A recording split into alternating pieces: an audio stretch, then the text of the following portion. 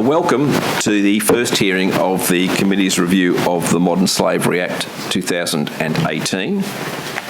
I wish to begin by acknowledging the Gadigal people of the Eora Nation, traditional custodians on the lands on which we are meeting today.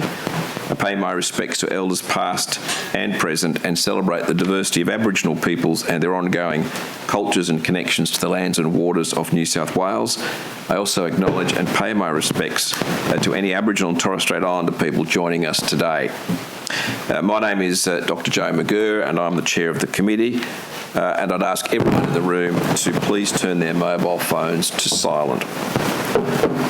Parliamentary privilege applies to witnesses in relation to the evidence they give today. However, it does not apply to what witnesses say outside of the hearing, and I urge witnesses to be careful about making comments to the media or others after completing their evidence. In addition, the Legislative Council has adopted rules to provide procedural fairness for inquiry participants, and I encourage committee members and witnesses to be mindful of these procedures. So welcome to you, Dr. James Cockayne. Welcome and thank you for making time to give evidence today. The committee has actually resolved to allow you to give evidence till 10 o'clock for an hour rather than 9:45. We've just resolved that, so that's probably the first you've heard of it. All right. So hopefully you can stay. So hopefully you'll be right with that. All right. Now, could you please, you need to take the oath or affirmation. Could you please state your name, position and title and swear either the oath or affirmation? Chair, I'm James David Robert Cockayne. I'm the New South Wales Anti-Slavery Commissioner. I solemnly, sincerely and truly declare and affirm that the evidence now about to be given by me shall be the truth, the whole truth and nothing but the truth. Thank you. Now, would you like to start by making a short statement? Yes, please, Chair. Chair, committee members, thank you for the opportunity to provide evidence to this important inquiry. I want to also acknowledge that we're meeting on the country of the Gadigal people of the Eora Nation and acknowledge First Nations elders past and present and any First Nations peoples present or watching today. And I acknowledge that First Nations communities in New South Wales have survived practices that today would constitute modern slavery offences. Chair, you have my submission to the inquiry. I won't rehash it in detail, but I would like to simply highlight 5 key points if I may. First, I agree with all the other submissions that have indicated that the objects of the Act remain valid. Modern slavery is still clearly occurring in New South Wales. The best available survey-based estimates suggest there may be 16,400 cases of modern slavery in New South Wales currently. Since I took up the role of Anti-Slavery Commissioner in August of last year, more than 120 specific victims have come forward to my office or come directly to our attention. As I explained further in my strategic plan, we estimate that the cost of the current victim caseload in New South Wales will run to as much as $9.6 billion. Second, I submit that the terms of the Act remain broadly appropriate for securing the policy objectives. As many of the submissions you have received note, we are in the early days of implementation of this Act. We're still building the operational capabilities required, from capabilities to provide assistance and support to those victims who do come forward, including a hotline, to capabilities to monitor reporting by more than 400 public entities that now have modern slavery due diligence obligations. The Act came into force on the 1st of January 2022. I've been in the role just 15 months and I've had staff, dedicated staff, for just 10 months. Many of the provisions of the Act are still being used for the first time. I've provided the committee an advance copy of my annual report for 22-2023, which provides extensive detail on my activities over the last 15 months, and I'll present this to the President of the Legislative Council and Speaker later today. But unfortunately, that is not yet a public document, so some of the people who may be providing evidence today haven't had the benefit of access to our annual report and won't do so until the report is published by the presiding officers. Third, I'd like to draw the committee's attention to the detection and exposure object of the Act under Section 3D. Though the Act empowers the Anti-Slavery Commissioner to gather information for limited purposes and to promote good practice investigation, it also explicitly prevents me from playing an investigative role. Instead, the Act adopts what we could call a passive approach to detection and exposure, in the sense that it relies on victims or members of the public coming forward and on existing law enforcement investigation approaches. Yet the Australian Institute of Criminology tells us that just 1 in 5 victims is being identified. One question the committee may wish to consider, therefore, is whether these statutory terms best secure the detection and exposure objectives of the Act. In my submission, I pointed to existing models under New South Wales law where the Parliament has equipped independent statutory officers with more proactive detection and exposure powers. Fourth, some very brief observations on the duty of cooperation under Section 14. This is already playing a central role in the discharge of my statutory functions. It's underpinned collaboration with diverse government agencies, ranging from government departments to the Commissioner for Victims' Rights, the Women's Safety Commissioner, and the Ageing and Disability Commissioner. It's also underpinned cooperation with non-government service providers, ranging from the Salvation Army and Australian Red Cross to certain universities in New South Wales. As drafted, the duty does, however, have very clear limits. First, it requires only, quote, reasonable assistance, unquote. So I respectfully do not agree with the submission from Anti-Slavery Australia that the duty imposes an, quote, unreasonable burden, unquote, on non-government service providers. This has not been the feedback that we've received from other non-government service providers. Indeed, on its own terms, Section 14 requires only what is, quote, reasonable, unquote. It doesn't require anyone to do anything unreasonable. Second, as a simple matter of statutory construction, another limit, Section 14 does not entitle the Anti-Slavery Commissioner to expect cooperation that is inconsistent with rights and privileges such as legal professional privilege. I agree with the submissions of Anti-Slavery Australia and the Law Society of New South Wales to this effect. Yet precisely because Section 14 must be read in light of legal professional privilege, I disagree with the suggestions that Section 14 should be amended or even repealed in order to protect privilege. That is unnecessary, I submit, and a total repeal would be disproportionate to achieve the limited effect of ensuring Section 14 is read consistently with privilege. Instead, I would submit that the repeal of Section 14 would in fact set back the achievement of the policy objective of engendering greater cooperation in the fight against modern slavery. As Anti-Slavery Australia itself put it in a submission to the process that established this Act back in 2018, a submission which supported the duty of cooperation, quote, the ability of the Commissioner to work cooperatively and collaboratively with government and non-government organisations is critical in responding to human trafficking and slavery. Section 14 is critical to that work and should not, I respectfully submit, Chair, be amended. And fifth, and very, very quickly, finally, Chair, please allow me very briefly to draw the committee's attention to resourcing questions. These are relevant in understanding whether the terms of the Act are securing the policy objectives. The Act creates various resource-intensive obligations for the Anti-Slavery Commissioner. One is the creation of an advice and assistance line for victims. I'm in the middle of a project to better understand the size and characteristics of the at-risk population in New South Wales. This will allow me to develop a reliable, well-costed business case for a hotline and enter into resourcing discussions with New South Wales Government, I hope in early 2024. The Act also requires me to monitor due diligence efforts by more than 400 public entities with annual procurement worth more than $42 billion. I'll shortly release 200 pages of guidance on reasonable steps for public entities in New South Wales, plus model contract and tender clauses, a risk identification tool, and other materials. These have been developed through a year of work with more than 20 government agencies, local councils, and other affected stakeholders, including the federal government. Implementing this guidance will create training, contract management, analytic, and stakeholder engagement needs for the reporting entities. Again, I look forward to a resourcing discussion with New South Wales Government in due course. As my submission highlights, my work to achieve these statutory obligations is funded at the discretion of the Department of Communities and Justice. The Department has been very helpful. I'm very grateful for the support of Secretary Michael Tidball, Deputy Secretary Paul McKnight and Mark Follett and their teams in particular. But the question arises whether this discretionary arrangement best secures the policy objectives of the Act, notably the independence of the Commissioner as stressed in Section 7.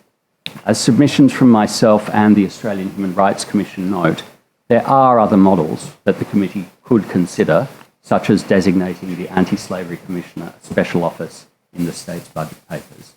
Thank you, Chair, for the opportunity to provide evidence today. I look forward to your and the committee's questions. Thank you very much, Dr. Cockayne. And we will now proceed to questions. And we'll commence with a crossbench question. Ms. Leong. Thank you so much, Chair, and thank you, Dr. Cockayne, for those opening remarks and for the submission that you've made and for the work that you and your team are doing. I wonder if you could unpack a little bit more for us the position that you have taken as the Commissioner in relation to fostering collective action, but then the obligations that you have specifically in terms of delivering on the hotline and other requirements. I'm particularly interested in how you see the challenges around where the limits are on not investigating specific cases, but being responsible, as we see, I think, in the order of 35 or more direct reports of instances, which will no doubt increase in the hotline, and how you see those elements of the Act intersecting, given that there may be limits on the resourcing that you have. So I'm curious as to see how you would see that play out, and particularly, I guess, any changes you would see to the Act to try and reconcile the detection work with the hotline reporting, but not engaging in individual casework. Thank you, Deputy Chair. I think it's very important to understand that the Act itself, as written, creates a change mandate in this state, not just for me, but for the state as a whole. The Act was introduced because there was a recognition that more needs to be done by government actors and by non-government actors to more effectively identify and assist victims of modern slavery. We're early in the days of that process of change, and I think it will take time for it to succeed. My role, as I see it, reading the Act closely, is primarily a catalytic one. So often in the Act, whether it's on public procurement or indeed on assisting victims that emerge, that come forward for assistance, my role is not to resolve matters necessarily. It's not a command and control function by any means. It's to seek to catalyse collective action, and this is something we've explored in more depth in our strategic plan for the next 3 years, working together for real freedom. The challenge is, as you've pointed to, I think implicitly, Deputy Chair, in your question, to use the available resources to best catalyse collective action by different players. Now, the Act is helpful in that it sets out in Section 14 a basic duty of cooperation of certain players, but it also, there is limited recourse, straightforwardly, where those actors seek not to be maximally cooperative, if I can put it that way.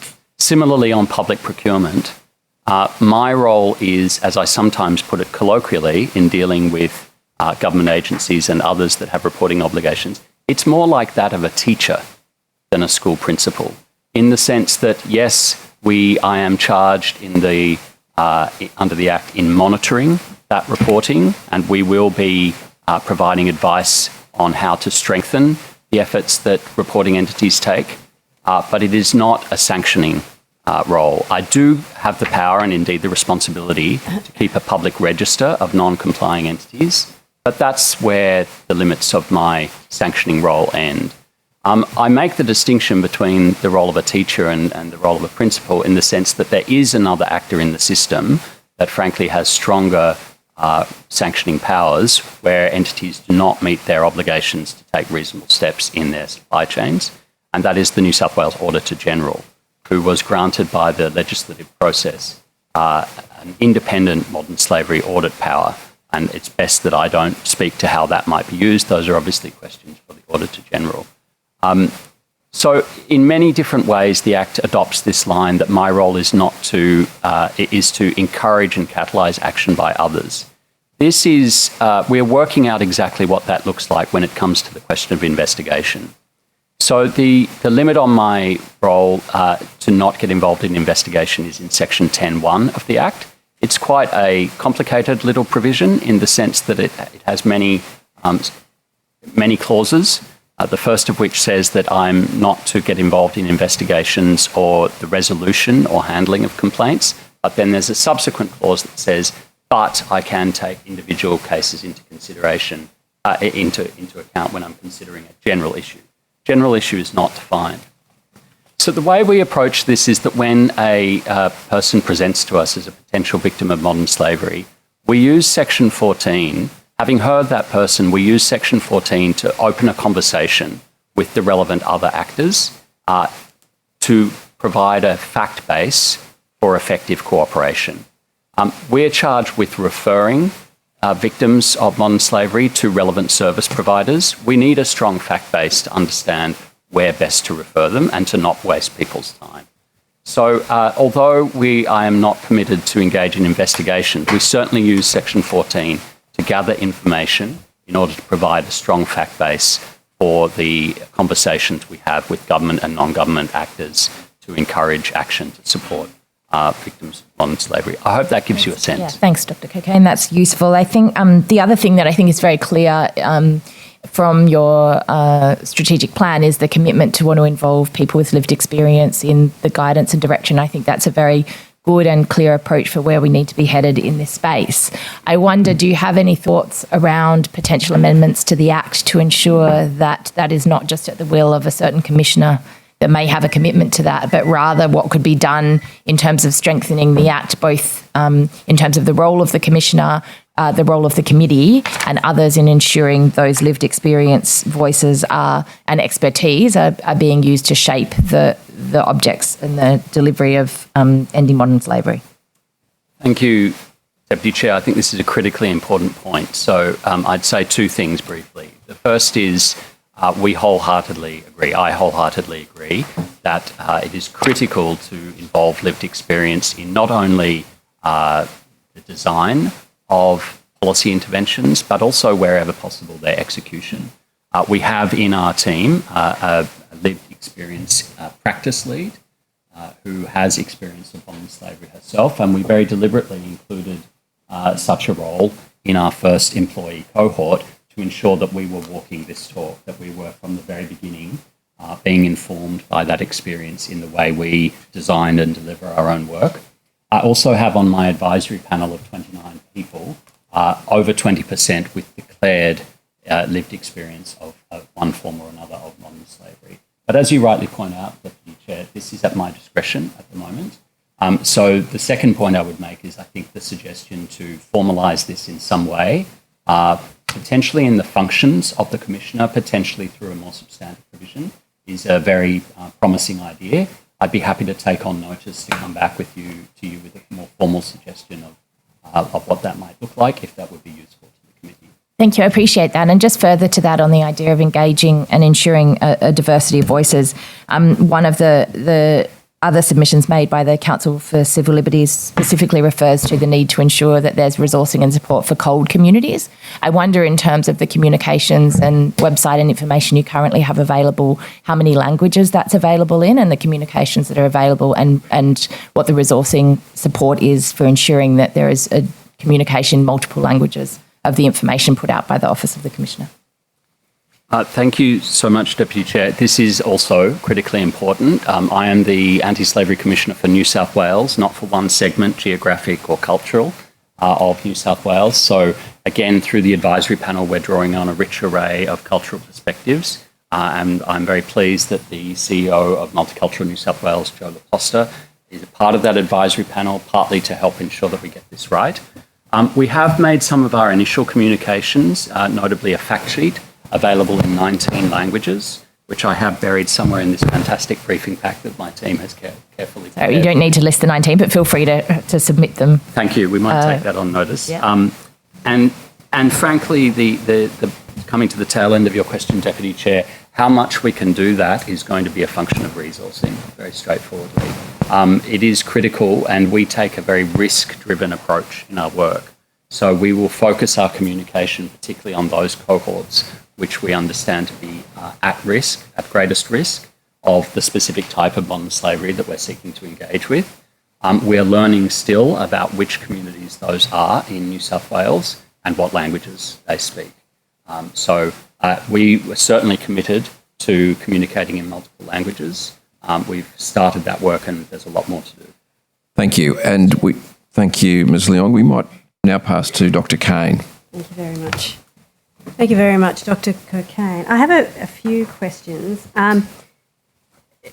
In conversations we have had before, I've probably expressed my concerns about the lack of investigative and enforcement and sanctioning powers that you've referred to this morning. And I note in your submission that you do allude to potential changes in conclusion 4. I wondered if you could elaborate a bit more on that. What would those sort of extended powers look like? You've given some examples, but perhaps if you could explain a bit further. I'm a bit concerned about us leaving to sort of some normative process, people coming on board with the anti-slavery agenda. So if you could explain a bit what you were referring to. Thank you, Dr. Kane. I'd be happy to do so. Let me begin by being very clear that I am not specifically advocating for additional powers. I do believe that the overriding analysis is that we are very early in the implementation of this Act, and there's quite some distance to go to understand what the existing powers can achieve. But I also recognise, in reflecting on the terms of the Act and whether they secure that the objects of the Act, I went through every object of the Act in preparing for this discussion, and the one that most obviously stood out to me is the detection and exposure power or object of the Act. Because the way the Act currently approaches detection and exposure is that it relies on two channels. First, it relies on victims coming forward. There are many, many good reasons why victims will not come forward and share their situation, including intimidation and fear of retaliation against themselves or their families here or offshore, the re-traumatisation and simply the fact that they have that opportunity. Modern slavery is about the denial of voice, the denial of agency.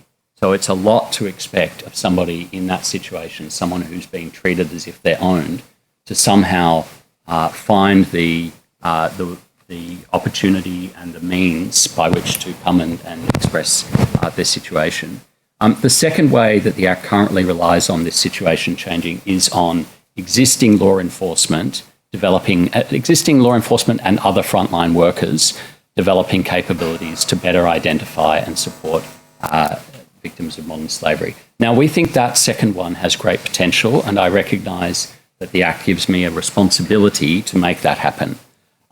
There is important work going on, for example, in the New South Wales Police Force and the AFP to train their own personnel and to train other frontline workers. I'd like to commend in particular the Look a Little Deeper program developed by the Australian Federal Police, and I'd like to commend the efforts of the New South Wales Police Force that are now looking to roll that out across their frontline personnel. That will take considerable time to achieve its effect. Meanwhile, we in my office are looking to mobilise healthcare actors because we think that they are another critical frontline cohort that has the opportunity to identify victims of modern slavery and help refer them to appropriate treatments. American research suggests that as much as 84% of people who are experiencing human trafficking will present during their exploitation to a frontline medical worker. So that's the model in place. That too will take time. That indirect approach will take time. So what I've done in the submission is identify that there are certain other approaches available in New South Wales parliamentary precedent that equip independent statutory officers with more proactive ability to identify and to detect and expose violations of human rights or risks to human rights. In addition to, so certainly not supplanting, established investigative powers of law enforcement. And the two that I've identified in particular are the powers of the Building Commissioner, which involve the ability to access premises and to inspect those premises, to inspect documents, and the similar abilities of the Children's Guardian. Now, the reason I think those are potentially interesting models might come to life a little better if I give you a real-life example recently. Just recently, I had the great pleasure of visiting Griffith and Leeton, where in fact the chair kindly joined us one evening for a public event. While I was there, we spoke to a number of workers who are operating in conditions where, in particular, their accommodation, their recruitment process and their transport are placing them at risk of falling into forced labour, debt bondage, or they may in fact already have experienced deceptive recruiting. Beyond speaking to those workers on the street, there is very little I can do to understand this general issue. So even before we think of this as a question of whether I can investigate individual cases, which I cannot under the Act, to understand the general issue, I have no ability to engage with them on their work sites unless, for example, I request to do so through a farm or through a labour hire contractor or some other employer.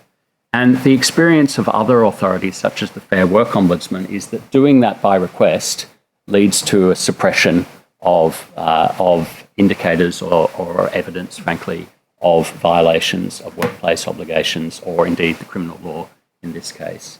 So it may be that there is a need for some slightly more proactive opportunity to engage, but as I said, I'm not seeking to press that case now, but I'd be happy to provide additional details on notice if that would be useful. That'd be great if you could. Thank you. Dr. Kane, do you want to ask another question? I have got more, but you can have another question now. Thank you very much. It's a quick one, I think. In your submission, you note that most agencies required to report have only just started reporting, and I just wondered how many you'd received so far, and sort of the depth of these reports. What are you getting in these reports? Yes, I can be more respectful and much briefer in my answer to this one, Dr. Kane, because we haven't received many at all yet because the reporting cycle is linked to their annual reporting cycle, and most of them are hitting that just about now. We haven't actually formally provided them the reporting pathway. The exception is state-owned corporations that, because of the way the Act is written, have to provide us a copy of their modern slavery statement under the Federal Act. We've been engaging with them since December, and I'm pleased to say that we had 7 out of 8 complying initially, and after engagement by me and my team, we now have 8 out of 8 fully complying with the provisions of the Act. A quick follow-up, and in terms of the content, is that, I know that it's the obligations of the Federal Act, is that enough for you? Are you seeing what you need through that? Well, the Act gives me no real ability to review that content. It's a simple, have they submitted the copy of the statement to me or not? What we will be doing is we will be drawing the state-owned corporation's attention to the guidance that we're about to publish. So the guidance is 200 pages long, and it's mainly addressed to all of the other reporting entities, the 400 and something other reporting entities. For the first year of their reporting, we don't expect them to follow that guidance because it's just coming out and they're already reporting now. But we set out very clearly in the guidance which value chains or sectors we expect them to focus on for the next 3 years, actually. So in the first year, it will be ICT, renewables and cleaning. The second year, we add domestically produced agricultural and horticultural products. And the third year, we add construction. We've given them that signal because the whole point here is to use the guidance to train limited available resources on higher risk procurement processes. Thank you. Thanks, Dr. Kane. Now I might move to the opposition. Ms. McDonald? Yeah, I have a question. Thank you. Commissioner, so I just note that, say, since 2018, the modern slavery numbers appear to be growing, and so it's probably timely that we have this Act in to do nothing would mean that it would continue to grow. So I think you're at the second stage where you're collaborating in that putting together the strategic plan and engaging all stakeholders. What's the next phase? Like, is that adapting?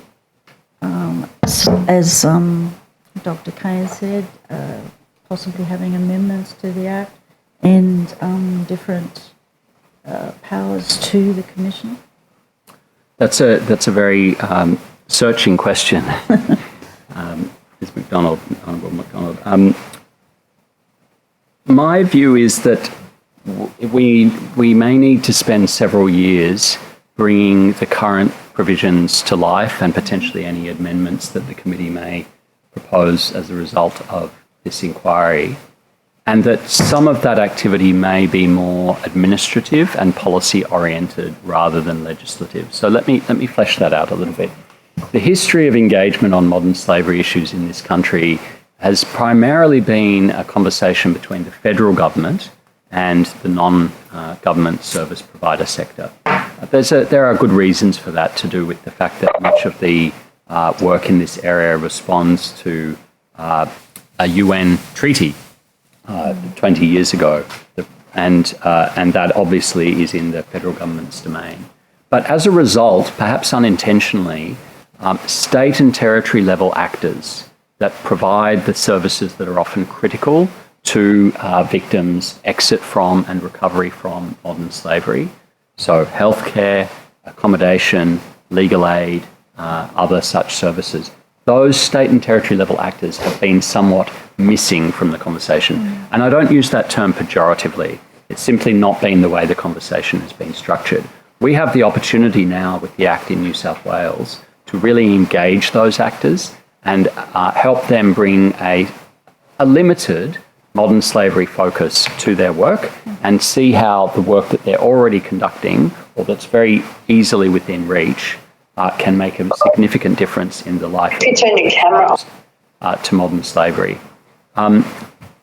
That probably looks like administrative action. It means things like convening working groups, joint projects, resourcing questions. It's a policy question too, thinking about how government allocates resources to different areas of activity to achieve this outcome. So that would be my view, that the next phase is probably more around policy and administration to build a community of purpose here in New South Wales, rather than necessarily significant legislative change. Yeah. So you mentioned like build prevention capacity, so that's with the health workers. What about changing the narrative? And I noticed like in some of the other submissions, they were talking about compliance burden. How would you change that narrative? Or what would you do to change that narrative? So changing the narrative is the fourth priority out of 5 in our strategic plan for the next 3 years. And we think one of the keys to achieve this will be to centre lived experience in talking about their experiences of modern slavery, of course, but also talking about what good policy and response looks like. Lived experience and lived expertise it's simply a question of good user design, in a way, that policies to be effective should be based on close consultation with, at a minimum, and potentially co-design with those that the policies are seeking to support and benefit. That isn't an easy process.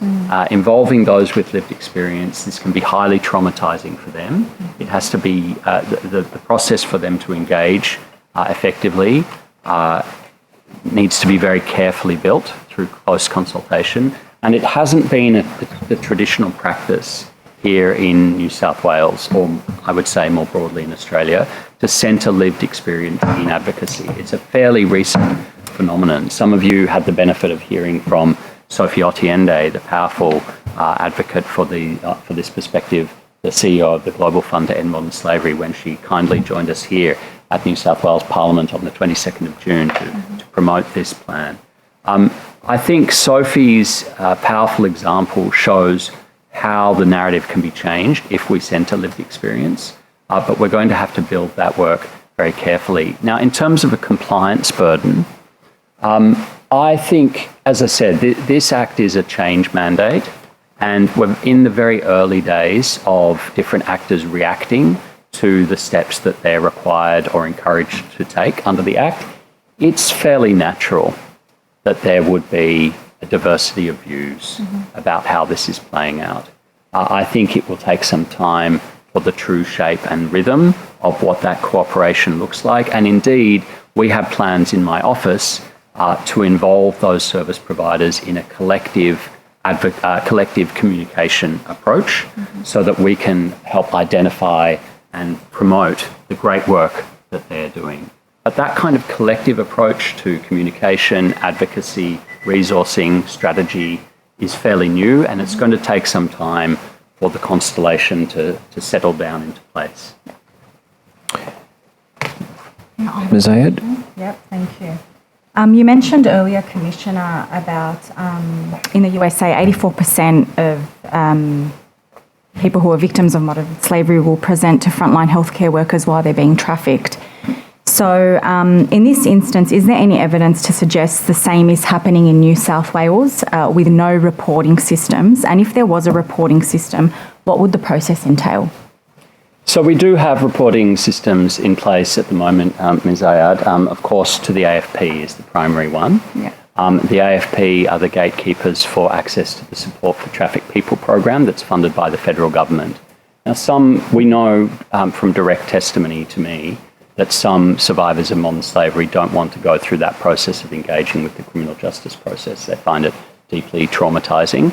So that means that currently under the federal system, they don't right now have access to the Support for Trafficked People program. But I should note that will change in 2024. The federal government has funded an expansion of that program and is developing at the moment an arrangement to allow referrals not through the criminal justice system.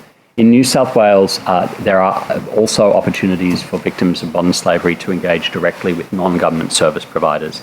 Anti-Slavery Australia, which has been doing powerful pioneering work in this space for 20 years, has a hotline, including a dedicated hotline for survivors of forced marriage, My Blue Sky, and they provide very important legal advice and assistance. So we do have people coming forward. Additionally, my phone number and our email address, antislavery@tcj.nsw.gov.au, are available publicly, and we do get presentations. So we've had 30, I think it's now 36 people who've directly come to us and said, I want support and assistance, as I'm required to provide them under the Act. Additionally, we've had 85 other specifically named individuals come to my attention through our work. So they haven't come forward for that assistance, but they've come to my attention. We quite frequently ask them, do you want support and assistance? Quite often they say no. So there are pathways, but they're not highly integrated. And what we don't have yet is a hotline as required under Section 12D of the Act. And the short reason for that, Ms. Ayad, is simply that we're doing the homework to build it right. We need to know who's going to call, what language will they be speaking, what age will they be? Will they be minors? Because then I have different mandatory reporting obligations. Or children or young people, I should say, not minors. What kinds of modern slavery will they have suffered? That will hugely determine what kinds of referral pathways we'll need to have in place. We're doing the homework to build a model for that, which we'll take to government in the new year for a resourcing discussion. Thank you. Mr. Borzak. Thank you, Chair. Thanks, Mr. Cocaine, for coming here today and giving us this evidence. In your opening statement, you said that probably the only function, I suppose, is that has the opportunity to investigate modern slavery conditions, and of course it would be in government, is the Auditor General. Have you seen anything in their reports that point you in that direction? Thank you, Mr. Borzak. If I did say that, allow me please to clarify. The Auditor General's power specifically is a modern slavery audit power. So it's an audit power, it's not a broader investigative power, and it relates to the due diligence efforts of organisations otherwise within the jurisdiction of the Auditor General. In addition to the Auditor General, and I will come back and answer the second part of your question, Mr. Borzak, In addition to the Auditor General, of course, other authorities do have investigative powers, notably the New South Wales Police Force and other law enforcement actors in New South Wales. So to answer the second part of your question, have I seen anything in the Auditor General's reporting on this? To my knowledge, the Auditor General has not yet exercised her modern slavery audit power. And why do you think that is? It's a question for the Auditor General, I think. So you don't want to offer an opinion on that? No, thank you. No? Okay. You talk about in your submission that enforcement has been variable.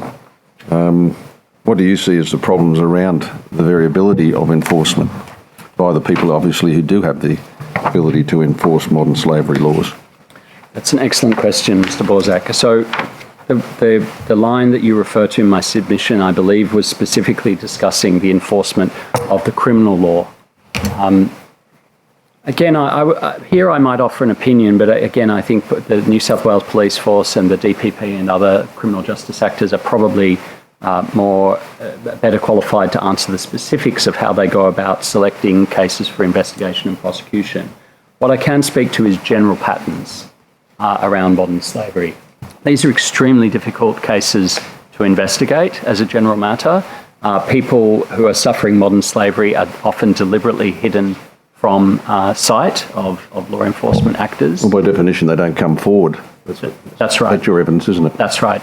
So I think if we wanted to see an increase in investigation and enforcement, there would need to be a policy decision taken to prioritise the enforcement of these provisions more highly.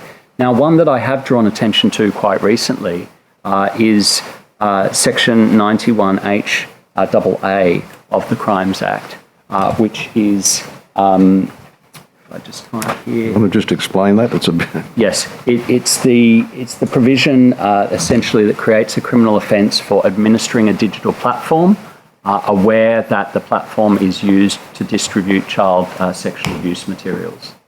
So recently, the E-Safety Commissioner at the federal level fined X, formerly known as Twitter, for failing to answer questions she had about the use of that platform to distribute child safety abuse materials.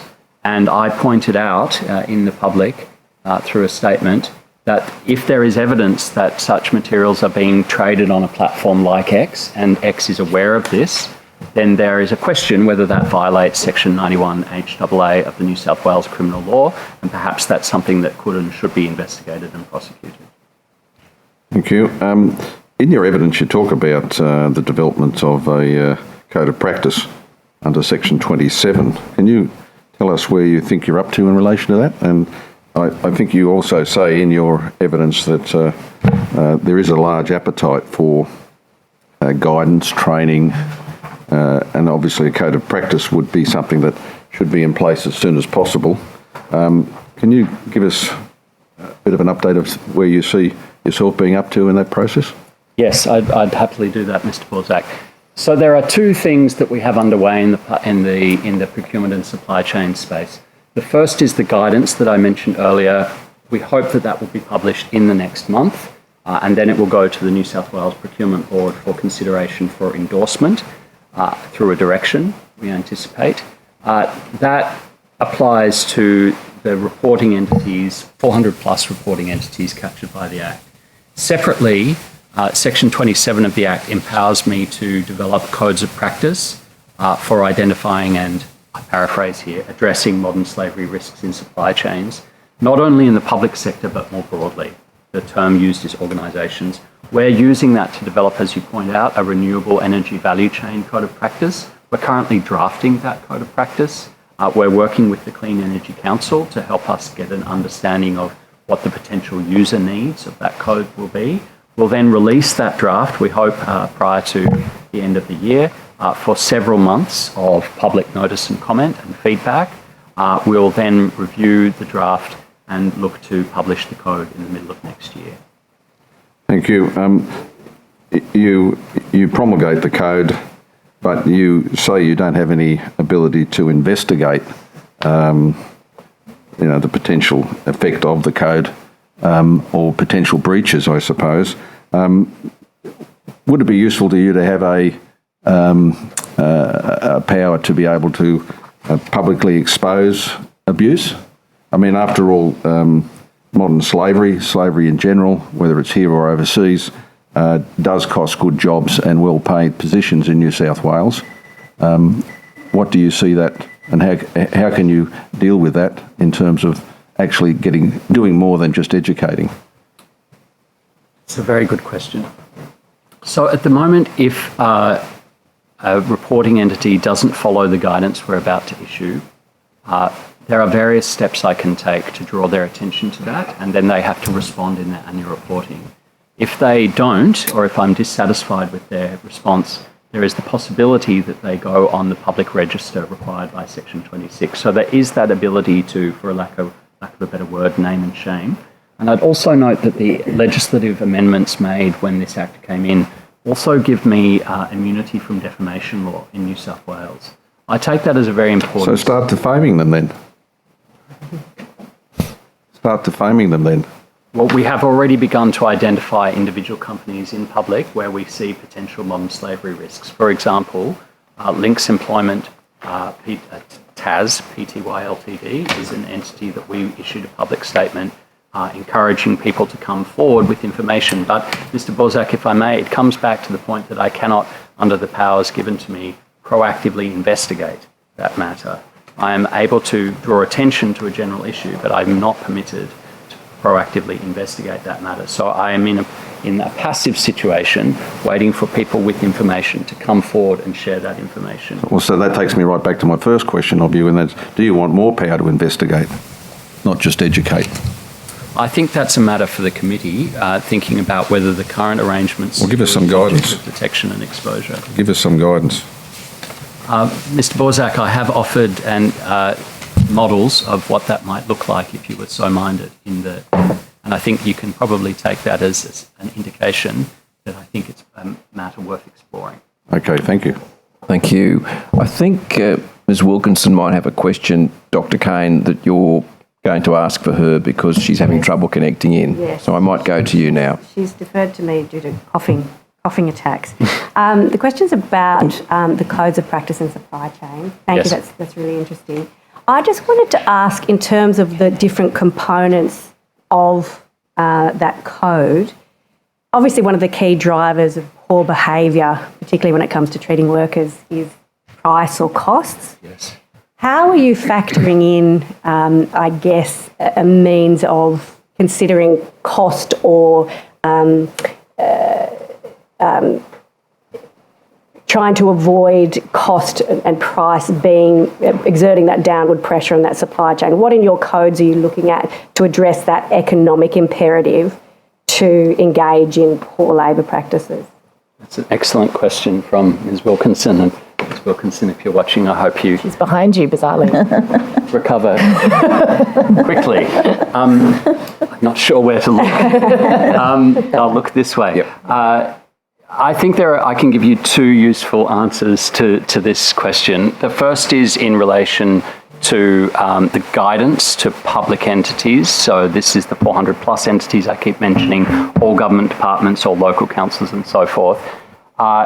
Costing and pricing of procurement contracts, let's call them for generically, is a matter we draw to the attention of buyers that are reporting under that guidance. What I mean by that is the guidance makes clear that managing modern slavery risks in supply chain is a shared responsibility for buyers and suppliers, and that there may be moments when the costing structure imposed by a contract are actually creating incentives for suppliers and those in the supply chain to create working conditions that are conducive to modern slavery precisely because of the cost pressures. Figuring out how to address that while respecting the existing procurement rules around value for money and other factors is going to be a critical question in the work we'll be doing with those 400 plus entities over the next 3, 4, 5 years. How do you actually run a tender in a way that respects the rules while allowing you to optimise your attention to social outcomes such as modern slavery? That's the practical Dr. question. Kakane, sorry, if I could ask a supplementary on my behalf, that's for the guidance for the public sector. I was the question was a little bit more about the codes of practice for the private sector. Yes. Supply chain. Allow me to come to that. So on that question, it's an open question right now because we're still drafting and we're looking at models from other jurisdictions of how they've approached this.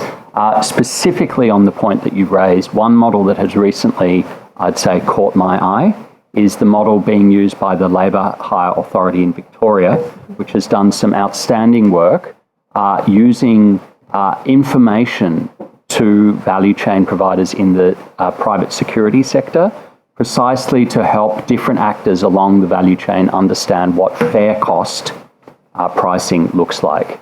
And in that way, it's the lack of transparency around market information in the value chain that allows all the middlemen, it's often men, but middlemen actors, to extract rents and to drive risk down onto vulnerable workers.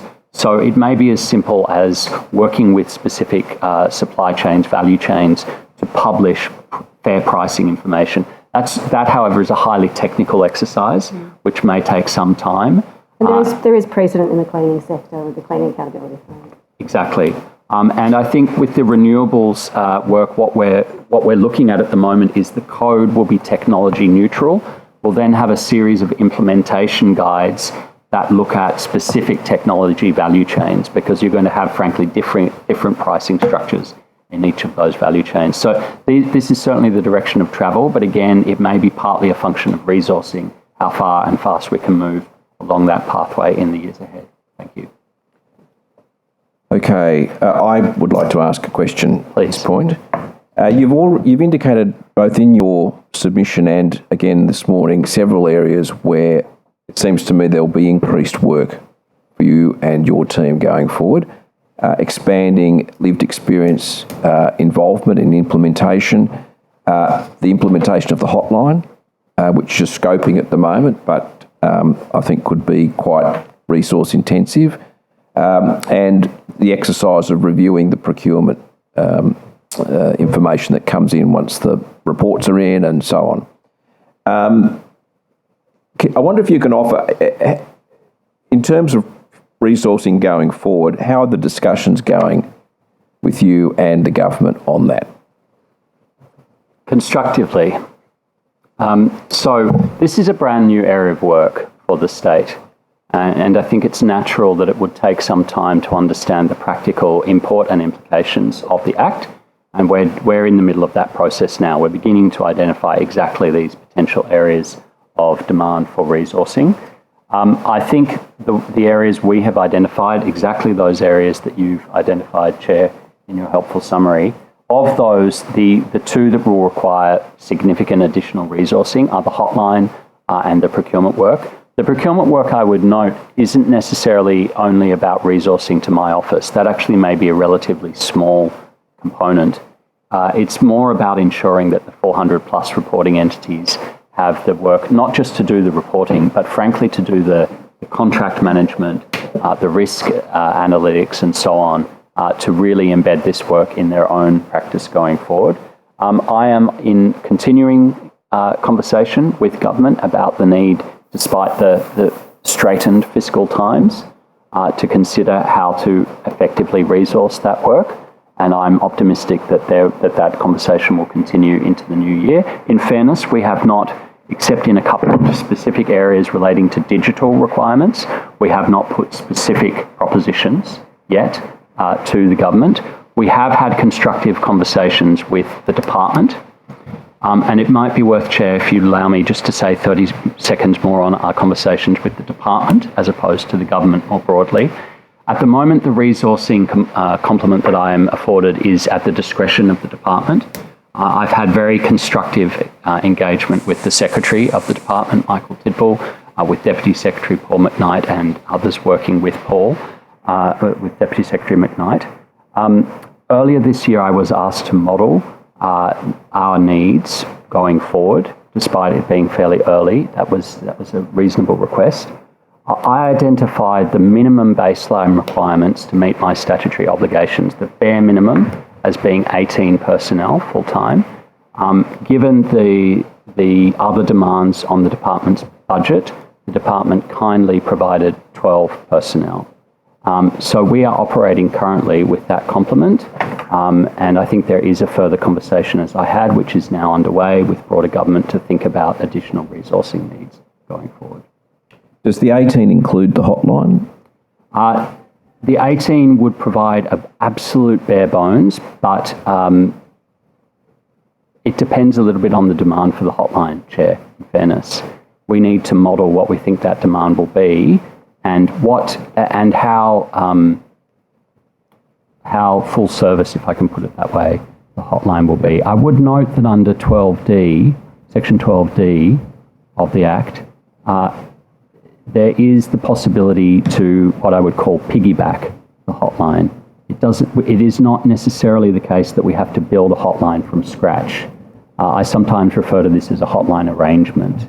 The terms of 12D allow me to essentially work with another hotline provider to ensure they're addressing the needs of this particular cohort. That might still have resourcing implications, though, of course. Thank you. Now, I'm just mindful that we're coming up to the time allotted for this, and I think there are a couple of items that you've raised in your submission that we may come back to you for further information. You've alluded to the timing, for example, of a future review. Is there one final question? Yes, Ms. If I can, Chair, I just, Dr. Cockayne, I'm surprised by the comment that says that that you said earlier that the reviewing of the statements is not within your remit. I guess I'm concerned, and I appreciate that you may not be familiar with the submission made by Scarlet Alliance to the federal process, but in that they raised concerns that there were a lot of lack of understanding within those that are making the statements as to what actually constitutes modern slavery and what are other concerns that people in the community may wrongly position as modern slavery. I'm concerned, I guess, given the power to, or the requirement for people to make statements, but ask you, where then does the responsibility sit for the reviewing of those statements, ensuring that they are not doing further harm or misinformation, but also then ensuring the necessary action is taken as a result of those statements? If it doesn't sit with you, do you think it should? Or if not, should the Act have some provision for who has responsibility for reviewing those statements? Yes, so there may be a small misunderstanding here, which is my error, Deputy Chair. I was speaking only of the 8 state-owned corporations, not the 400 plus. So when the amendments to this Act were made in 2021, essentially state-owned corporations were hived off and put under the purview of the federal reporting system. It is therefore under the federal reporting system, it's for the federal government to determine how to review those statements, and indeed there is a review, as you've alluded to, currently underway to look at that. So I'm only speaking about those 8 state-owned corporations.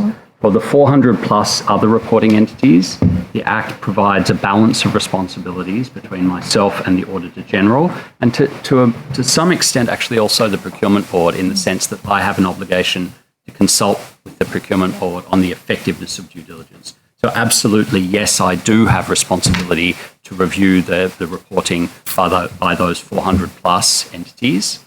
We're already actively involved with them to provide them guidance on what we're looking for. It's only in the case of those 8 specific state-owned corporations, things like Sydney Water and Forestry Corporation and so on, that responsibility lies with the federal government because they're reporting under the federal scheme. And so just to clarify then, in relation to those 400 entities, you believe the current Act gives you the powers both to address any misinformation or issues that are raised in those statements as part of your education powers, but simultaneously the ability to raise and alert in the public sphere any concerns you see around or trends you see in those statements?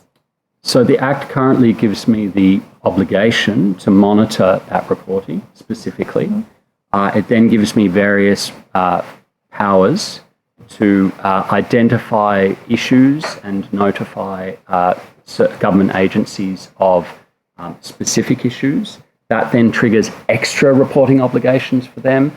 At any point along that process, if I consider that an entity is not meeting its reporting obligations, I can put them on the public register under Section 26, and I also have the ability under other functions to educate, to train, to advise. So we already have government agencies coming to us looking for advice on specific procurements. We provide that advice in line with the forthcoming guidance. In fact, some of the model contract clauses that we've been developing are already finding their way into public procurement, despite the fact that the guidance hasn't yet formally been published. So it is as I said, it's a little bit like a teacher. We will mark their homework, but that's with a view to improving their capabilities over time. And we do have the ability to raise publicly specific concerns if we see them. Thanks, Dr. Cockayne. And we might bring that to a close. Thank you for your evidence. The Secretariat will contact you in relation to any questions or notice or additional information. Thank you, Dr. Cockayne. Thank you, Dr. Thank you. Thank you.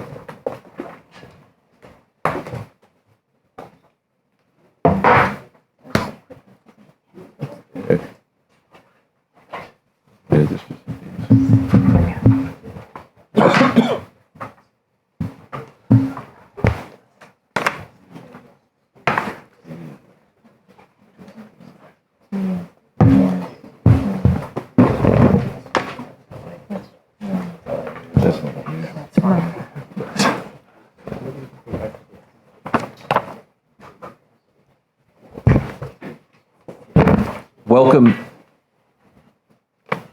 Welcome, Mr. McKnight and Mr. Follett.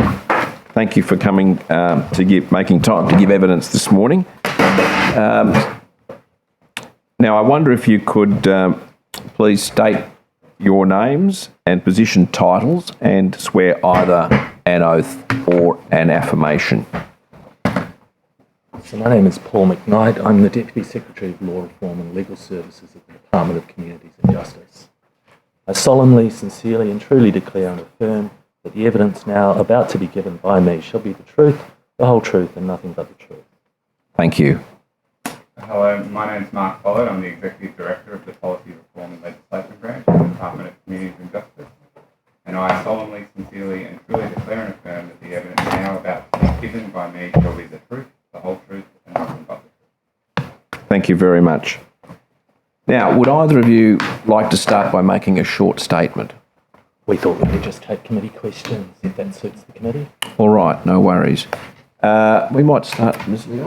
Yeah, sure. Thank you. Thank you so much to both of you. A question specifically around training within New South Wales government departments, and I guess and also within DCJ, recognising the intersection that's identified in a number of the submissions and the work of the Commissioner between, so for example, housing and homelessness as a risk factor in relation to indicators of modern slavery risks, but also the need to access supports once someone is identified as being subjected to modern slavery. I wonder, can you talk about the training that has been conducted within DCJ, but also, I guess, any insights you have as to the broader training that's provided and resourcing that's provided for training and prioritisation of this Act as it relates to Department of Customer Service, Police, Health and others?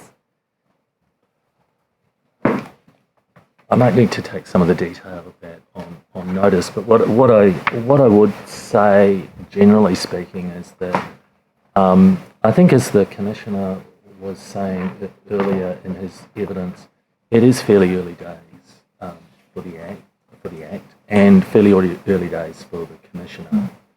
This has been the first round of annual reporting that the Commissioner has undertaken, and I think he has canvassed some key departments to assess the training that they are undertaking and to report on the level of that. He certainly highlighted training being undertaken by the New South Wales Police, which is obviously a first-line responder, and also I think outlined some of the work being done in the domestic and family violence area by our own department. But I think there is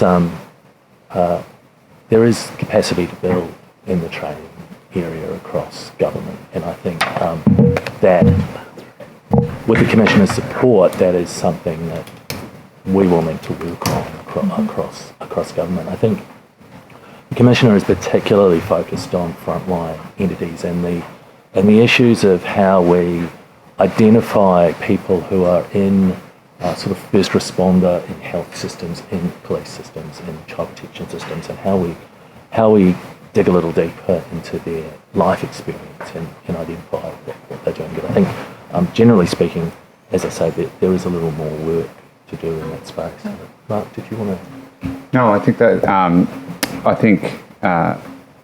that's right. In terms of some specific points, the Commissioner spoke about the procurement efforts, which are really focused and through the Procurement Board, and that will, I think, as this Act and the Commissioner's Office really evolve and get their teeth into that awareness-raising functions, really expand to reach all the procurement areas within the government agencies. So that's a really key asset. And as Paul said, in relation to DCJ, there's been some work in relation to forced marriage, which I think is, it flows from a lot of this work and the Commissioner's work in that space, and considering how our current parameters address forced marriage and whether they're sufficient and whether any changes are required there.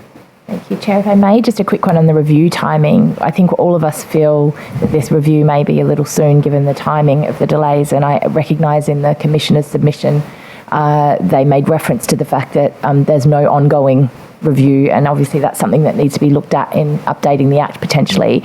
Can I ask you your thoughts on the timing of the next review, which may be different to what the regular review would be? So for example, I think we'd potentially every 4 years seems to be a standard review of an Act, but given that we haven't seen some of the elements of this Act even put in place, your thoughts around the timing of when you think would be a useful first stage of the next time to review the Act versus what might be the ongoing timing for the Act review?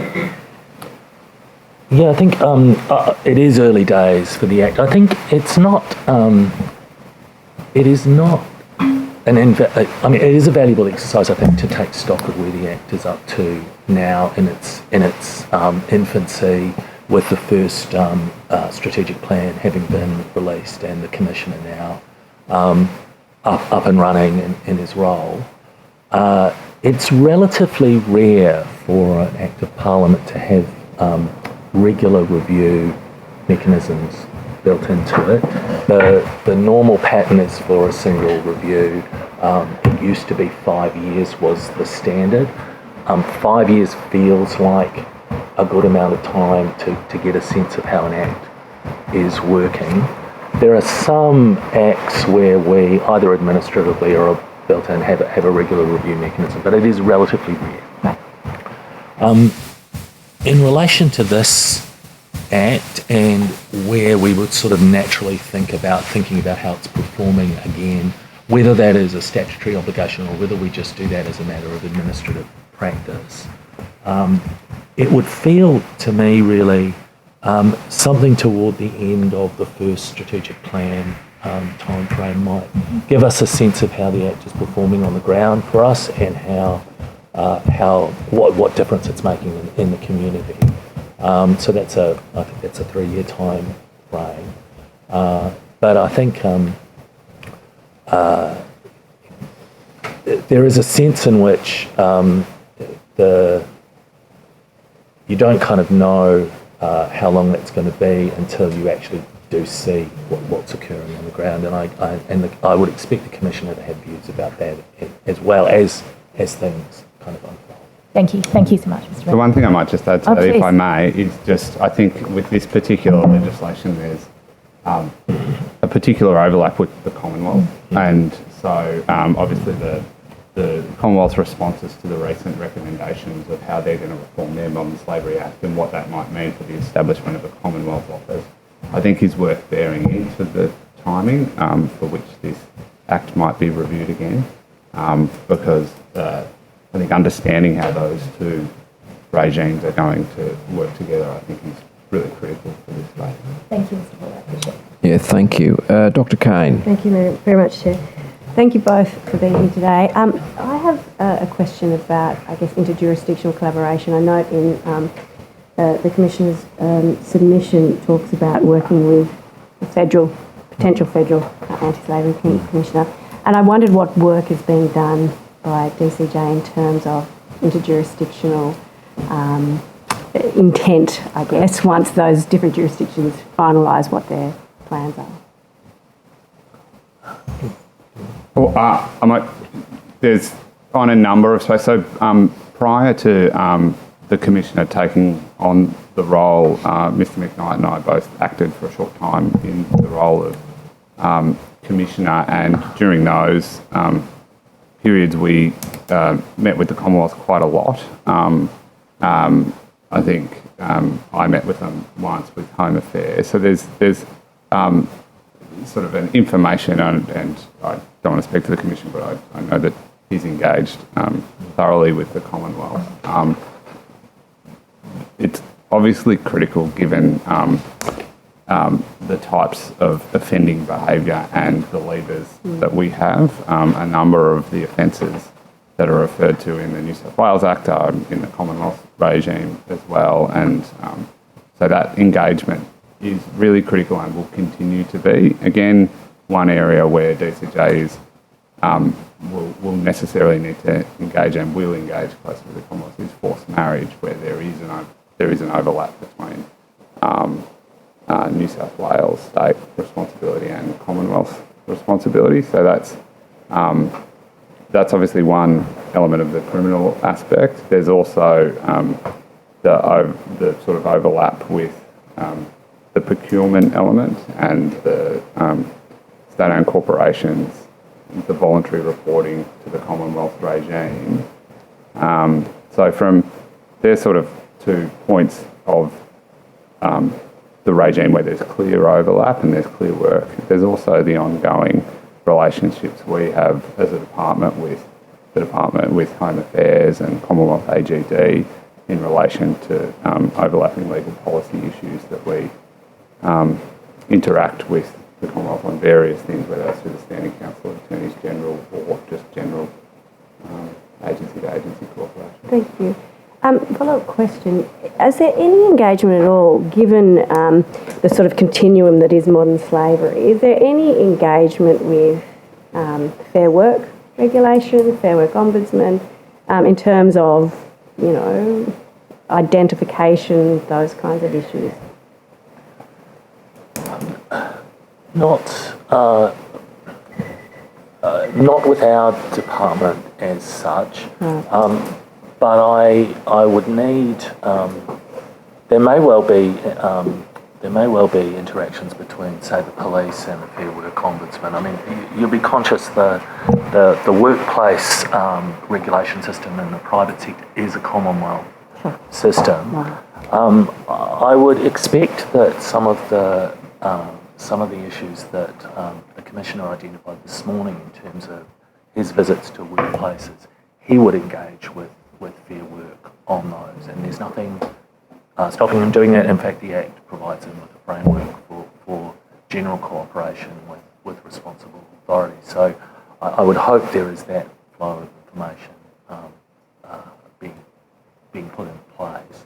Could you maybe take on notice to find out if there has been any formal communications or otherwise? Yes. Thank you. Thank you. Ms McDonald? I think that you've covered it in terms of harmonising the Act with the Federal Act, and in doing so, aligning so that it's not duplicating any reporting arrangements. But I think you've kind of answered that question. Well, if I could just elaborate. Now that the Commonwealth has responded to its review and has committed to the creation of a Modern Slavery Commissioner at the Commonwealth level, I think the Act itself is ripe for review in terms of the provisions it provides for. It looks at the Commonwealth strategic plan, so obviously that needs to be updated. I think the Commissioner has proposed the suggestion that there might be a function of cooperating with a federal commissioner, and I think that's something the committee may well want to think about. And in general, as the Commonwealth system gets more mature and the work at the Commonwealth level ramps up, and we would expect it to do that, there is a piece of thinking to do about how the New South Wales Commissioner and the Federal Commissioner interrelate to make sure that we're not stepping on each other's toes and overlapping in functions and responsibilities. And I think that will need to play out over time as the feds get more active in the space. Ms. Ayad? I'm okay. Mr. Borzak? On no further questions. Can I? Thank you. Just to clarify, the Commonwealth has responded in terms of indicating they're going to establish an anti-slavery commission. Have they responded to the report's recommendations? I don't think they have. I don't think as yet they've formally issued a response to those recommendations, but they've made announcements around the establishment of the office, and I believe that there was announcements around the budget for the office going. Okay. But we're still to hear the response to the other I recommendations. think there was 30 odd recommendations. Yep. Okay. So that clearly would inform, in my view, the role of the Federal Anti-Slavery Commissioner, and then that clearly then will provide some work around how that aligns, I suppose, in terms of functions. There has been a suggestion, as you've mentioned, of including a function around cooperation in the role of the New South Wales Anti-Slavery Commissioner. Does anything else need to change in the Act to make sure that that cooperation takes place? Does the Commission need any additional powers, or do you or your office need any additional powers to make sure that we can get that alignment? It's a bit hard to know until the Commonwealth, as you say, respond to the report in detail. I think, in a sense, it's not entirely a legal issue. It is an issue of operation and an issue of interjurisdictional cooperation between the commissioners and between agencies that really makes the difference. And I think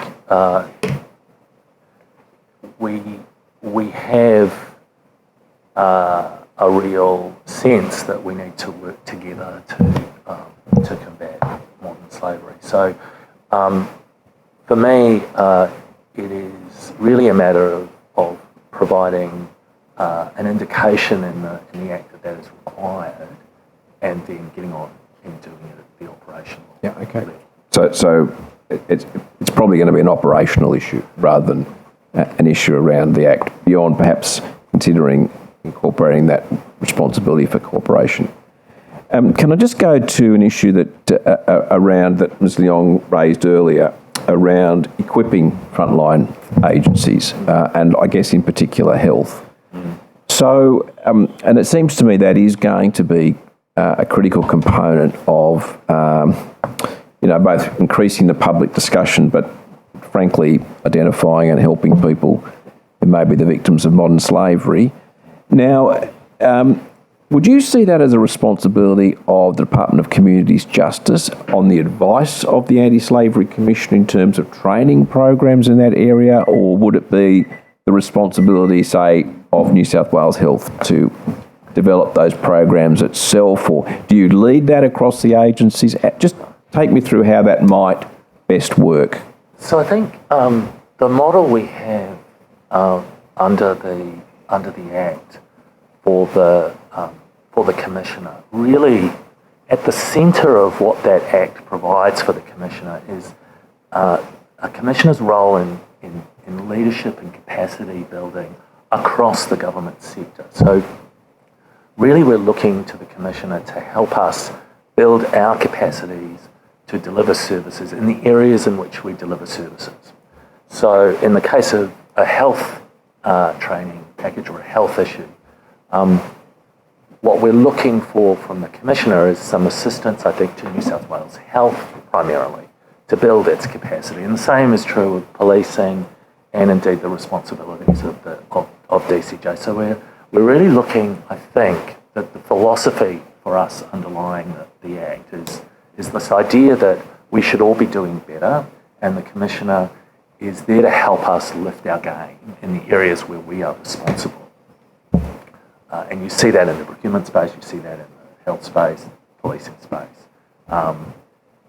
So that's how I see the roles and responsibilities sitting. We're all trying to uplift capacity. So I suppose my concern is that the Anti-Slavery Commissioner's role is to get us all to lift our performance. Now that could extend from the Anti-Slavery Commissioner providing us with an overview of the problem and some examples, all the way through to a system in which all frontline workers are required to actually undertake some formal online training. Clearly the resource implications at either end of that spectrum are very different.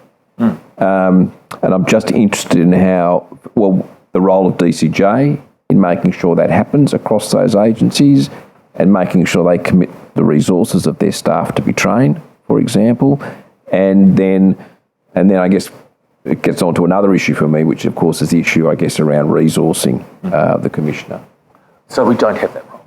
As a department, we do not have an oversight or a general responsibility across government on this issue. We have a responsibility in our own area, but other departments have responsibilities in relation to their areas. And you will, and I think the Commissioner is very sensibly thinking about priority questions there, about where you get most impact in the system for the energy that you want to put into building capacity, and has identified health as one of those really priority areas.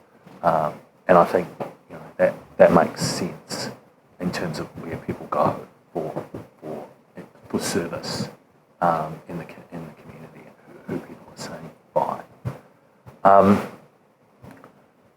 Would you like me to Discuss resourcing more broadly? Yes, and I mean the Commissioner's indicated that, and it seems, I think, to me anyway, that there'll need to be an uplift in resources moving forward. I'm just wondering how that's being worked through with yourselves and the government. Indeed. So at the moment, the Commissioner's budget is in the realm of $2.5 million a year. The department was required to fund the Commissioner out of existing resources in the setup of the Commissioner. I think that level, I note in this regard that the Commonwealth have announced funding for their anti-slavery Commissioner, and they committed $8 million over 4 years, so it's $2 million a year outfit. In general, I mean, budget decisions will be taken by government in the course of the budget, and undoubtedly there will be discussions about that. And that's the situation we find ourselves in at the moment. I know Dr. Cocaine's comments this morning about the really constructive conversations that he's had with the department. And I think those conversations have been very good. Okay, thank you. Are there any other questions from other members of the committee? I just had one follow-up on that. Of course. If I can, Chair. And I guess it's in part for yourselves, but also just before I ask that question, Chair, maybe I can just suggest that we give the Commissioner, if the committee has agreed to it, the ability to answer and take any of the questions we've asked of Mr. Follett and Mr. McKnight on notice, and submit those if the Commissioner wants to provide any additional information, given on a number of occasions Mr. Follett and Mr. McKnight have responded saying they don't want to speak on behalf of the Commissioner, and no doubt the Commissioner have thoughts. So perhaps not wanting to force the Commissioner to do that, but perhaps we can submit the questions that we've made and allow the Commissioner the ability to also provide a response if he so wishes to some of those.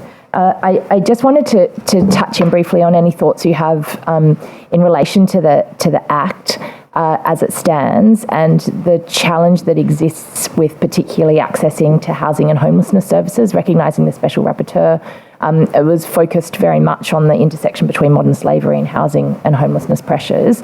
And wonder if you have any initial thoughts, or if you want to take on notice what changes could be made in the Act to ensure access of those reporting instances of modern slavery or at risk of modern slavery to be able to access the other services that DCJ provide, and if there's additional legislative change that would be required to other acts beyond the Modern Slavery Act to ensure the delivery of that. Not expecting you'll do that in the next 3 minutes, but if you want to touch on it now and then provide any additional advice. Yeah, look, there's nothing in the Act that prevents the Commissioner working with departments like our own in areas where they are responsible, and I think housing and homelessness seems to be an emerging issue that I'm not sure was really front and centre when the Act was passed, and is now a piece of the puzzle that we need to think about. So there's nothing that stops the Commissioner working with our department on that, and I think there may well be scope for that kind of work to go on.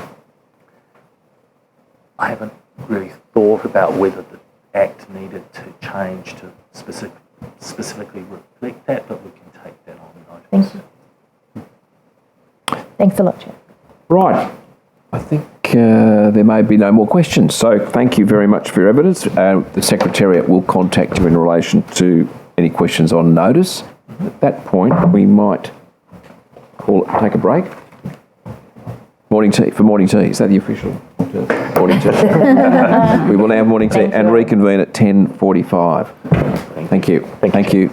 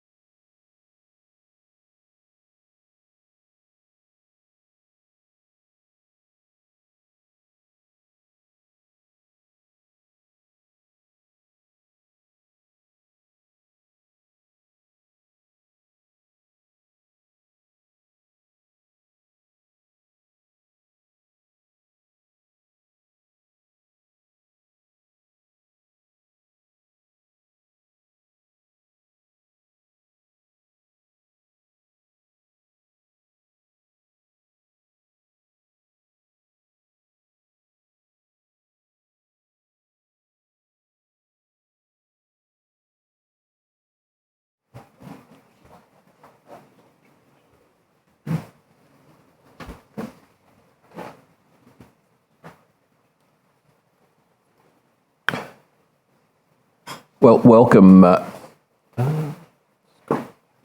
wait a minute.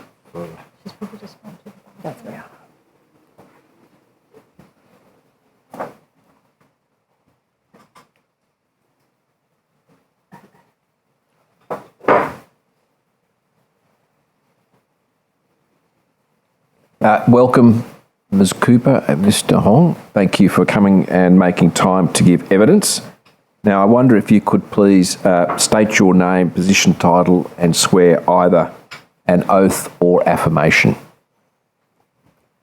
Emma Cooper. I am Acting Director, Procurement Policy at New South Wales Procurement and Treasury. I solemnly, sincerely and truly declare and affirm that the evidence now about to be given by me shall be the truth, the whole truth and nothing but the truth. Thank you. I am Song Hong. That is my professional name, but legally I go by the name of Song Soo Hong. I'm the Executive Director of New South Wales Procurement in Treasury. I swear that the evidence now about to be given by me shall be the truth, the whole truth and nothing but the truth. So help me God. Thank you very much. And as I say, welcome and thank you for making time to give evidence and answer questions. Would you like to start by making a short statement? I'll start with a statement, Chair. Good morning, Chair and committee members. Thank you for having us here today and for the opportunity to participate as witnesses at this review hearing. As we mentioned, my name is Song Hong. I'm the Executive Director of New South Wales Procurement, and I'm here with my colleague Emma Cooper, who is Acting Director of New South Wales Procurement's policy team. We look forward to supporting the committee in relation to the review of the Modern Slavery Act, in particular as it relates to government-wide procurement.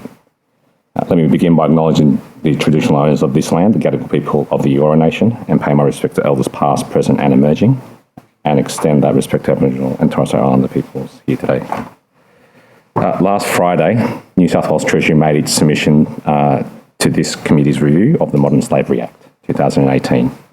In that submission, it notes the role and remit of New South Wales Procurement and provides an update on our work with the New South Wales Anti-Slavery Commissioner, the New South Wales Procurement Board and government agencies since the Act passed New South Wales Parliament. New South Wales Procurement is a central branch that sits within the commercial group of New South Wales Treasury. We implement innovative outcome-driven procurement approaches to maximise value for money and make it easier to do business with government. In that regard, New South Wales Procurement is responsible for a number of government-wide procurement functions, including whole-of-government procurement policies, as well as government-wide electricity, waste, professional services, professional contingent labour, fleet and travel-related contracts and schemes. We support the government's departments and agencies with the necessary resources and capability to achieve their business objectives within the devolved procurement framework. As it relates to the Modern Slavery Act 2018, New South Wales Procurement does not have any statutory powers. Instead, in accordance with Part 11 of the Public Works and Procurement Act 1912, we provide advice and recommendations to the Minister for Domestic Manufacturing and Government Procurement and the New South Wales Procurement Board, comprising department secretaries and deputy secretaries. The Public Works and Procurement Act empowers the Procurement Board to issue directions and policies to government agencies. Specifically, the Board has the power to issue directions about the reasonable steps that are to be taken to ensure that goods and services procured by government agencies are not the product of modern slavery within the meaning of the Modern Slavery Act 2018.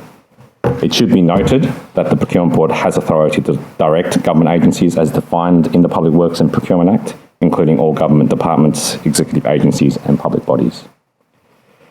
New South Wales Procurement has been supporting the Anti-Slavery Commissioner in consulting with the Procurement Board on the best ways to direct and work with government agencies to comply with their duties and responsibilities under the Modern Slavery Act. We expect that such a direction will be agreed and issued by the Procurement Board in the near future upon the release of the Anti-Slavery Commissioner's final guidance to government agencies. Since the commencement of the Modern Slavery Act on 1 January 2022, New South Wales Procurement has undertaken numerous initiatives, including leading an education piece and briefing government agencies on their procurement-related duties and responsibilities under the Act. This initial education piece included drafting and releasing guidance on steps procuring agencies could take to address modern slavery risk at each stage of the procurement process. This information is available on the New South Wales Procurement website. Developing and publishing tender schedules and contract clauses. Holding 4 virtual information sessions in April 2022. Releasing a series of online training modules in July 2022, hosting monthly working groups throughout 2022 to keep agencies updated on implementation and meeting with whole of government agency category managers to brief them on the Act. As you are aware, the ongoing New South Wales Anti-Slavery Commissioner, Dr. James Cocaine, was appointed on 1 August 2022, and since then, New South Wales Procurement has supported the Commissioner and his program of work, specifically as it relates to government procurement, the Commissioner's draft guidance, expected to be released later this year, and practical implementation across government agencies. As noted, the Commissioner is currently developing comprehensive guidance on reasonable steps that procuring agencies must take to ensure their supply chains do not contain products of modern slavery and how to report on these steps. New South Wales Procurement has provided the Commissioner with feedback on the guidance and will provide further support materials to assist agencies implement the guidance once it is released in final. Once the Commissioner's comprehensive guidance is published and the Procurement Board direction is issued, procuring agencies will need to embed this new guidance and direction into their respective procurement practices. Ultimately, these steps over time will help ensure that goods and services procured by and for government agencies are not the product of modern slavery. Thank you for the opportunity to provide the committee with this information, and we look forward to your questions. Thank you very much. Okay, we might commence the questioning. Ms. Leong. Thank you, Chair, and thank you, Ms. Cooper, and thank you, Mr. Hong, for those opening remarks. If I may ask your thoughts on the powers within the Act that exist to ensure that adequate training and priority is given across the many government areas that are responsible for ensuring that we're not engaging in procuring goods or services that are connected with modern slavery. Do you have thoughts on whether those the current powers and the current Act allows to ensure that resourcing and the priority is given within departments, or do you feel like there are changes that need to be made to be able to address those? Thank you, Deputy Chair. There was a lot in that question. I'll address some of them. If I don't address all of them, please let us know. I guess in relation to the Modern Slavery Act itself, in terms of the New South Wales procurement, as I mentioned earlier, we don't have any statutory powers within that Act. However, within the Act that applies to us, we do provide guidance to agencies, and we work with the Anti-Slavery Commissioner on numerous things, including education and guidance. And so, as stated, we have run various education forums with government departments and government agencies. We also have online training tools, and we've put courses on there for government agencies to be able to learn and be updated on what's happening. Again, those courses will be updated as the Commissioner issues his final guidance as well. And so in relation to education, we do have remit within the Act that I mentioned before, the Public Works and Procurement Act. And then, as you are aware, the Modern Slavery Act goes beyond government procurement. And Ms. Cooper. If I could also add, as in our submission, we note the Act does include particular powers for the Commissioner in relation to providing advice, education and training on ways to prevent modern slavery taking place and to assist victims. However, it does not specifically refer to the education or training functions on preventing modern slavery in supply chains. And we do think that could be clarified as to where that responsibility lies. As at the moment, it does sit sort of between New South Wales Procurement and the Commissioner to some extent. Thank you, I appreciate that. The other question was just what you, I guess, identify as what will be recognising the very early stages of the Act and the Commissioner's work and the guidelines just being developed, what you, I guess, foresee as the biggest impediments or challenges around supply chain transparency. And happy for you to again take this on notice if there's additional detail of areas of either policy within government or legislative change that you think could support the work of New South Wales Procurement in delivering on the objects of the Act. I'll go first and then Ms. Cooper can join. I guess government procurement is quite complex just because of the breadth and depth not only of the agencies within government, but also all the various sort of social, sustainable, economic drivers that government is trying to influence within the state. There is always more that can be done. Government also needs to prioritise what needs to happen within the state. In relation to the Modern Slavery Act and the objectives of that Act, it is critical that government focuses on it, noting that within the broader remit of government procurement can do so much, but it can't do everything. And so in relation to specifically around, I think you mentioned about resourcing, we do need to continue to support agencies on resourcing and education across the sector, but we also need to educate businesses within New South Wales and in Australia and around the world. And so I think that is more within the remit of the Anti-Slavery Commissioner. Don't have anything to add to that one. Thanks so much. And then I guess one other question I just wanted to raise with you is that there's indication in one of the submissions that the committee has received around potentially looking at minor labour rights infringements and issues of potentially increasing reporting around that as potential indicators for areas of risk for modern slavery. I wonder if you have thoughts around that in terms of the work that you might do with existing sort of fair work provisions and other considerations within the procurement process, and whether or not you have thoughts around the idea of potentially seeing the ability to report in on minor labour infringements as a way to increase the awareness within departments around supply chains and concerns around modern slavery risks. You're going to take it? You can start. There's a lot there. I guess from a procurement point of view, we will put in, again, processes and guidance to agencies in terms of how they apply the Act, and also to ensure that we remove modern slavery within the supply chain of government. As it relates to labour, it depends, again, partly also what types of labour. As I mentioned before, within New South Wales procurement, we oversee professional contingent labour. Again, that's probably not a category.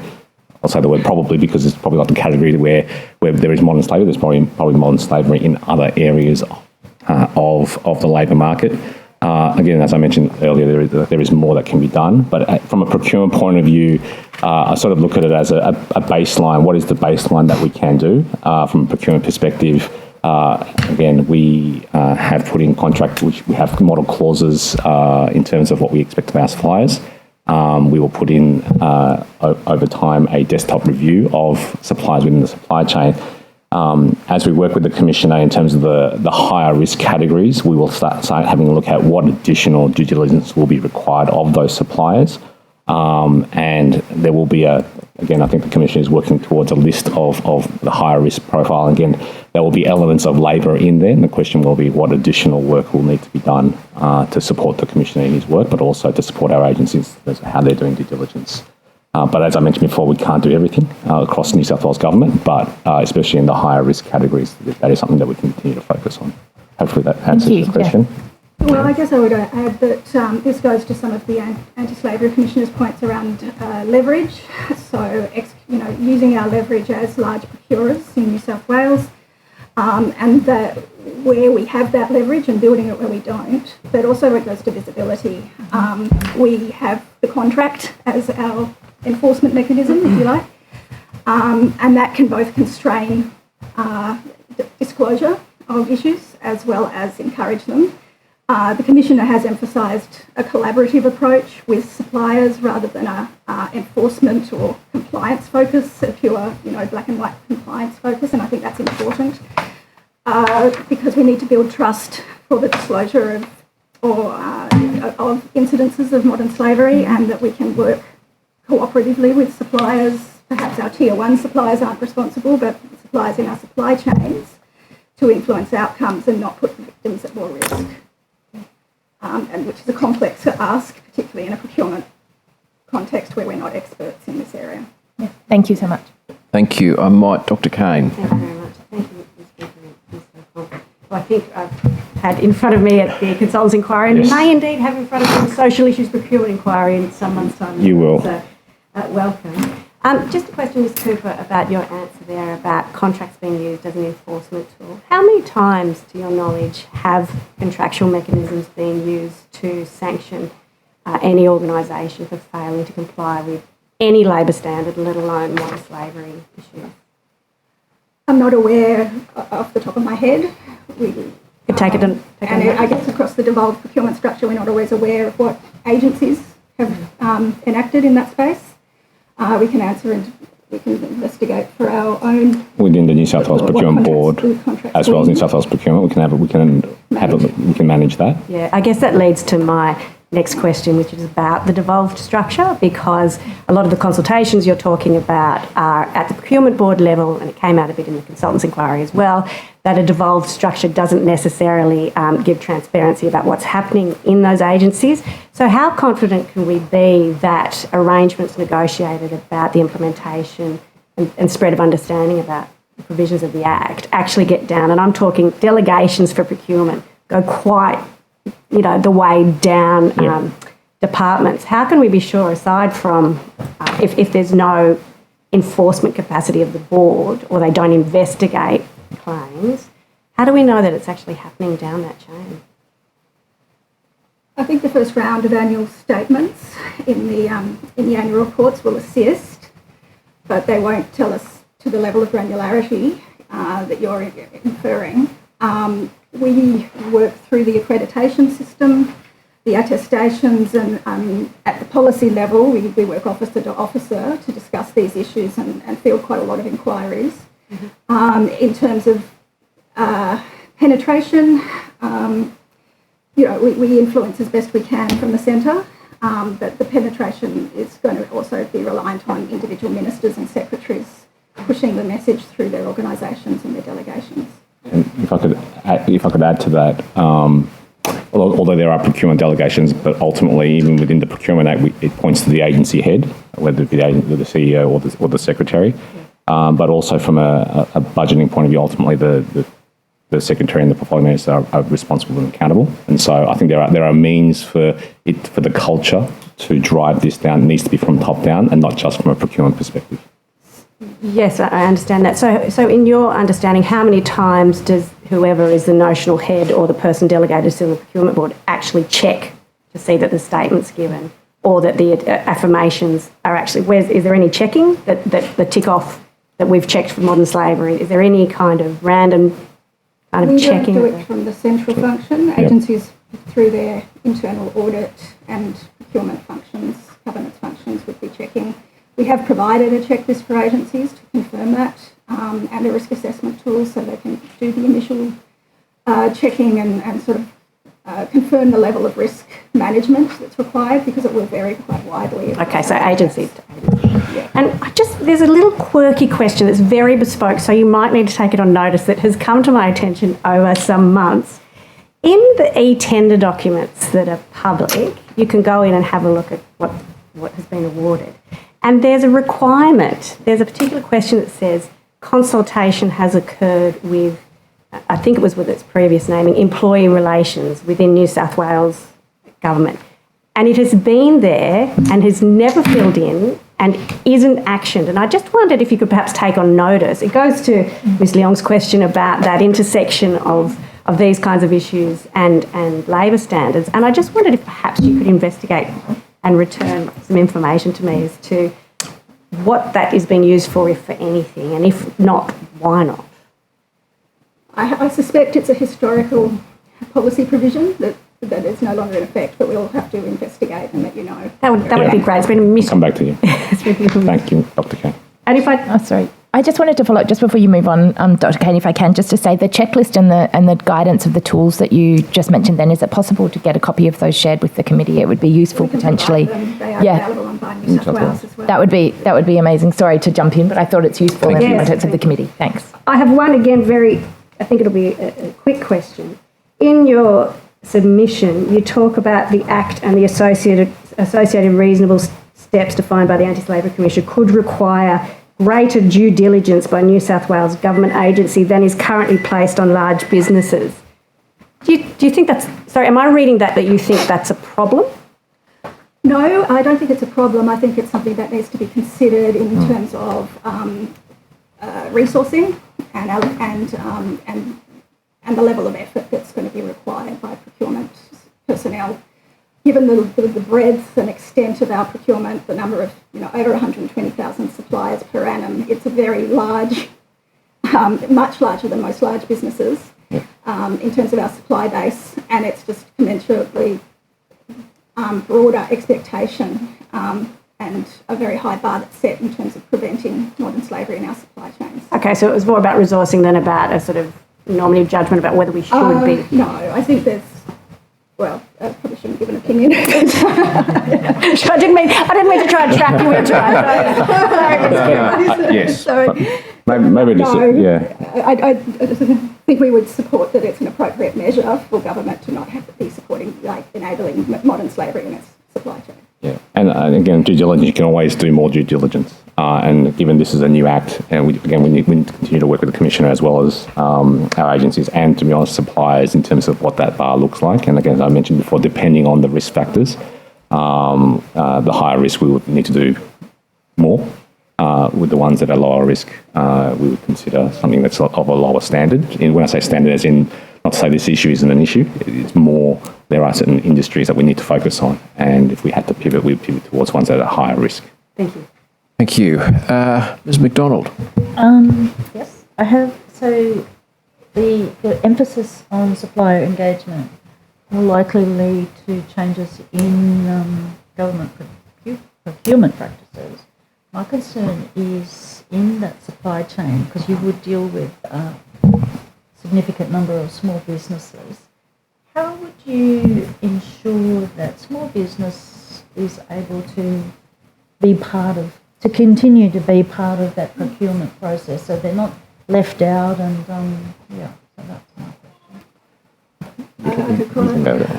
In the interim guidance we published, we've actually called this out specifically, that agencies need to be mindful of not putting in any measures that will be discriminatory against small and medium enterprises. And we also see it as we will need to provide additional support to small businesses and set a reasonable benchmark on what can be provided. I also note the Small Business Commissioner has issued guidance for small businesses, a template modern slavery policy for them to use, and indicators of how they could go about addressing these requirements. It is something that has concerned us with the Act and its implementation. So would that, as you mentioned in here with regard to training, would that be something that your departments would do, or that you would also look to have this clarified more? I think it could be clarified more. Obviously, as procurement personnel who are running tenders within the sort of the bounds of probity and fairness, there's a question mark as to the extent of our role in training suppliers to respond to our tender questions. So potentially a demarcation would be needed. And I'm just concerned also, like when we're talking about procurement, we lose the message of why are we doing this supply chain. So how to ensure that modern slavery is that, why we're doing these extra compliance measures, so that we don't lose, so that it doesn't become a ticker box exercise. Yes, and I mean, again, Dr. Cockayne has been very clear that he does not want a ticker box exercise. He sees it as about engagement and capability building. And I think that's our view too, that the message is very clear that this is, very harmful practices, both, for individuals, and then if we want to make an economic argument, that's also there. And that's very much the lens at which we start with the procurement policy, is the why. Why are we so concerned? And why do you need to take this into account? And I think there's quite strong engagement on that message. Thank you. Thank you. Ms Ayad. No questions from me. Mr Borzak. I've no questions. Ms Leon. Thank you. Yeah, I just wonder, in the comments that were made in the submission around the chief procurement officers being invited to contribute to the submission being made, I note that you received comments from Transport for New South Wales and New South Wales Health. Do you have thoughts as to why there wasn't additional information contributions made from other chief procurement officers? And I guess recognising that everyone has their own priorities, I guess pointing to potentially how much of a priority this is for individual departments versus the Commissioner and this committee and the Acts. I'll try to give a view again. This is my personal view, not the view of any of the chief procurement officers. Again, number one, transport and health are the two biggest departments within New South Wales government, and they have the largest procurement spends. And as a result, they see a lot more in terms of how this Act will be able to positively, but also positively impact society, but also the workload that it will generate. And so I think both those procurement officers submitted to our submission. In relation to the other chief procurement officers, again, as you mentioned, some of them have much smaller teams, sometimes in the single digits. And so it does come down to there is a prioritisation question, but there is also a question of whether within New South Wales procurement, Transport and Health will be able to cover the breadth of all the issues. And again, you've got the central agency and two of the largest agencies who have submitted contributions to the submission. So again, I can't go into the minds of each of the other chief procurement officers, but I would hazard a guess, if I had to hazard a guess, that they would rely on what we have submitted, plus also the two largest agencies who have submitted with us.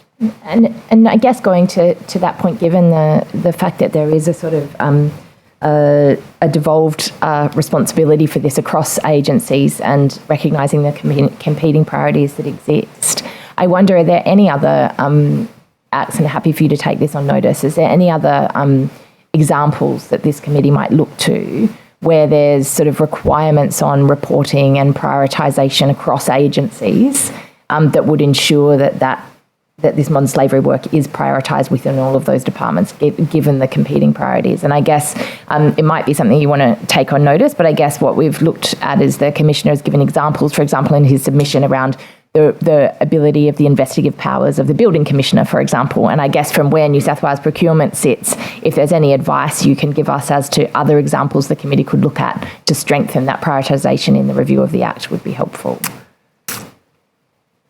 Did you want to have I think we likely would have to take it on notice.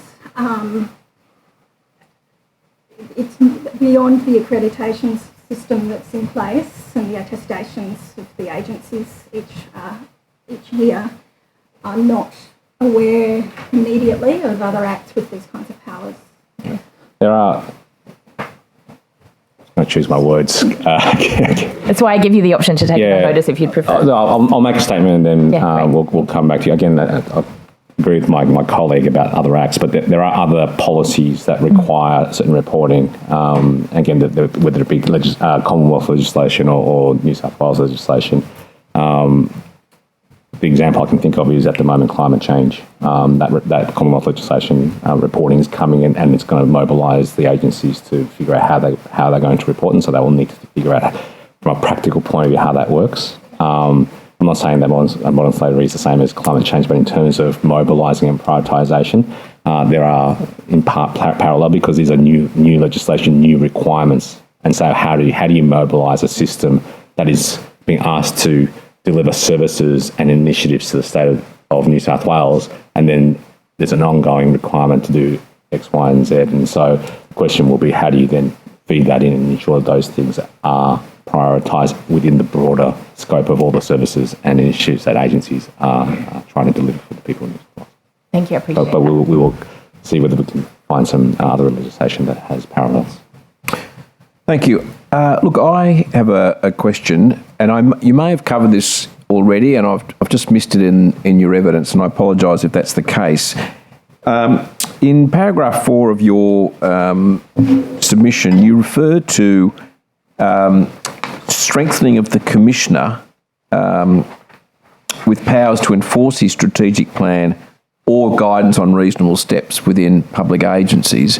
Now, my recollection is that prior to this, we've talked about cooperation, a collaborative approach as being more likely to be successful. So I'm just wondering if you could just take me through your thinking on this and where those powers might operate, how they might be useful,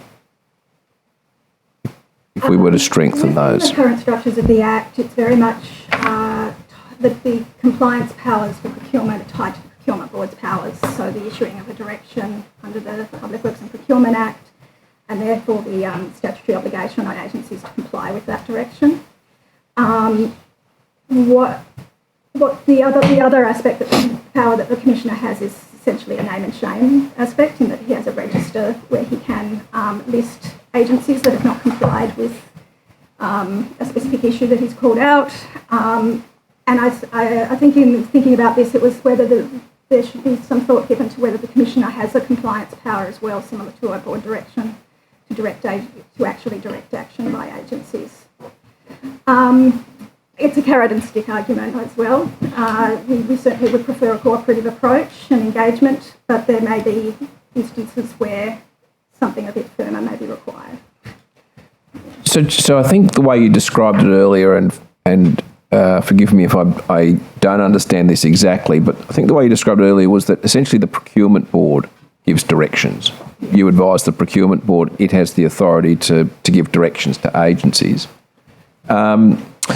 So why wouldn't the Commissioner, provide advice to the procurement board and require the procurement board to then enforce his directions?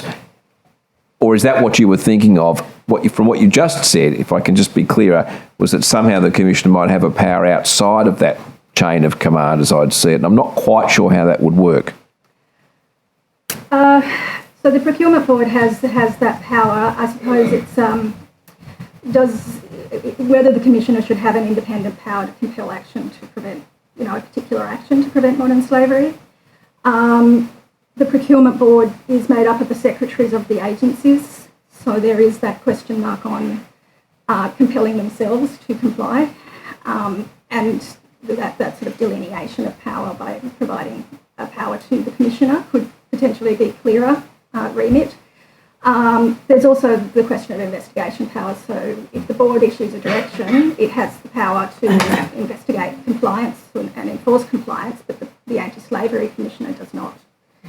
So the Commissioner is required to work via the procurement board on the compliance piece. I think it's calling it out rather than saying there is a specific answer here. I can see benefit on both sides, in both systems. And maybe if I can add, sorry, if I think about modern slavery and the skills that we have within New South Wales government, the procurement teams know how to procure. Modern slavery is a very specific risk and a very specific area to focus on. I think the Anti-Slavery Commissioner is the right independent person and body to be overseeing compliance. Yes, Dr. Kane. A question that you almost started answering there, Mr. Hong. Yep. A question was how many people work with Procurement New South Wales, and of those, are there any who have particular expertise? I mean, yes, procurement is about procuring goods and services, but you have to look at other things, including value for money and other things. So do any of them have expertise in either labour standards type issues or modern slavery issues? And to your knowledge, just going on from your last answer, are there any people amongst the agencies sitting there with those skills? I'll have a first crack. So within New South Wales community, I guess within modern slavery, I would actually say no in terms of the skill sets. I think it's a growing area that requires greater focus. However, that said, we have policy people, and again, Emma leads the policy team. So there are policy people who oversee numerous policies that impact procurement, and one of those areas is social procurement. And within that area, modern slavery would be there. We do have teams within New South Wales procurement that, as I mentioned earlier, oversee the professional contingent workforce scheme. And so, again, from a labour practice perspective, we do speak to a lot of labour hire firms, not necessarily in the blue collar space, but definitely in the professional space. But there are parallels you can learn. So there are people who have that sort of HR and human resources background. In terms of the wider, again, I would expect that there will be skill sets across government that sort of span both policy as well as professional contingent labour. But if then you start focusing on more vulnerable areas, I would say, again, Department of Communities and Justice focuses on again, that area. And so I would expect that there would be people within that department that have a greater focus on things such as modern slavery and are more attuned in terms of what's happening in society. With that, I'll leave it. And I've got a follow-up as well. Sorry, I think Ms. Cooper. Sorry, my apologies. Yeah, well, I have two members of the policy team dedicated to modern slavery. It's in their portfolio. One of them, I would say, is becoming an expert in this area and has a particular passion for it. But so not great numbers, but that is building. And I would say across the agencies, I have been aware in the past of people particularly employed to address modern slavery issues in supply chains. I'm not aware of any at the moment. Thank you. And a follow-up question again, and again, either in your own team, and I know that's very particular, or in your knowledge in other agencies, has there ever been any, as we know, non-compliance in one area is a very strong indicator of non-compliance in another area, particularly with labour standards. So I wondered, has there been any mapping of those that we procure from in terms of their non-compliance with labour standards to try and identify, be a bit proactive in identifying where risk might lie? So risk mapping based on known cases of non-compliance by organisations that New South Wales procures from. I think it was linked to one of the earlier questions where we said we'll come back to you in terms of known, I guess, compliance issues with agent suppliers. Agree that the idea that you flagged is a great idea. And the starting point for us would be, well, within the centre, have there been instances where we have been notified of labour issues within the supply chain? And from there we can map things out. In terms of what's happening bottom up within agencies, we are not aware of. I guess my question is a little more bespoke than that, in that if you have an organisation that has been non-compliant in another area, even another jurisdiction, the likelihood that they're non-compliant in other areas, there's a link there. So it's not so much that we've found non-compliance in our contract, but as a risk factor, non-compliance. Is there any mechanisms for non-compliance? There's two aspects of it. One is the risk identification tool that the Anti-Slavery Commissioner is developing definitely takes that approach. So it does look across, in this case, categories, and looking for high-risk categories where there is, and non-compliance with labour laws is one of the risk factors that would input to that. We have also been piloting digital risk assessment tools that are available in the market. They include things like reputation checks. So they do a scan of media, outcomes of prosecutions, etc., and give you a summary based on ABN and supplier name. And we've been using that, running a pilot across a number of agencies to test that out, with a view to seeing if those tools will be helpful for us in our risk assessment, going forward. So look, that's been interesting, that line of questioning, because it just comes back to the point I was just trying to explore a little bit further, and this is the suggestion that the Commissioner should have these powers to enforce the strategic plan or guidance on steps. And in fact, earlier in your submission, you actually believe that the Commissioner should be responsible for mandatory training across procurement agencies on the basis that that way there'd be a standardised model delivered. I guess the issue for me is that we've now got the Office of the Anti-Slavery Commissioner growing and growing and growing. I mean, just even the exercise of enforcing strategic plan or reasonable guidance through procurement as an independent agency seems to me to be quite would be very difficult with their current resources. Let me put it that way.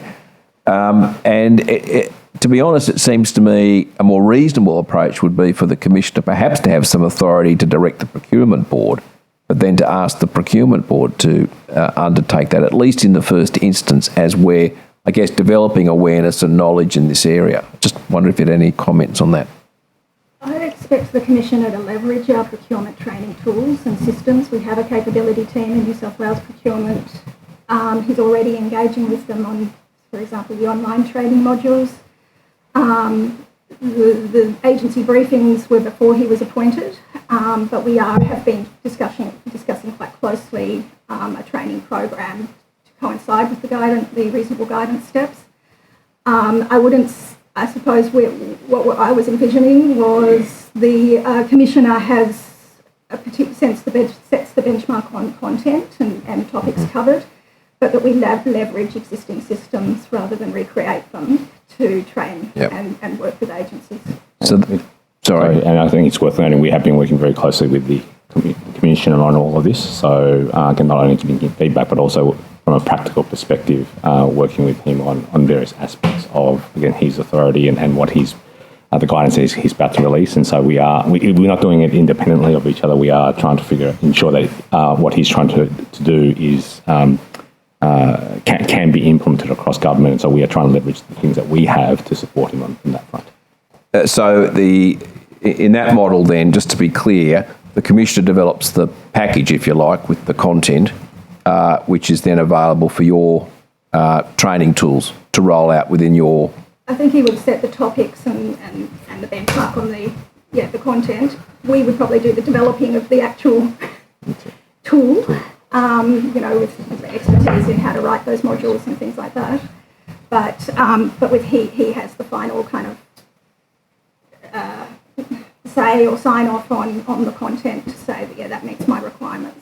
Okay, that's very helpful. And just then, to go back to this issue of the powers, a similar model might apply to a power to direct the procurement board to implement, rather than have at least at this point in time, have the Anti-Slavery Commission do some sort of independent audit of the implementation of the strategic plan. Okay. Thank you. Are there any other questions? Right, well, thank you very much for your time and your evidence as well. And the Secretariat will contact you to follow up in relation to any questions on notice. Thank you. Thank you. And Thank you. I'll send a supplementary on with the details of that very niche question. Thank you, Dr. Kane. Thank you very much. Thanks, Thank you Dr. very Kane. much. Thank you, Thank you. Mr. Hong and Ms. Cooper. Thank you. Right.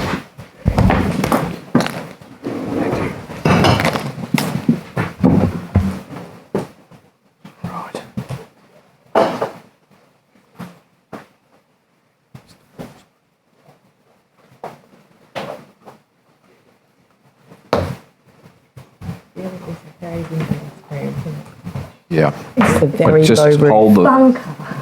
bunker. Very low. I feel like everyone that walks in looks slightly disturbed. Good morning, Dr. Boersma. Yes, correct. Good morning and welcome. Thank you for making time to give evidence before the committee today. I wonder if you could state your name and position title and then swear either an oath or affirmation. So my name is Dr. Martijn Boersma, so pronunciation was spot on. I'm an associate professor at the University of Notre Dame, Australia, and I'm the director of the Modern Slavery and Human Trafficking postgraduate programs there. Now, would you like to start by making a short statement? Yes, I would actually. So I would like to thank first the chair and the members of the committee for granting me the possibility to be here today. Public spending is a matter of considerable magnitude, and with this size in spending comes the inherent risk. Just hold on, Dr. Sorry. Dr. Boersma, did you take the oath or affirmation? Sorry, sworn in. Yes, can we do that? Sure thing, yes. Thanks. I solemnly, sincerely, and truly declare and affirm that the evidence now about to be given by me shall be the truth, the whole truth, and nothing but the truth. Thank you, Dr. Boersma. Now, could you start again with your No problem. statement? Yes, I Thank can. you. So thank you for having me here today and giving me this opportunity to provide evidence. As I said, public spending is a matter of considerable magnitude, and with the size of public spending comes the inherent risk of links to labour exploitation and human rights violations. Yet the size of this spending also can be used as a force for good, enabling government bodies to leverage their purchasing power and champion the cause of human rights and ethical labour practices. So both the UN Guiding Principles of Business and Human Rights as well as Sustainable Development Goals have laid down a clear mandate for governments around the world to uphold human rights in their procurement processes. The New South Wales government, recognising the importance of this mandate, has taken commendable steps through the introduction of the New South Wales Modern Slavery Act, and it underscores its commitment to transparency, accountability, and integrity in public spending. While the efforts must be commended, it should also be acknowledged that we live in a fast-changing world, which means that it's imperative to continually adapt and evolve. Learning from the Commonwealth experience, it's clear that the current state of modern slavery reporting and risk assessment leaves a lot to be desired. We must discourage entities that need to report from taking a mere compliance-based approach to one that truly embodies the, spirit of the Act, ensuring substantive action through meaningful risk mitigation steps, transparency about progress and or lack thereof, and producing useful data which is publicly available. Additionally, accountability should not merely rest at the apex of the supply chain, but cascade through every layer of the supply chain. By embedding stringent anti-slavery protocols at each level, we can combat risks and enforce standards that reflect a strong commitment. We must also recognize and address the varying degrees of exploitation that individuals endure, from poor working conditions all the way through to forced labor. In conclusion, the New South Wales Modern Slavery Act has created a very solid foundation, but efforts made towards ensuring both fiscal and ethical responsibility in public procurement require continuous attention and resolve. Thank you, Dr. Boersma. All right, we might open up with some questions. Ms. Leong? Thank you. Thank you, Chair. Thank you, Dr. Boersma, for your submission. I wonder if you can speak specifically to the recommendation that you make around ensuring or encouraging due diligence around a range of exploitative practices and looking at the idea of how minor labour rights might be reported. Do you see that there's scope within this Act to potentially expand the remit of the Act to allow that, given the indications that those minor labour rights infringements can have on potential modern slavery risks? Yeah. Absolutely. So I think it is commonly accepted that there is a continuum of exploitation that exists. The UK, in their reporting guidelines for their Modern Slavery Act, acknowledge that. The Commonwealth Act acknowledges it as well. And from my experience in looking at how Australian entities have been reporting under the Commonwealth Act, there is a bit of a binary approach towards either we see modern slavery or we don't really see anything at all. And you know, with the acknowledgement of the fact that there's a broad spectrum of exploitation occurring, and the fact that people are not once and for all fixed on that spectrum, they can move along that spectrum, conditions can change, working conditions can deteriorate. By not acknowledging the spectrum and by overlooking what might be called lesser labor abuses, you might run the risk that a particular entity that does a risk assessment of the supply chain would not necessarily find anything that they would classify as forced labor, thereby overlook a particular risk factor, which in combination with other risk factors and in combination with time may eventually lead to worse kinds of exploitation. So I think it's really important, and again, this is learning from experience through the evidence that and the research that's been put into the Commonwealth Act. We do need to acknowledge that spectrum and look at what might be termed lesser labor abuses, whether that is wage theft, whether that is, I suppose, unreasonable productivity rates, also, I suppose, the range of different entitlements not being paid, such as super, et cetera, those can all cumulatively and over time result in worse types of exploitation. So I think that's very important. Thank you so much for that response, Dr. Boersma. Another question was, I guess, in relation, given your expertise and research in this area, if you have any thoughts, particularly on the intersection between both housing and homelessness risks and visa and migration risks around the limits that poses or the potential risks that poses to people not wanting to report instances of modern slavery, or how that interacts. And I guess any thoughts or reflections you have on that, and any guidance you might want to provide now or on notice on where we could look to in terms of good examples or international best practice models for how the New South Wales government might approach the intersections between those elements. Yeah, that's a very good question. I think that this really touches on, I suppose, what we just discussed in terms of potentially conditions deteriorating, the fact that people might experience precarity for a range of different reasons, whether that is homelessness, whether that is through their sort of the fact that they're temporary migrants, through the fact that their visa may or may not have expired, they're still working for a particular employer, et cetera, with the balance of power shifting towards the employer, obviously, because they're breaching their visa conditions. And those are really good examples, I think, that need to be taken into consideration, because, again, that adds to the precarity that a person can experience. And someone who might be here, who might be living in a share house, who is still on a temporary visa that's valid in a particular employment relationship, might next month see themselves booted out of the share house, finding themselves breaching their visa conditions, and et cetera. Obviously, that then severely adding to the precarity that they experience. And any sort of risk factor that an entity might have identified before that has obviously then dramatically changed. So in terms of the first part of your question, in the necessity to address that, there's a dire need to address that. And in terms of the second question, best practice examples, I think there are not too many out there. So I would like to take that question on notice and get back to you at a later stage from that. Thank you. I appreciate that. Thank you. Thank you, Chair. Dr. Kane? Thanks very much, Chair. Thank you, Associate Professor Boersma, for being here today. And I should declare to the committee that I do know Dr. Boersma. We were colleagues for about a decade at UTS, and so it's lovely to see you again.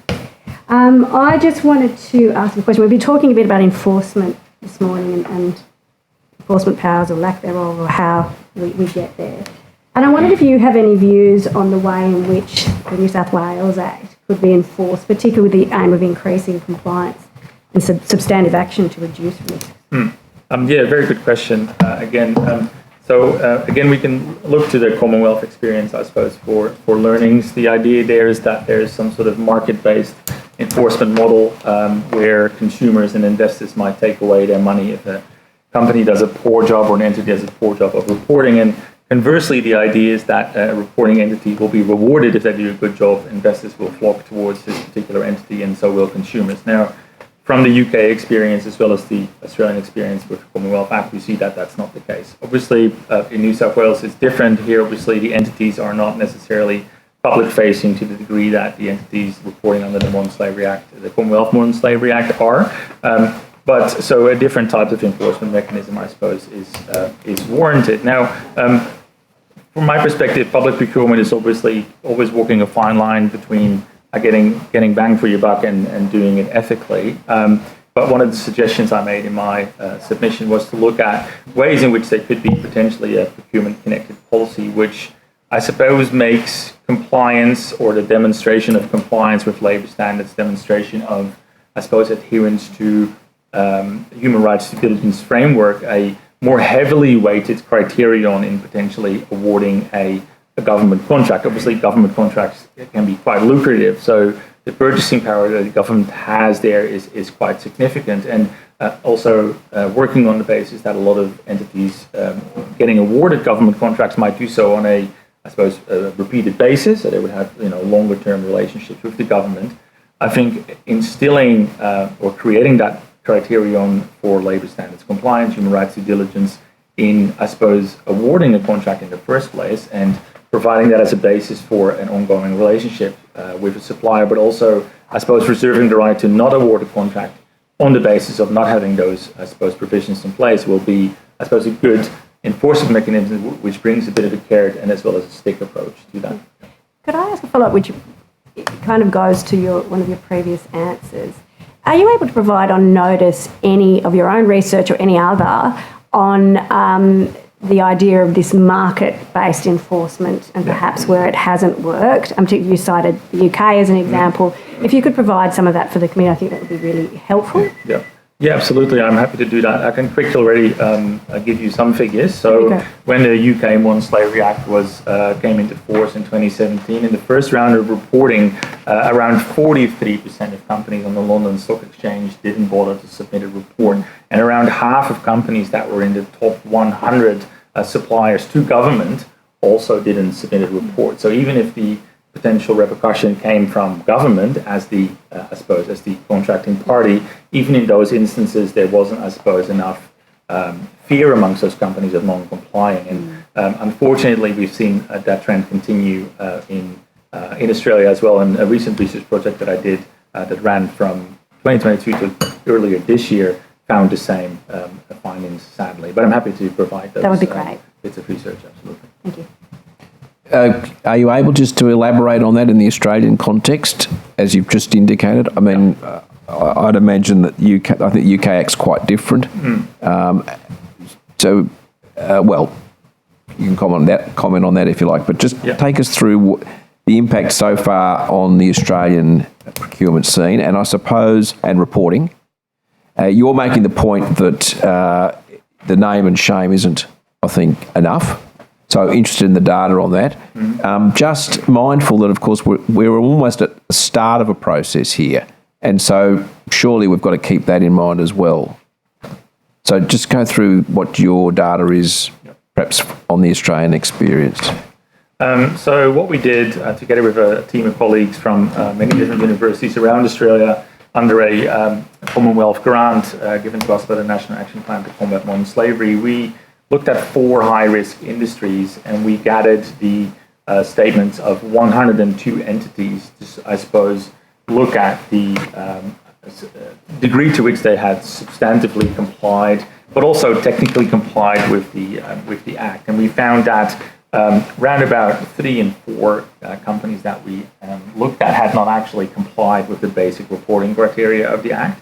But then when we started to delve deeper, when we tried to look at, I suppose, what would constitute meaningful compliance, we found even, I suppose, more underwhelming results from that. So, for instance, companies that were sourcing garments from China, obviously we know there's been widespread reports from state-sponsored forced labor in Xinjiang.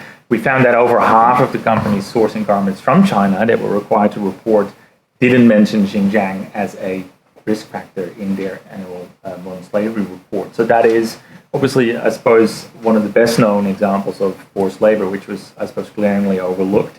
And we found that in other sectors as well. So we looked at Thai seafood industry as well. We looked at garment manufacturing, and we also looked at the production of gloves, and we also looked at horticulture. And in many of these industries, I suppose the types of reports that we oftentimes see in the media and you can read pretty much almost on a weekly basis were not mentioned in their own reporting statements. So I think that the awareness amongst reporting entities about risks in their industry, and definitely, I suppose, the degree to which they are transparent about those risks, that is not really, I suppose, something to be encouraged about. Yeah. Can I follow that up? So, given that they've made those reports, is there not a mechanism for that to be called out, or is it just simply reliant on, informed people like yourself trying to make that information public? Yeah. Is that a weakness in the Commonwealth legislation?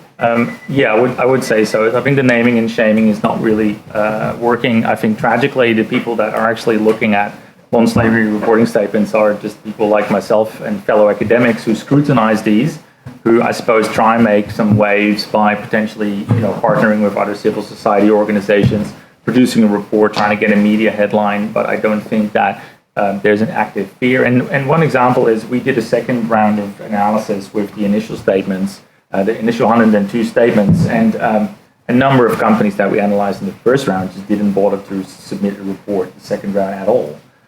So clearly there was no real fear there of some sort of backlash. We reached out to a number of those entities as well and didn't get a response. So the naming and shaming approach and the reliance on, I suppose, the market to, I suppose, balance the financial interest with the social interest is not something that seems to be working. Clearly the report's been tabled to federal parliament now with the recommendations of Professor John McMillan have suggested fines. I think I'm partly in favor of that. The problem there is obviously that you might find a shift towards more technical compliance in order to avoid the fine rather than substantive compliance that's actually based on meaningful action. But at least the naming and shaming approach seems, in my opinion, and what research shows, doesn't seem to be working very well.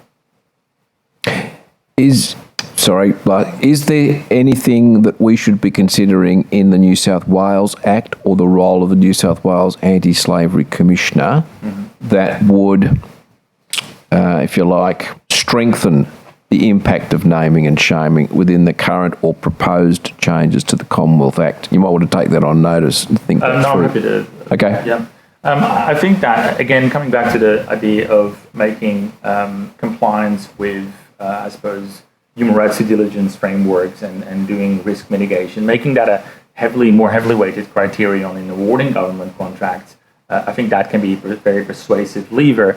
And if the naming and shaming would be accompanied by, for lack of a better term, a blacklist or a list at least of, I suppose, entities who are not compliant and who are not eligible to potentially receive government funding, I think that would, I suppose, add some gravitas to, I suppose, the naming and shaming with not just, I suppose, having a name on a website, but also having a real world consequence attached to that. Thank you. And you've made that point about the connected policy before, so thank you for that. I apologise. you're right. I butted in. Ms. McDonald. thank you. So, Doctor, just following on from the Chair's, I think by the government implementing the legislation and then going through the procurement process and demonstrating its commitment and promoting ethical supply chains, would that not then influence the private sector to then also have a greater corporate responsibility? And then perhaps in doing so, rather than naming and shaming, they can do it themselves, saying, we have signed, or, not signing up, but we are doing this and promoting it themselves. So it can be a two-way thing rather than just naming and shaming the ones that are being responsible can also add to that discussion. Yeah. I think it's very important for government to lead by example. I think that if you're going to ask private entities to take certain steps to address modern slavery, then certainly, in terms of public spending, you have a responsibility to show how it's done. The difference between the public sector and the private sector here is that for the private sector, we're told there's a business case to do this. So the business case is that it will attract investors or detract investors, and the same for consumers. And obviously with public spending, that doesn't really happen. So with, I suppose, public spending, you rely more on the moral case by, I suppose, showing and leading the way on how it's done and practicing what you preach. So I think that is a very important element there as well. And I think that if we are to make strides in the private sector as well in the next years, and I take the point of the Chair as well, saying that we early on, I suppose, in this journey, that I suppose, again, if we see the New South Wales government and public procurement making great strides, setting good examples, introducing guidelines and criteria and formats, contract clauses that I suppose can stand up as best practice, then we give up a really good signal to the private sector as well. So by knowledge sharing and building capacity and, as you said, developing best practice. So then we adjust our supply chains and our work environment so that they comply with the criteria. My mind then turns to the criminal aspect of modern slavery and how to address that. Because once you start getting the community aware that modern slavery isn't what we've always imagined it to be, but it can be in the supply chain. But as we start seeing that working through, how do we then go to the criminal aspect? Yeah. I think that Commissioner Cocaine was here obviously earlier this morning and referred to the development of a hotline. I think it is important that we also, I suppose, communicate to mainstream media what modern slavery is. It's oftentimes misidentified. And there's also, I suppose, a downside with a potential hotline as well. So in the United States, for example, there have been a number of, I suppose, false positives occurring. People, for example, being on flights being flagged as being potentially trafficked, and that was not the case, which resulted in lawsuits and the like. But oftentimes, even in mainstream media, I see reports of modern slavery using the term modern slavery, and the offence described is actually not typically modern slavery. So we need to be cautious of that as well in terms of identifying and then referring and potentially prosecuting, because there's a lack of understanding oftentimes amongst people what constitutes modern slavery, forced labor, and the different types of exploitation that occur there, and that is very important. But I think I'm pretty sure that Commissioner Cocaine will obviously have the expertise in his team to deal with those sort of incoming hotline calls when they do come in. Yeah. Ms. Ayad? No questions from me. Mr. Borzak? Chair, Dr. Boersma, in your paper, you talk about the continuum of exploitation.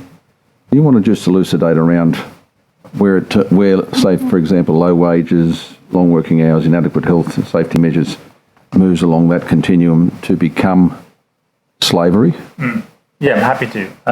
I can give an example of a research project that I was involved in from 2019 till 2022, which focused on the Australian commercial real estate cleaning supply chain. So a lot of people working in an industry, it's typically an industry with a low barrier of entry, so you don't have to have many qualifications, if any, to become a cleaner. There's a large transient workforce there. People are oftentimes international students. And those are immediately already, I suppose, two risk factors that you can identify. What might then add to that is, for example, what we're currently experiencing, which is the cost of living crisis. So people who are already working in industry with a low barrier of entry, with, I suppose, low wages, with unpredictable hours sometimes, they might then also experience high cost of living, which might then, for example, lead them to breach the number of hours that they can work a fortnight, which is limited for international students. Now, at that point, they're in breach of their visa conditions, at which stage a nefarious employer might say, well, hold on a minute, I could dock you in, but what we can do is actually you work a few more hours, or I pay a little bit less, or I start to pay you cash in hand. You have to work that side. So the power balance shifts to a degree that, again, a nefarious employer could take advantage from them and almost, I suppose, hold some totalitarian sway over these people because they are so in fear of being referred to immigration and subsequently deported. So that's, I suppose, one example how someone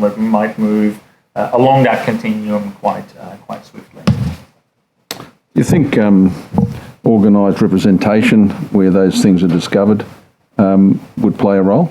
Yes, well, absolutely. So as part of that research project, that is a multi-stakeholder initiative where many different, I suppose, stakeholders from the cleaning industry had come together to address this issue.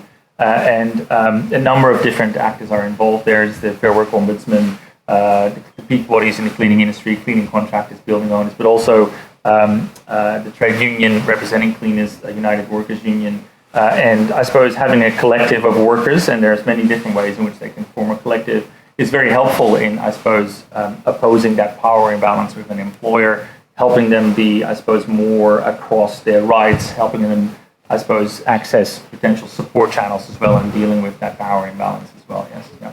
Well, we heard evidence earlier that the Commissioner can obviously, I guess, name and shame, but what other due diligence processes should we have available to us to try to make sure that people have moved along that low wage continuum into the slavery area, how we could best address that from a diligence point of view?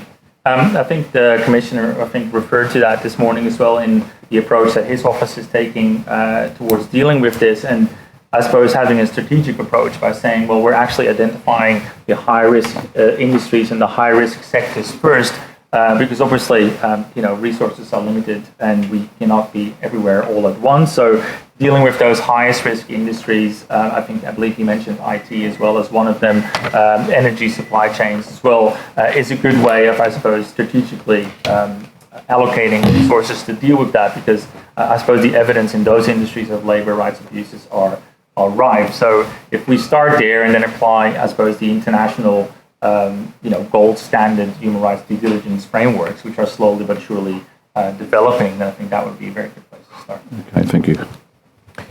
Thanks, Mr. Borzak. Can I just follow up on that? So you, Dr. Boersma, described a study that you were involved in between 2019 and 2022 where you were able to document people who had moved along that continuum.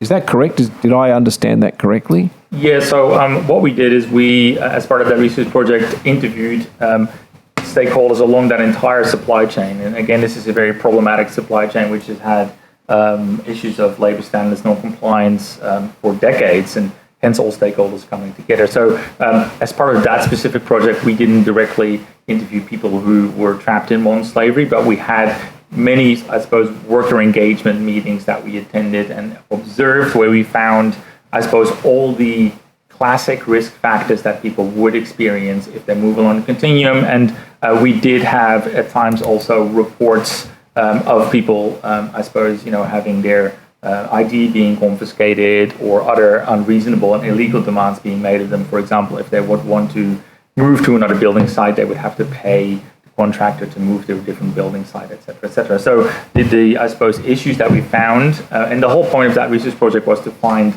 labor standards non-compliance in the supply chain were rife. We didn't find the worst types of non-compliance. That's potentially also because cleaning contractors would voluntarily put forward sites to be audited. So you would, I suppose, have some sort of discretion there and would not necessarily put forward a site that you would think would be most likely to have high signs of non-compliance. But we found across the entire spectrum, not the worst kinds, but we found all sorts of, I suppose, non-compliance occurring there. And again, in combination, those types of non-compliance can cause worse types of exploitation. So is that published, that information? Yes, I'm also happy to, if you are desperate to read some obscure journal article, I'm happy to forward that to you as well. Well, I would appreciate seeing your research on that, because I think that sounds like a very precise piece of work around describing that continuum, which I think would be useful. Thank you. No problem. Dr. Kane, you... Thank you very much. Thank you, Dr. Boersma. You talk in your submission about stakeholder engagement, and we hear a lot about stakeholder engagement across government and what we do. Can you describe what you understand to be meaningful stakeholder engagement and what you think would be appropriate in this area? First off, I need to say that I have to commend Commissioner Cocaine's office for the way he's approached this, the way he's, I suppose, put together an advisory council, which includes, evidence or survivor voice, and it's a whole range of different people from different backgrounds providing input there. I think it's pivotal that, I suppose, the parties that are ultimately subjected to any policy or any criterion or any model contract clause or whatever is ultimately also involved in the development of those clauses, because they're ultimately the people that need to comply with that. And from the research in the cleaning industry, it's really important that you, I suppose, have these people on board in an early stage so that you don't, I suppose, you're able to overcome any challenges that they might identify in terms of them not being able to comply with something. Secondly, in addition to that, I think that it's very important to have sustained ongoing stakeholder engagement. So I think that what we've seen what I've seen in the research that I've performed with colleagues in the private sector and on the Commonwealth Act, a lot of the stakeholder engagement is, I suppose, like a one-off type engagement. It's not really sustained engagement, and obviously because, as we've all acknowledged and the chair acknowledged this as well, we are at the start of a journey. We're still finding how this works and how we can make it more efficient, how we make it work better. We need to have continuous engagement with those people who are subjected to all these different requirements as well. So it can't be a one-off sort of set and forget exercise, which will ultimately lead to more technical compliance, but rather ongoing, sustained engagement.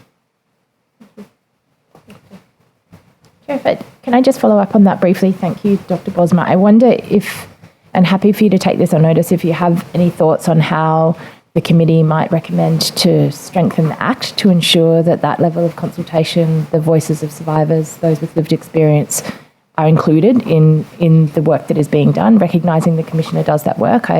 I think that the challenge becomes how we're not just relying on good collaboration or good relationships and ensuring the Act is going to deliver those things no matter what the state of the departments, the governments, the Commissioner in the future. Yeah. So if you have thoughts around that, that would be appreciated. Yeah, I can offer a brief response, and I'd like to take the rest of the notice. Yeah, I think not all collaboration is created equal. I think a lot of the initiatives that I've seen over time as well that are trying to address labour abuses or labour exploitation range from, I think, really diligent multi-stakeholder initiatives where people come together to try and make a change versus, I suppose, endless, talks in hotel rooms somewhere and in lobbies where it's more of a, we want to be seen to perceive to do something rather than actually address it. But I'm happy to take the rest of that question on notice. Thank you. I appreciate it. That would be great. It sounds as though that research study that you did involved multiple stakeholders at all different levels, including people with responsibilities. And it sounds as though during that there might have been must have been some goodwill in the engagement to start with, but perhaps some learning for them. Yeah. No, there was some goodwill. There was also a bit of, force there as well. So in the case of the cleaning supply chain, it was the large institutional building owners, whether that's the super funds or the financial institutions, that were basically afraid of their buildings being cleaned by people who were exploited. And obviously there's nothing that companies fear more than a bad headline.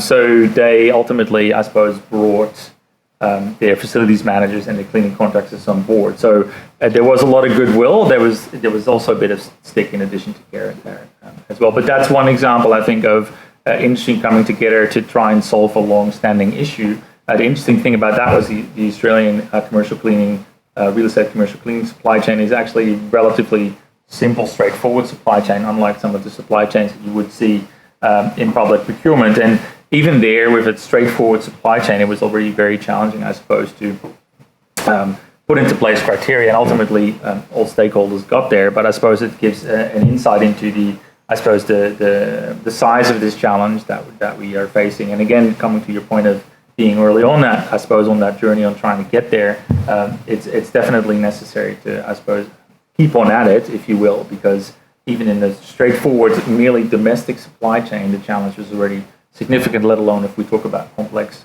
international supply chain. Sure, thank you. Right, I think we might finish with the questions. So, Dr. Boersma, thank you very much for your giving evidence today. And the Secretariat will contact you because I think there were a couple of items that we'll follow up with you on. Thanks very much.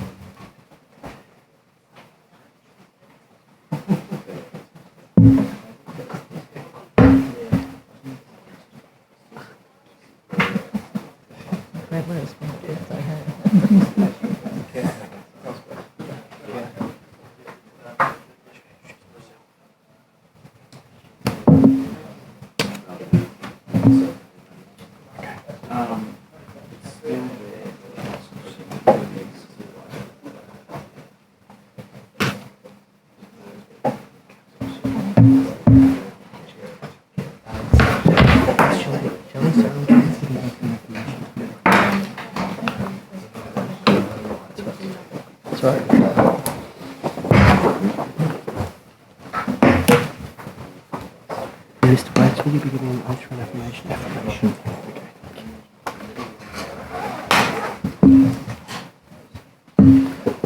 Good morning, good afternoon actually, just ticked over. And thank you very much for coming to give evidence today. My name's Dr. Joe McGrath, I'm the chair of the committee. And now, I wonder if you might state your names and positions and take the oath or affirmation. Stephen Blanks. I'm an executive committee member of the New South Wales Council for Civil Liberties, and I'll take the affirmation. I solemnly, sincerely and truly declare and affirm that the evidence now about to be given by me shall be the truth, the whole truth and nothing but the truth. Thank you. And Ms. Shelley. Good afternoon. My name is Miss Lydia Shelley. I'm the President of the New South Wales Council for Civil Liberties, and I'd like to take the oath. I swear that the evidence now about to be given by me shall be the truth, the whole truth, and nothing but the truth, so help me God. Thank you very much. Now, would you like to start by making a short statement? I would. Australia has largely an unrecognised history of benefiting from slavery, and this includes the forced labour and exploitation of First Nations people and the blackbirding or enslavement of sugar slaves. Modern slavery is not a shameful chapter from our past. It is very much in our present and largely remains unseen. We note the astounding figures of an estimated 41,000 people being enslaved in Australia as of June 2023. In 2022, authorities, you've heard, received 294 modern slavery reports in Australia, and unfortunately that's an increase of 31% from 2021. Modern slavery is often hidden in our favourite restaurants, on farms that produce our food, on building sites, and in homes within our own neighbourhoods. None of us are young and free in our country if there are people and businesses that still treat people like slaves, who exercise ownership over other people and force them to undertake unpaid labour and bonding them in servitude or exposing them to sexual exploitation or forced marriages. There's no place for modern slavery in Australia, and our own individual rights, liberties and freedoms cannot be built on the backs of those that are enslaved. Thank you. Thank you very much. And thank you for your submission. We'll now proceed to... Oh, Mr. Blanks, did you want to make... we'll now proceed to questions. And Ms. Leong, would you like to start? Thank you to both of you for appearing before the committee, and congratulations, Ms. Shelley, on your recent election as the President of the Council for Civil Liberties. Thank you. I guess I'd like to turn to a couple of things in your submission. The first one was wondering if you wanted to expand any further on specifically the points you make on page 3 under the bottom heading of New South Wales Modern Slavery Act, talking specifically around the questions around state-owned corporations and potentially the gap that they fall in relation to where they're required to be reported under the State to the Commonwealth Acts. And then the second is just your comments in relation to the different definitions of modern slavery that exist in the Commonwealth Act and the New South Wales Act, recognising that we're in a position where we're reviewing this Act while there is also a review of the Federal Act. And if you have any thoughts around that, particularly as good advice for the committee as we move into this process that's running in parallel to the federal process. Can I start by taking a slight diversion with that question, because by pure coincidence a client of mine in my legal practice this morning sent me a New South Wales government long-form service provider contract with the standard modern slavery clause in it. And from a contractual point of view, it addresses the problems which arise from the different definitions by including both.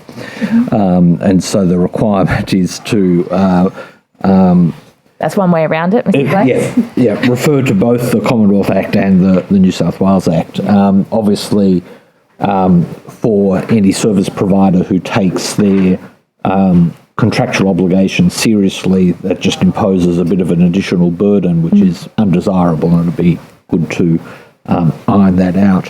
One other aspect of the compliance requirements, which I might note, and that is that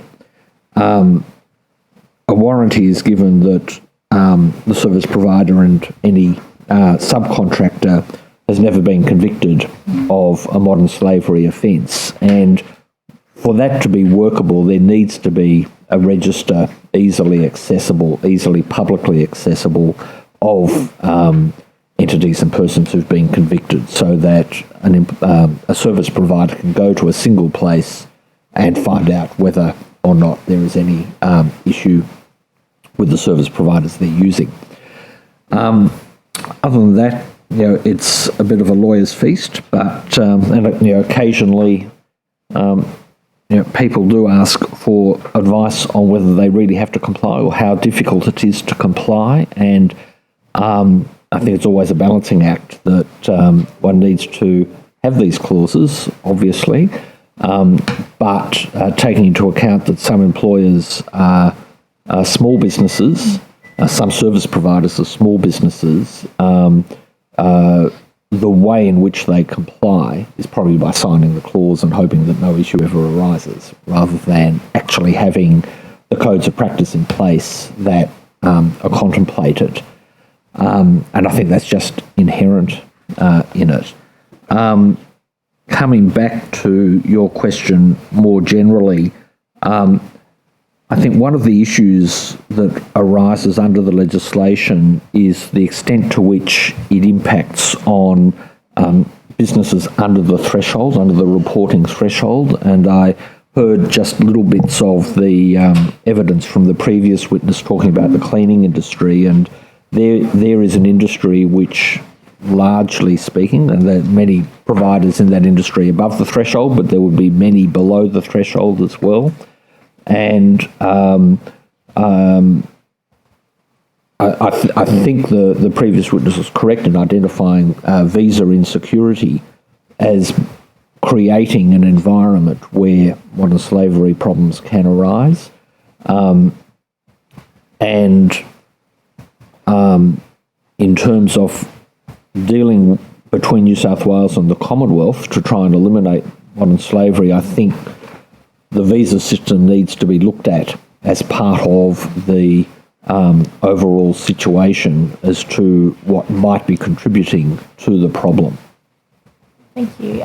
Ms. Shelley, there's another submission we've received, there are concerns around the fact that currently the referral pathways for addressing issues of modern slavery are all through the criminal justice system, particularly through the AFP, and recognising the limits to that for people who may be from backgrounds where they don't feel comfortable going down a criminal justice pathway. You mentioned in your submission reference to the need to ensure that culturally and linguistically diverse communities are engaged and how that is done. I wonder if you could speak more broadly to that and I guess how you see the committee might be able to recommend ensuring that there's better recognition of the diverse communities that are impacted and ensure that we're not fueling potential risks around racism and other things that occur by highlighting certain groups or areas where this kind of modern slavery may occur. Thank you for that question, because that's something that is a very big concern for us. In relation to these types of referrals or these types of experiences with respect to survivors of modern day slavery, it's really important to understand that it occurs in a context and in a background where other political issues might also be in the media, or they might be very alive to the fact that they might not feel confident in certain agencies or in certain institutions which are by necessity having to be engaged with in order to help protect and support people from leaving those horrible set of circumstances. I think it's really important to understand that there's a diverse range of communities that are going to be stakeholders in ensuring that modern slavery doesn't have a refuge in New South Wales. But effectively, what we would say would be required is essentially having not only more education and training around modern slavery, what it is, how to identify it, and any other referral pathways outside the criminal justice system would certainly need to be looked at, almost like the social services providers would need to be engaged with outside of the criminal justice system. There's also, I think, hesitation sometimes for COLD communities to engage with certain agencies because they've had very negative experiences with them in the past. So this needs to be looked at holistically.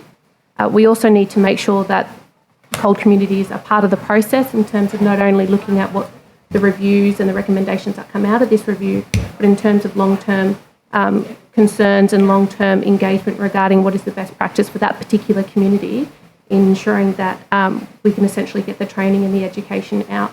That's as basic. It includes things as basic as making sure that there are resources available in other languages, but also there needs to be some sensitivity in how the education and training rolls out. Thank you so much. Thank you, Chair. Thank you. Dr. Kane. Thank you, Chair. Mr.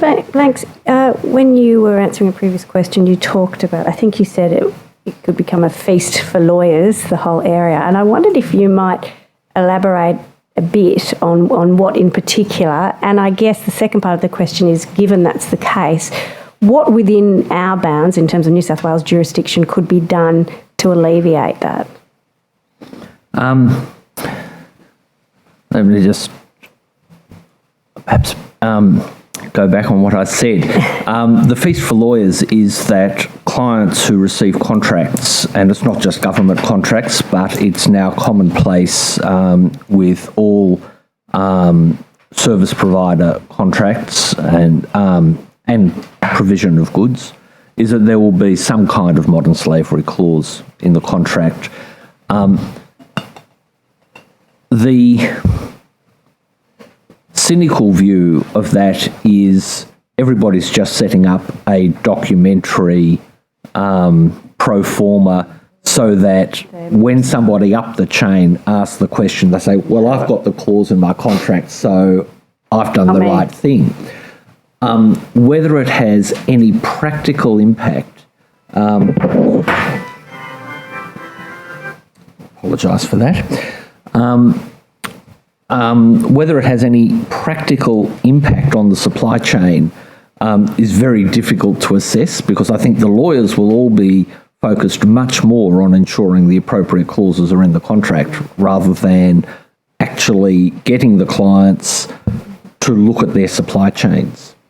And it may be very difficult to actually look at the supply chains. So there is that aspect of it which makes it a legal problem rather than an actual social problem to be solved. Mm-hmm. Right. And I guess you've just articulated as a very big, wicked question, I guess, but any suggestions as to anything that we can do in reviewing the Act that might mitigate those circumstances? I don't know whether you'd want to go so far in legislation to say that there has to be something more than just a paper trail. There has to be actual consideration of rates paid to workers all the way through the supply chain.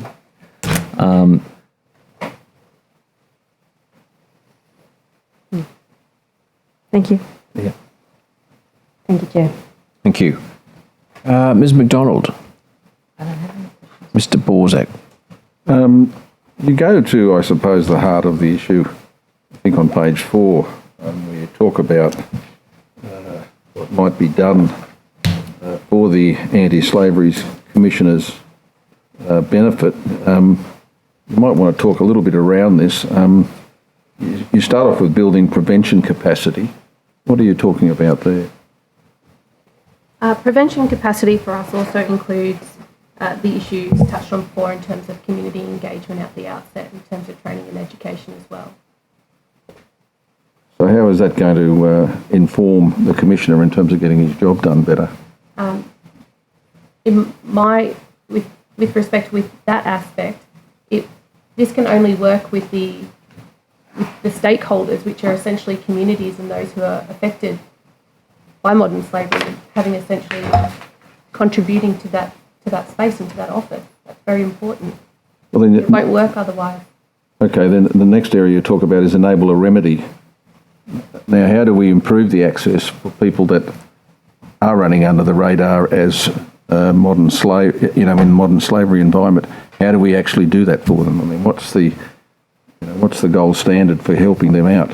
Well, firstly, in terms of, there's a few different things that I could say on that. Firstly, in relation to funding of the Commissioner's Office, it would need to be removed, I think, from DCJ's budget. They should have a separate line item in terms of the budgeting for this office.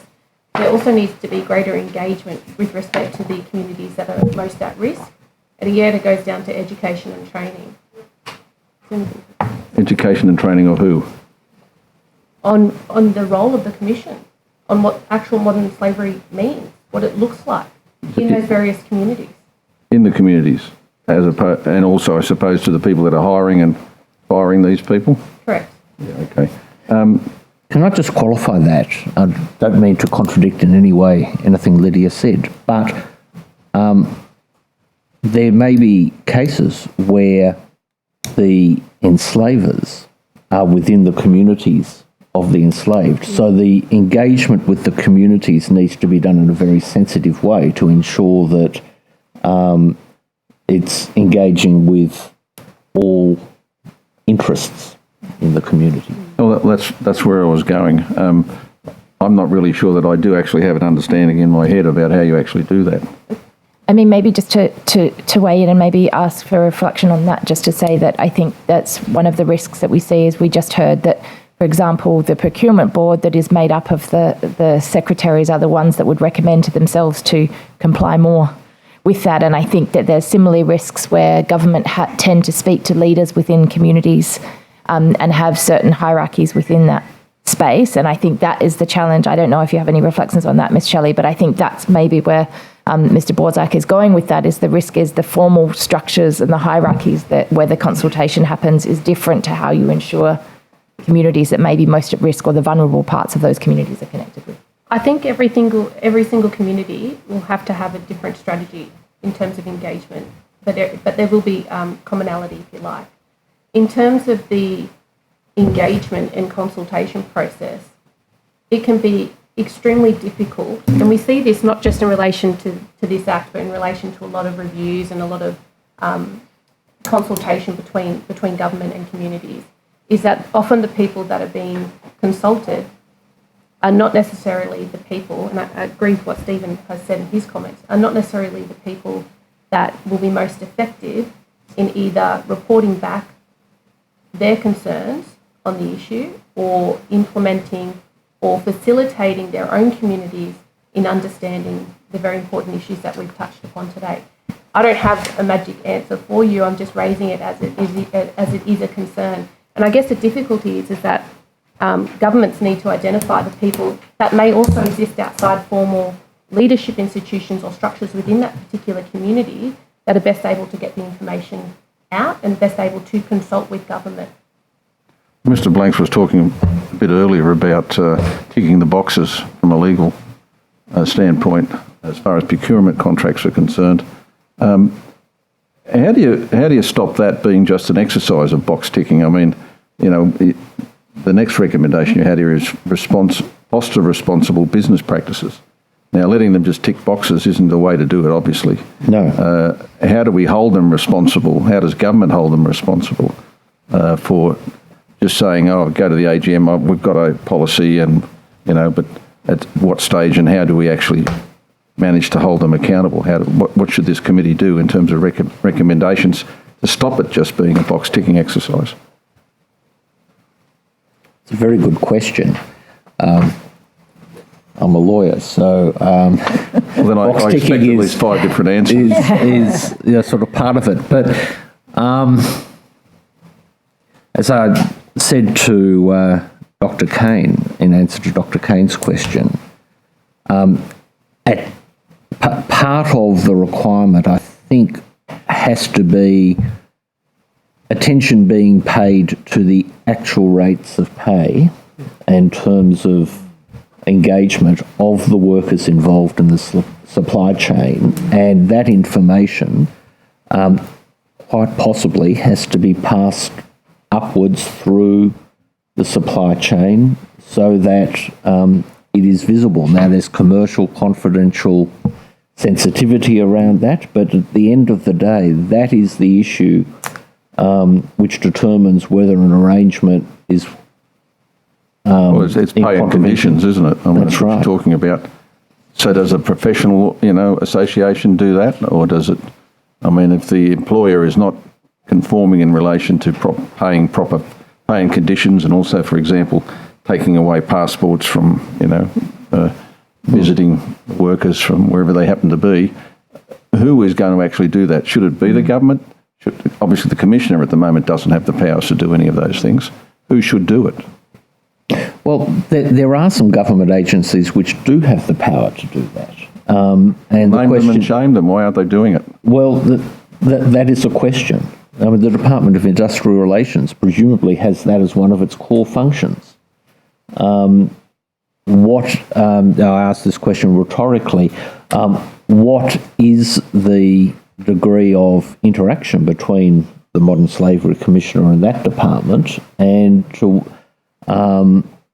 you know, is the Department of Industrial Relations effectively taking measures to prevent modern slavery?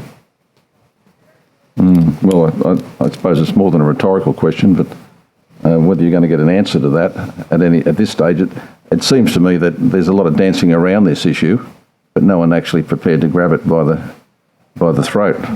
Well, at the end of the day, someone is going to say that actually paying proper wages to all workers is going to be inflationary, and the general community would be against that. That's the tension.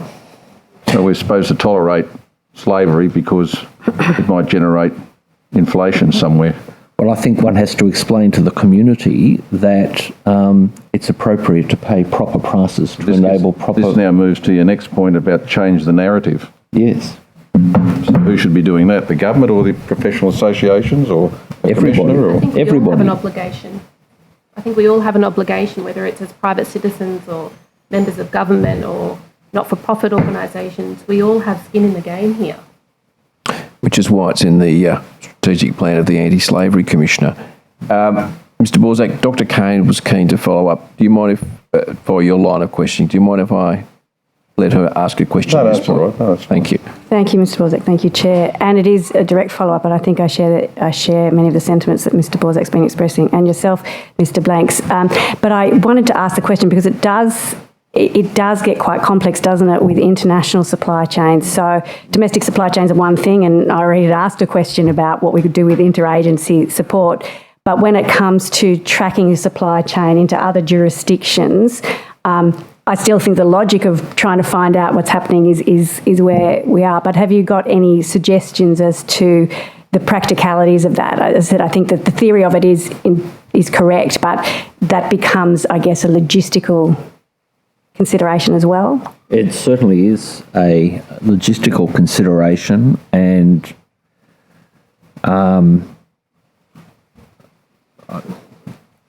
I don't have a clear answer to, what engagement with international agencies, what international agencies would be appropriate to engage with,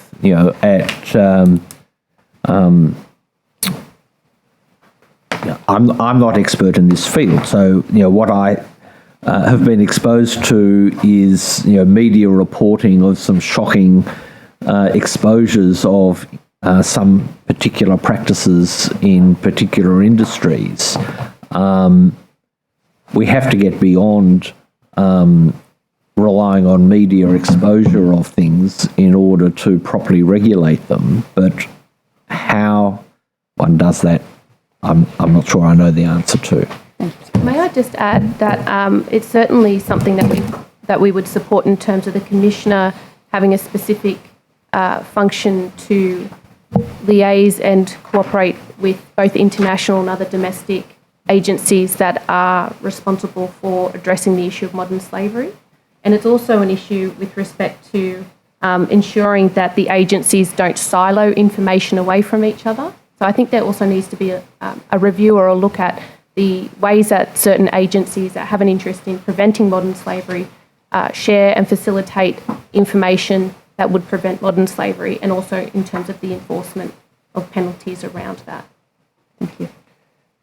Look, can I? Thank you, Ms. Shelley. Mr. Blanks, I'm fascinated about this clause that's appearing or in one form or another in contracts now. Is it just a generic attestation that the person has, sourced goods that are not subject to modern slavery, or is there a bit more detail in it? I guess where I'm going with this is, given the comments of Mr. Borzak and Dr. Kane, Ms. Leong, for example, is it worth thinking through a more detailed attestation that actually, apart from saying we haven't indulged in modern slavery, we don't know anyone that's in our supply chain, that you actually include in that, including we can attest that the workers that produced the goods have had fair rates of pay and conditions, and whatever else you might add. In other words,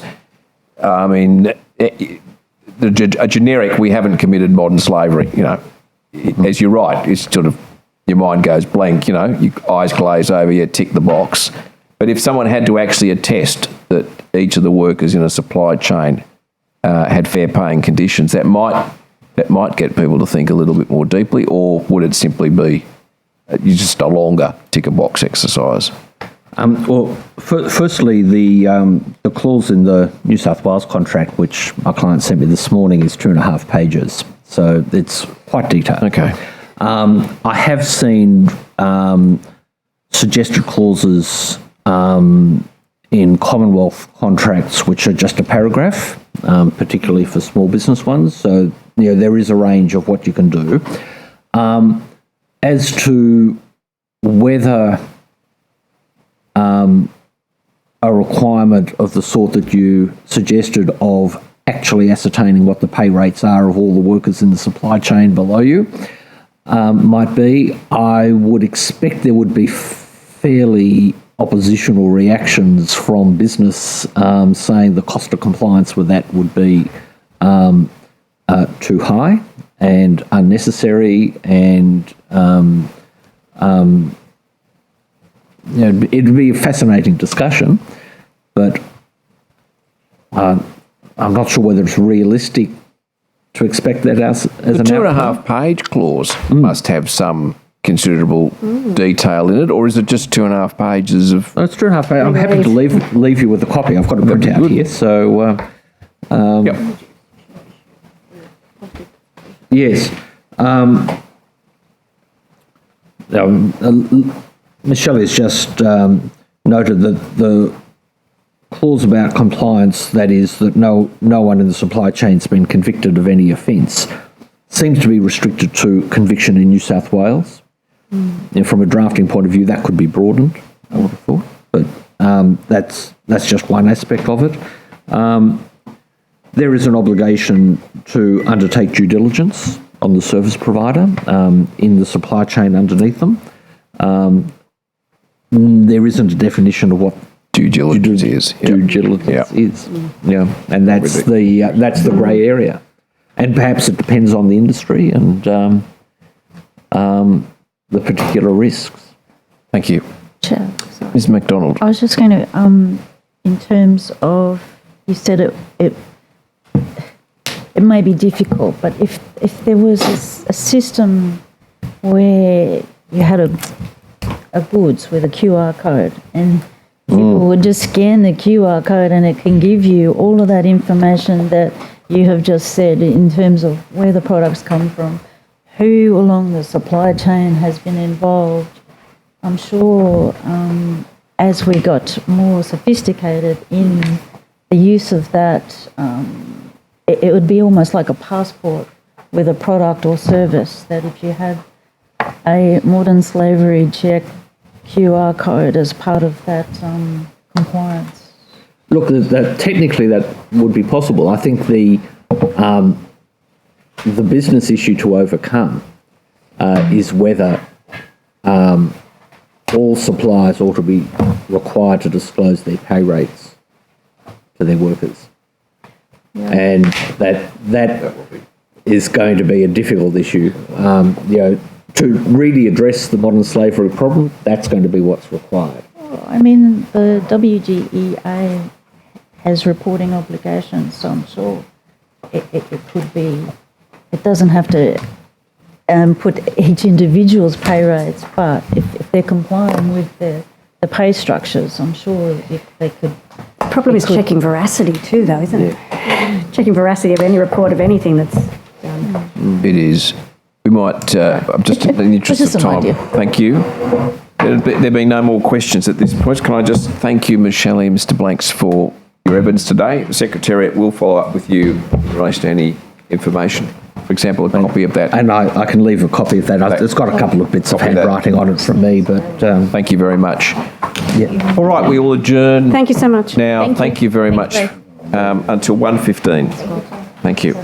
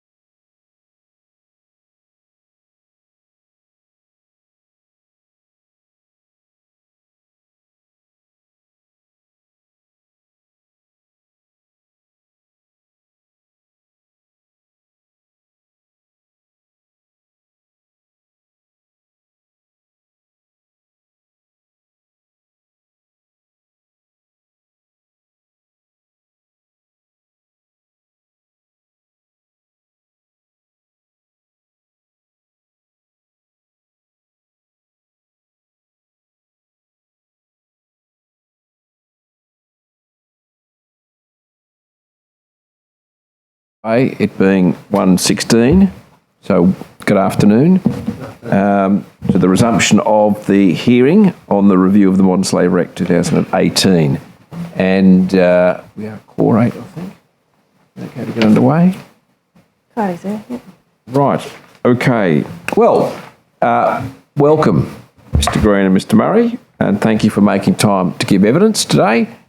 I just note that we do have 2 other witnesses who have not arrived from Project Paradigm, but I think we can commence in the interest of time. I'd be happy to fill their time, Mr.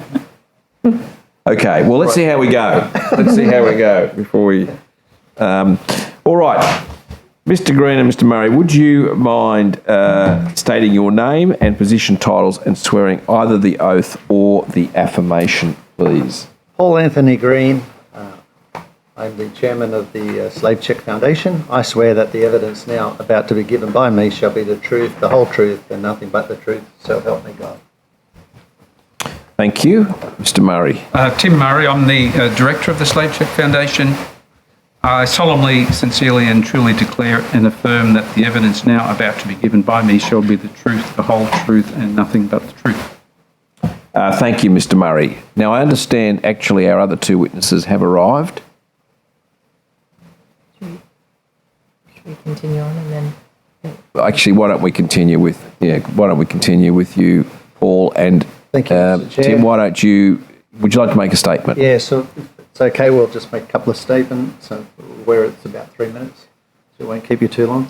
Mr. Chair, the Slave Check Foundation is a registered charity which administers the full purpose aspects of the Slave Check modern slavery solution, known as Slave Check.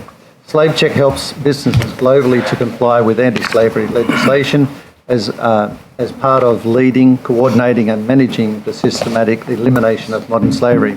We do this via a global survivor-centric model. Modern slavery due diligence system compromises of people, process and technology. Self-funded via a profit for purpose business model. I am the chairman and beside me is my CEO, Tim Murray, who I will hand over to make an opening statement. Mr. Murray, you did make an oath. Yes. Yeah, I did. Yes, I thought so. Okay, very good. Thanks, Paul. So there's a lot of information contained in that one paragraph. Just a very quick background on where we come from and I suppose where the Slave Check solution came from. I'm a civil engineer and for 33 years I've been using technology to solve system level problems. So I first heard about modern slavery in 2018. So I'm by far a human rights expert or anything, and I started to look at the UK Act was faltering. Companies were stalling, companies were giving up, some weren't even bothering to start. And through my research, I could see that this was going to be, firstly, a headache for corporates. And I don't believe they could actually possibly comply with the legislation by themselves without the sort of infrastructure we're talking about. And they needed to. So and slavery just keeps getting worse and worse. So we built a due diligence system. So being an engineer, we like checks and balances. So I suppose we designed a due diligence system 5 years ago. So the legislation is sort of catching up, and now there's the EU have got the due diligence system. Professor Macmillan's recommendations about the Federal Act is it gets sort of strengthened into a due diligence system. And I suppose that was really our recommendation that corporates will do what they need to do. So if they haven't got to do a due diligence system, they won't do it. So I think the legislation needs to be strong enough so that the Commissioner, the New South Wales Commissioner, any Commissioner have got something with teeth they can actually implement. So did we get it right? I suppose this is a third-party appraisal, I suppose, of what we do, and it comes from Kevin Hyland, who you might know. He was the inaugural UK Anti-Slavery Commissioner. So this is just what is Slave Check. And this says, in this context, I do not doubt Slave Check's unique and offers effective opportunities by virtue of addressing many of the major challenges that are frustrating corporates and global efforts to reduce numbers, including a modern slavery clearinghouse, to automate and scale the process of reporting entities engaging and assessing all tiers of their suppliers and their supply chains, applying a generic global classification system, which is the United Nations Standard Product and Services Codes, to harmonise the tracing of products and services from source to end consumer, engaging and managing NGOs at scale, enabling them to bid for funded infield solutions, crowdfunding those programs, monitoring deliverables and the ongoing effectiveness of the programs, and a systemic approach to engaging victims via a globally integrated network of trusted victim voice portals. So I suppose that's a good summary of what we're doing. And, So, Mr Chair, we're going to table that letter from Mr Hyland, given the fact that he was the inaugural UK Anti-Slavery Commissioner. And I'll just bring it to attention, I think there's only 2 anti-slavery commissioners in the world, and one is in New South Wales, and the other is now in UK, a new slavery commissioner there. So we're still ahead of the game, and the reason we're before this inquiry is we believe that, like New South Wales led with the Modern Slavery Act, and we want to keep leading, and we believe this government can lead globally with the actions that we're going to be suggesting through the evidence that we'll give the committee.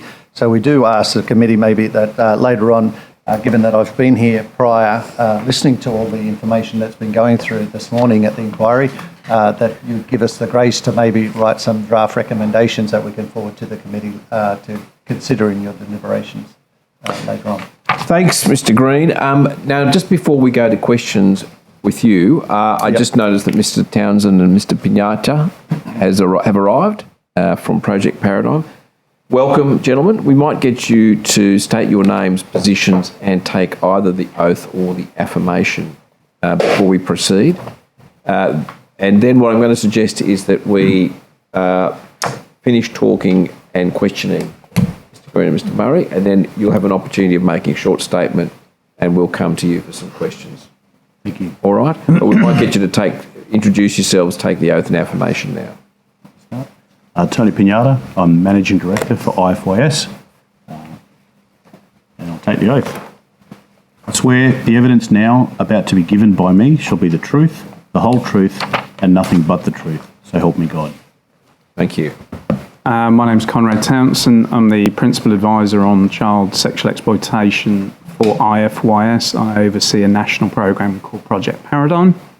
I will take the affirmation. I solemnly, sincerely and truly declare and affirm that the evidence now about to be given by me shall be the truth, the whole truth, and nothing but the truth. Thank you both, and welcome again. All right, we might, however, in the first part of this session that we have, I'll just keep a close eye on the clock, we might start with questioning for Mr Green and Mr Murray. Ms Leon, would you Thank you. like to start? Thank you, Chair. I appreciate, Mr Green, your history with this piece of legislation, and I wonder if you have comments or thoughts on the changes that occurred in relation to the removal of any penalties and the changes in relation to the limits on, or the increase in the corporations required to comply from 50 million to 100 million turnover. Yeah, thanks for that question, Deputy Chair. Obviously, it goes, bringing this legislation to being was obviously a very humbling experience, but obviously there was compromises to achieve those outcomes. And I can put those on the record, a different government today. The compromises were that the previous government didn't go as hard as the then Labor opposition would have liked, and we would have liked to see the Commissioner with the types of powers that we've been discussing this morning through this inquiry, where he is able to take the lead on education and, of course, some level of investigation. Obviously, some of the compromises in that was because of the negotiation around the table. But I was always confident that if the opposition was to make it in government, they may want to tweak the legislation to bring back many of the recommendations that were taken out from the amendment bill, which was a bit sad that they took so many out. I mean, some of it was an improvement, But I would be looking, and Kevin Hyland would say this, it was the best legislation in the world at the time, and the world followed New South Wales. And so I would be looking as a committee to put many of those things back in and make it what it was, legislation without compromise, and that comes down to the penalties. I'm not a person to use a stick too quick. I believe in the carrot. I believe to try and get organisations to do the right thing. So naming and shaming shouldn't be a first base, it should be third base. I do believe that companies should be in a situation that they're able to get educated and assisted to be educated and do the right thing. The difference between Slave Check and I've seen against our competitors is, and the Slave Check Foundation is simply that we just believe companies need to go beyond compliance, not just stick at compliance. And we understand that businesses want to tick the box and get on with what they do, and that is business. So we as an organisation have taken that on board and put a solutions program and platform forward, which Mr. Murray will tell you when someone asks him a question about it, that we have a system that actually allows business to continue to do business. But we just don't tick boxes. We want compliance, and we want the finances from those compliance to reach down to the actual victims. I mean, this is all about the victims. When I wrote the legislation, it wasn't for the glory of legislation, and it wasn't for the glory of businesses looking good because they're doing right by human trafficking or ending slavery. It was for the sheer fact that I wanted to reach out to the voiceless and the voiceless victims and try and find them and help them become who they ought to be and want to be and restore their lives. So the penalties, as you know, is I would like to see, people have already asked in previous sessions, what will it take for compliance? I'll tell you what it'll take, sending a couple of directors to jail, and then everyone will have your attention. And so that's why I put those penalties in there. It's not for the people doing right, it's for the people that think that they can exploit the vulnerable, the young, on the back of their profits. And those people, some of those people need to go to jail to send a very strong voice to say, hey, we're not messing around here. You exploit people, you will face the full hand of the law. But obviously we want them to come by, in a place that most of them want to do good, they want to reach out. And we, Slave Check certainly is a vessel that we're trying to change that solution platform to not be burdensome, as the Honourable Aileen McDonald talked about early sessions. We don't want to be burden. We want to be able to save people's lives, help them, and like you also, Honourable Deputy Chair, we want these people to have a home, they want to have a bed and have a life. Thank you, Mr. Green. Just to follow up on that in relation to the penalties comment and the focus that has been of the current Commissioner for people with lived experience and your comments just then in relation to ensuring victims, survivors are supported as the primary purpose. In the conversations that you had previously or in the negotiations, was any entertainment given to the idea of the penalties being used to be able to put back into restorative programs and other measures? And I wonder if you have any thoughts about that as a model for how penalties might be issued in a way that would enable additional support for those victim survivors. Yeah, look, mindful of your question, I'm mindful that I've got people here that would look after kids, which is fantastic. Can I just say we did put a provision in through the Victims Compensation Scheme that people would fit into that if they're a victim and they're able to meet the criteria, that's sadly to say, and that criteria to be able to reach out and get support. And of course, part of that crime would be the redemption of those proceeds of crime back to that scheme. So it's self-funding, it's cost neutral virtually from those people that take advantage of the vulnerable. So we would like to make sure that that stays in the legislation, and that it's self-funded. Like I said, the government doesn't have to find money for that. You just go to the criminals, the pimps or the Johns or whoever it is that are exploiting people, large companies who are willingly doing it, I'm talking about. They've got enough money to support those victims, and I think we should have legislative pathways to do that. Can I just quickly hand over to Mr. Murray, because I know he would want to talk about the victim portal momentarily as well. I mean, my time's finished, so maybe we can go to the next questions, and then no doubt there'll be a chance for Murray to speak as well. And we've got Dr. Kane, would you? Yes, thank you very much.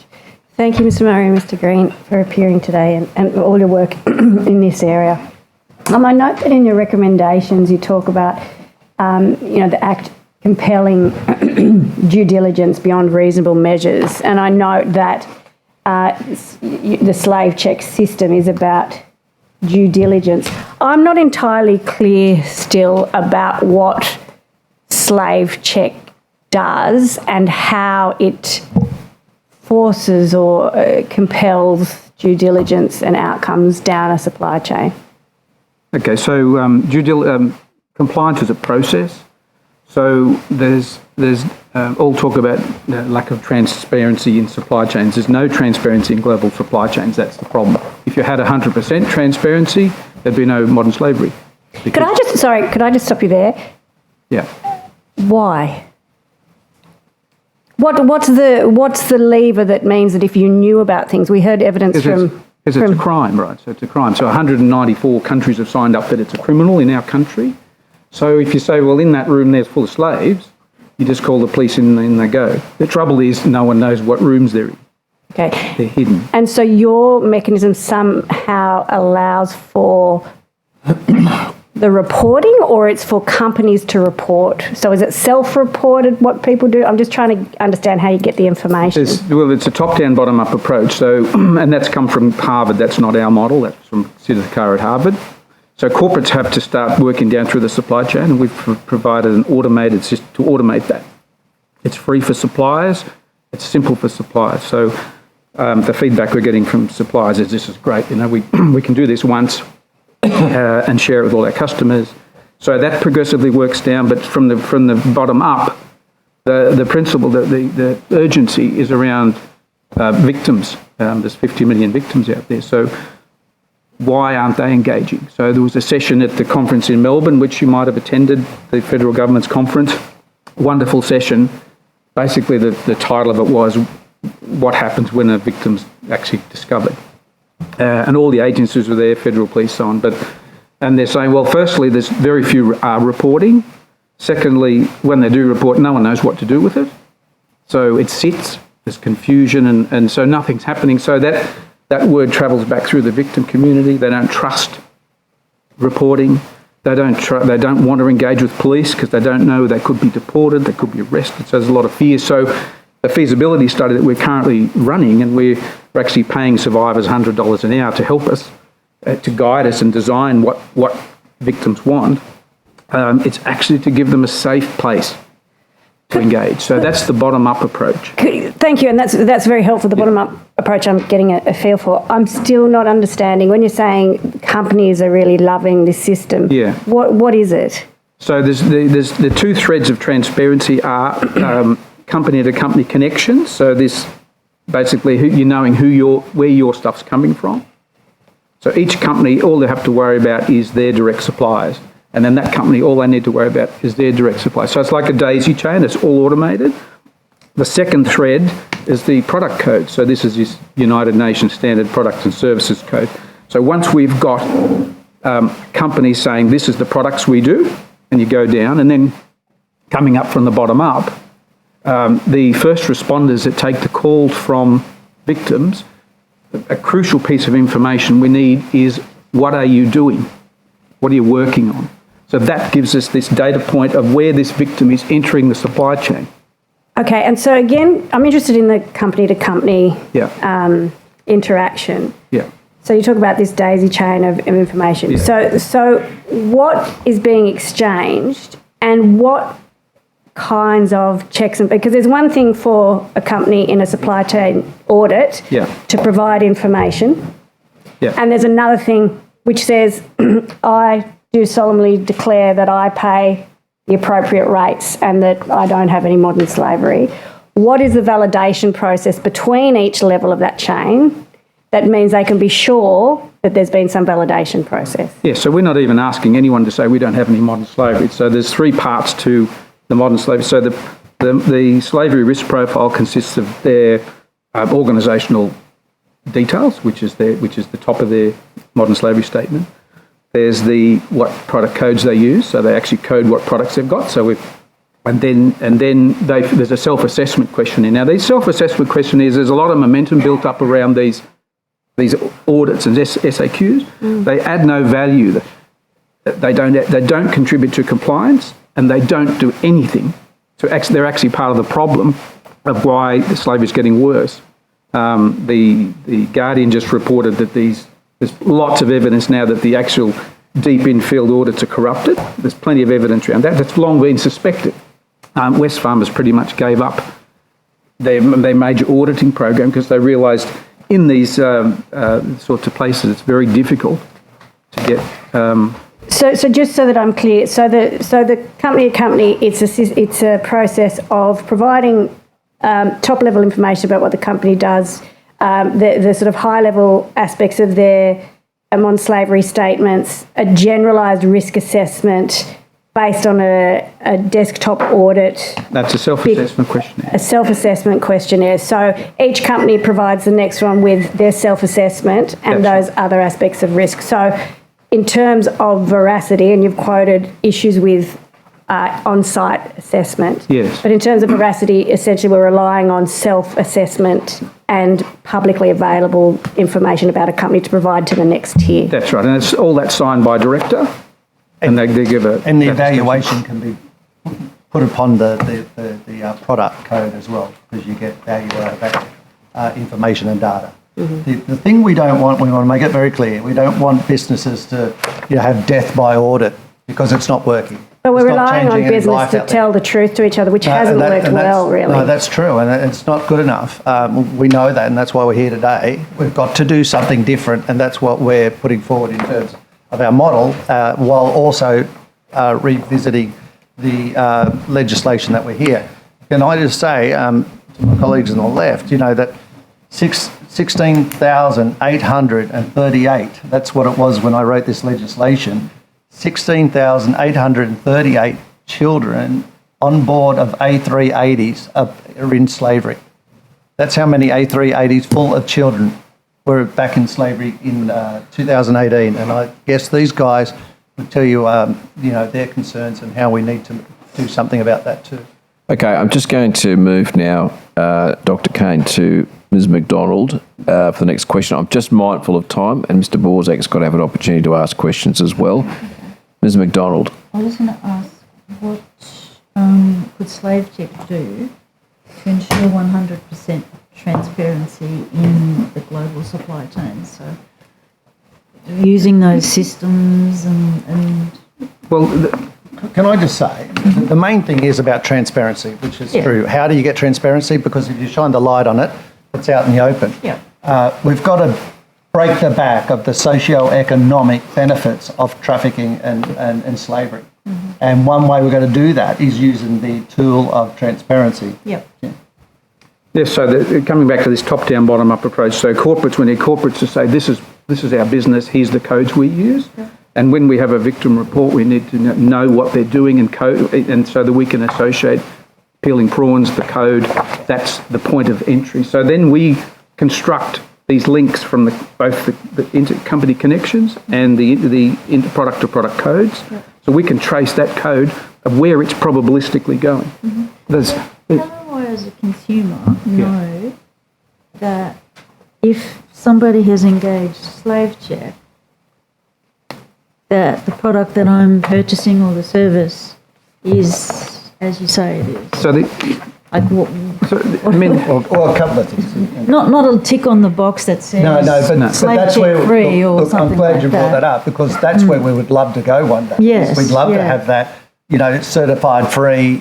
Because we've got a survey here that we want that we could hand out to the members. Yeah. That tell us that people will spend more if they know that their product is slave-free. Yeah. And they will pay up to, I think, 40%, was it more? 20 to 100. 20 to 100% more if they knew their product was slave-proof. So the ultimate solution, and again, this has come from the Harvard research, Senator Carr from Harvard, the ultimate solution is demand-side governance. That means the consumer side. Yes. So if consumers are empowered, if you read that research, and there's been, Harvard did some research across Canada, where if it's marked slave-free, it's sold 14% more. Yep. That's on our website.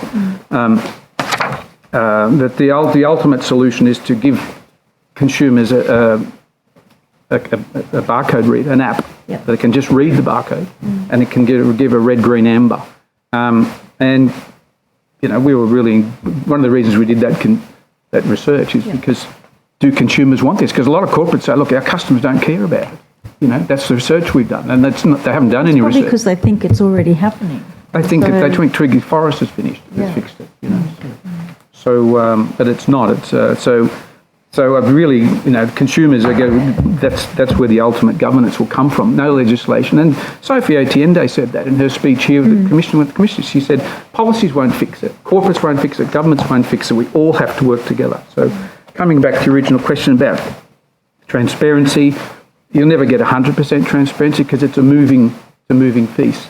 So, but if we got 50% transparency, imagine that. Imagine if 50 million slaves went to 30 and the number was actually coming down. So as we build transparency, we think that'll... And the other thing that sort of comes up bottom up is the lived experience that the Commissioner is passionate about, and it's great to see how much he's invested in that side of the department, because that lived experience will help us actually scratch where people are itching, you know.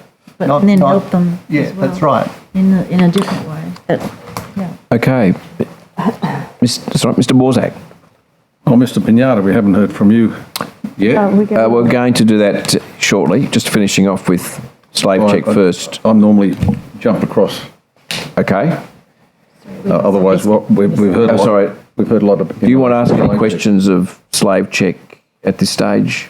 I was going to ask a question of Mr. Okay, well, I might come to them in a moment, get them to make their opening I'll statement, ask and then... a question of slave check then. Okay, very good, very good. I've got plenty of questions. And I'll cut. I didn't mean to say it either. Your time's up, is it? All right. You mentioned just a few minutes ago in your evidence that Wesfarmers basically gave up. Why did they give up?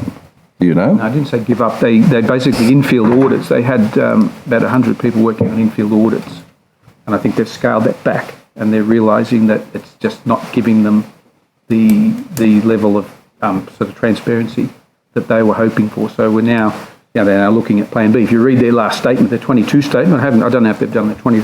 The last statement basically said we still don't know how we're going to get past Tier 1 supply. So that's in their public statement, and that's so the audits have. And this is what happens with the audits and the self-assessment questionnaires. They get partial Tier 1 and then it just grinds to a halt. And that's happened, that's UK anywhere. And there's a pretty obvious reason for it. And what's that? Well, if there's no stick, they won't do it. And also, they realise it's futile. They realise that there's no point us doing this. The questionnaire that Woolworths sends out. I mean, we've got customers who do the same thing. They say we get asked all these questions that don't apply to us. We've got to fill in a form, PDF it, and send it off every year, and it doesn't even relate to it. So what's the point? And the point? I mean, last year in the UK there was 29% of reporting entities reported. That's all, and that's down from 46%. So it'll be interesting to see this year what happens. So corporates are just saying, waste of time, and there's no fine, so don't worry about it. We market slave check to corporates, and they say, look, this is awesome, but we don't have to do this. We've got a crappy statement, we know it's crap, and seriously, that's what they say. But so what? We've got rid of it, we don't worry about it anymore. So it has to change. Mr. Chair, that's the culture that the committee's been talking about, the change this morning. What's the change agent? We've got to change to say, hey, we're all in this together. And imagine how many people we can save if we all work on this, focused and with some sort of purpose and a plan that doesn't just benefit a couple of, people out there with a particular organisation ticking boxes. They're ticking boxes, but they're also walking home with a very nice paycheck, and that's not getting to the victims. We've got to work to get to the victims. Well, we're talking about corporates, but what about government? Thank you. And then we love that question because we think the government should lead by example. Kevin Hyland, his letter, the reason we read out his letter is he said this is a game breaker. It's only a pilot, so we're not saying that it may or may not produce what we think, but we know it'll do a damn sight better than what is currently being produced. Slavery is increasing, So we want the government to take on a pilot, to be quite honest. We've been meeting with the government and we've been working towards a pilot, and I don't think the Attorney General will mind divulging that he thought to some degree that this would be a game changer. Now, when we spoke to Kevin Hyland about the pilot and what we're doing and about the victims portal part of it, he actually used the same words. This is a game changer. So I guess, we're not trying to knock anyone out of the game. We're trying to overcome... Well, it actually brings on me two things that are very important. We're not trying to knock anyone out of this system trying to resolve and abolish human trafficking, Mr. Chair. What we're trying to do, we're trying to close the net. And so this is why every state should have a anti-slavery commissioner. And we should have a national anti-slavery commissioner, because the national anti-slavery commissioner is going to be looking over Asia Pacific. That's where they need to be. They need to be working with other anti-slavery slavery commissioners from around the world. Our state anti-slavery commissioners need to be looking over their own backyard, because I can tell you the amount of work that we've seen Dr. Cockayne get through already is an immense amount of work. Imagine trying to get that from the National Anti-Slavery Commissioner for New South Wales. Just not going to happen. Every state should have an anti-slavery commissioner. They pull the net close on domestic slavery, and then the national guy works with international anti-slavery commissioners to do what Theresa May is doing, which is, I think she's just started a global commission for anti-slavery. Pushing for it.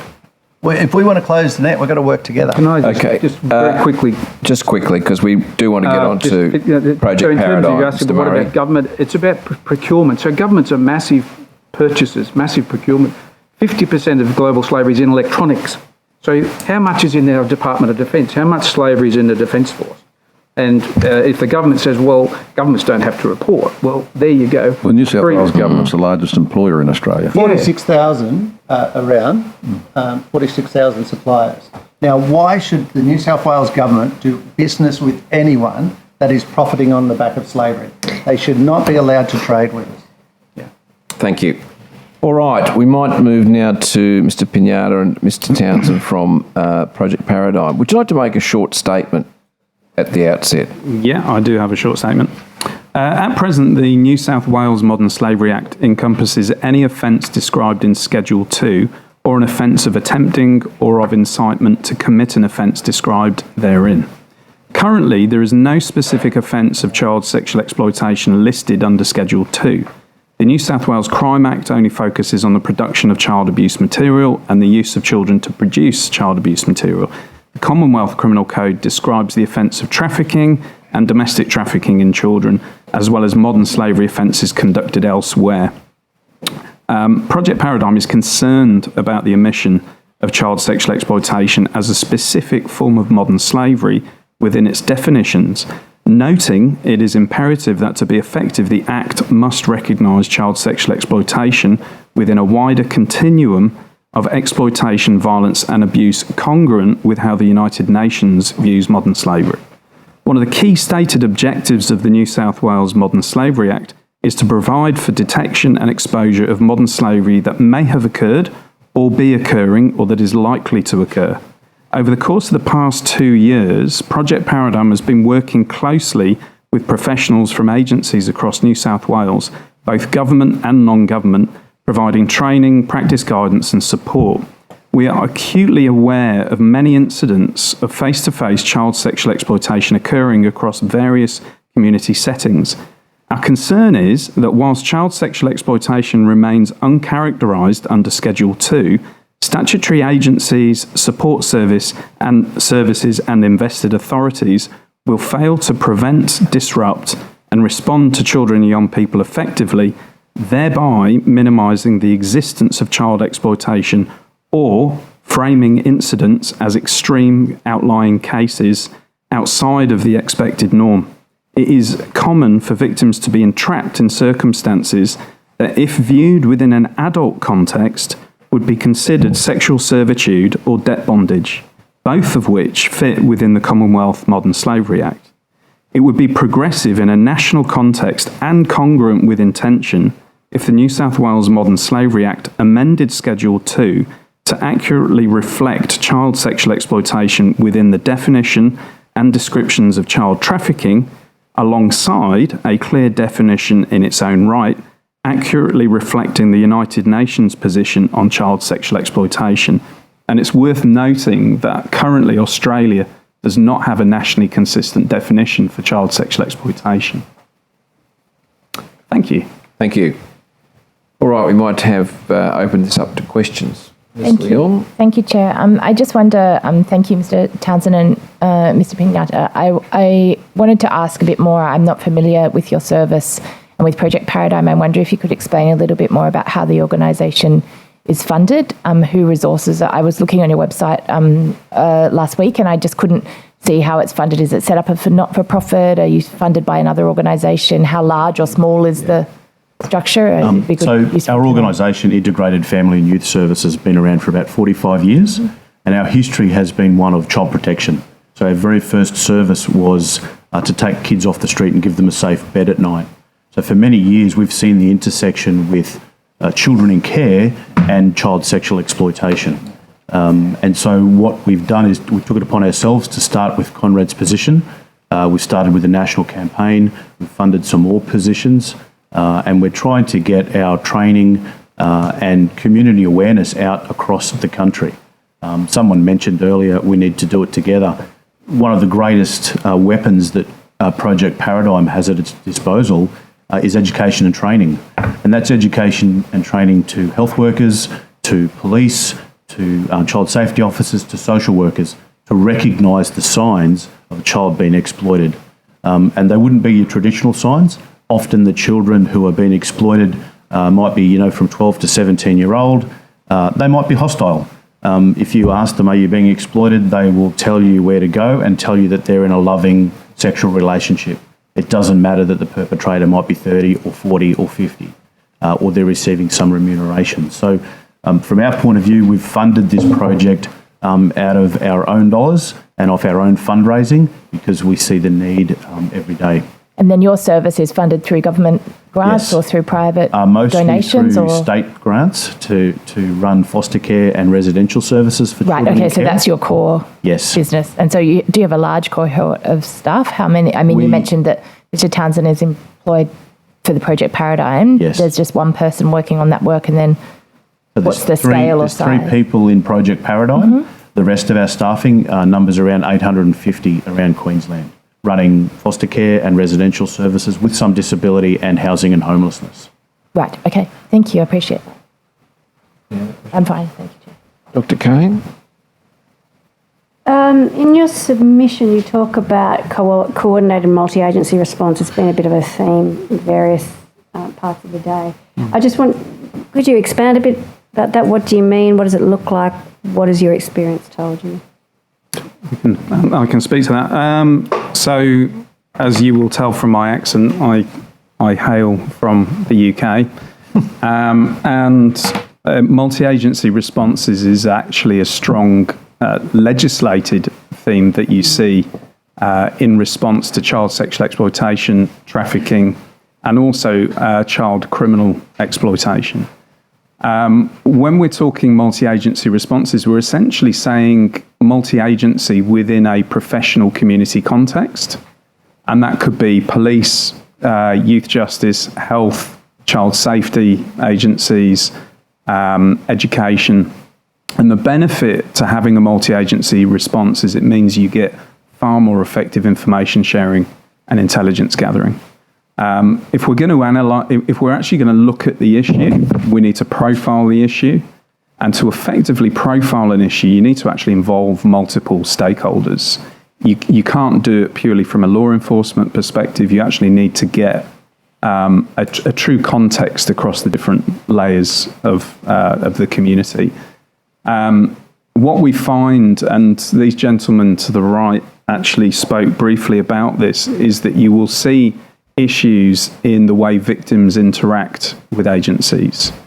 And so if we think from an intelligence gathering perspective, they're far more likely to provide intelligence, useful intelligence, to non-government entities. And so we see the potential for there being an alternative role to the traditional support mechanisms that NGOs or not-for-profits provide, but also intersecting far more clearly with statutory agencies. It's very effective.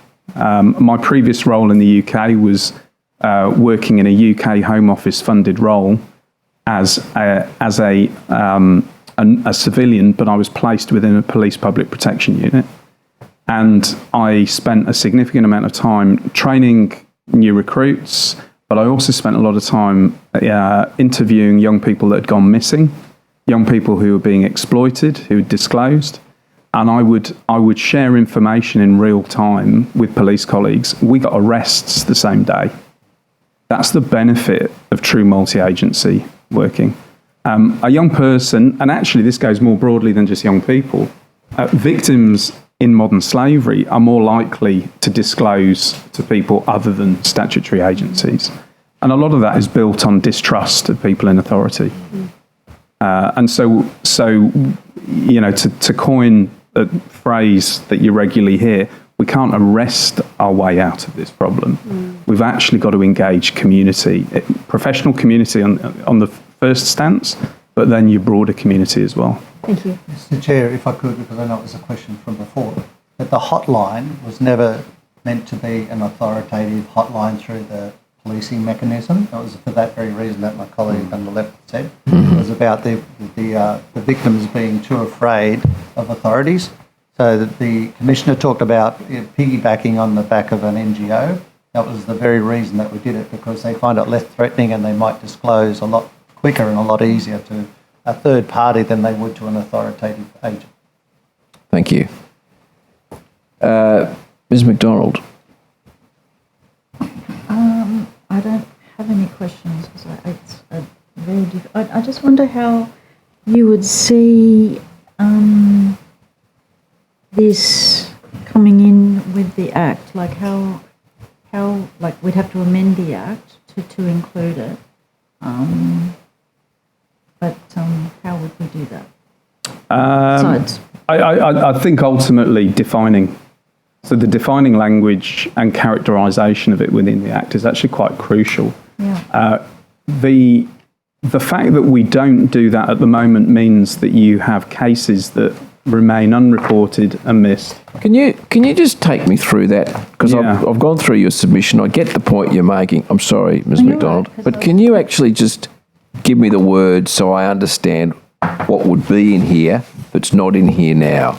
You just said words that would characterise child sexual exploitation. Yeah, so if I tend to default to the UN definition because we don't have a nationally consistent definition. So looking at the UN defining language, the UN refers to it as a form of abuse where there's some form of remuneration or whereby perpetrators benefit monetarily, socially, politically from the abuse. And it's very much characterised by a form of coercion and control that is detrimental to the victim's emotional, physical health and outcomes. That's essentially the way the UN define it. Yeah. Now, when we actually break that down into more detail, we see it happening domestically in Australia, and you've got what are considered to be essentially four different typologies. So you'll have organised crime or sophisticated organised exploitation and trafficking. You'll have a form that's probably the most common, and that is where we see young people being targeted through relationships. As we see what we call inappropriate relationships. That's where you have adults who set themselves up as role models, but then utilise the young person for sexual or criminal gain.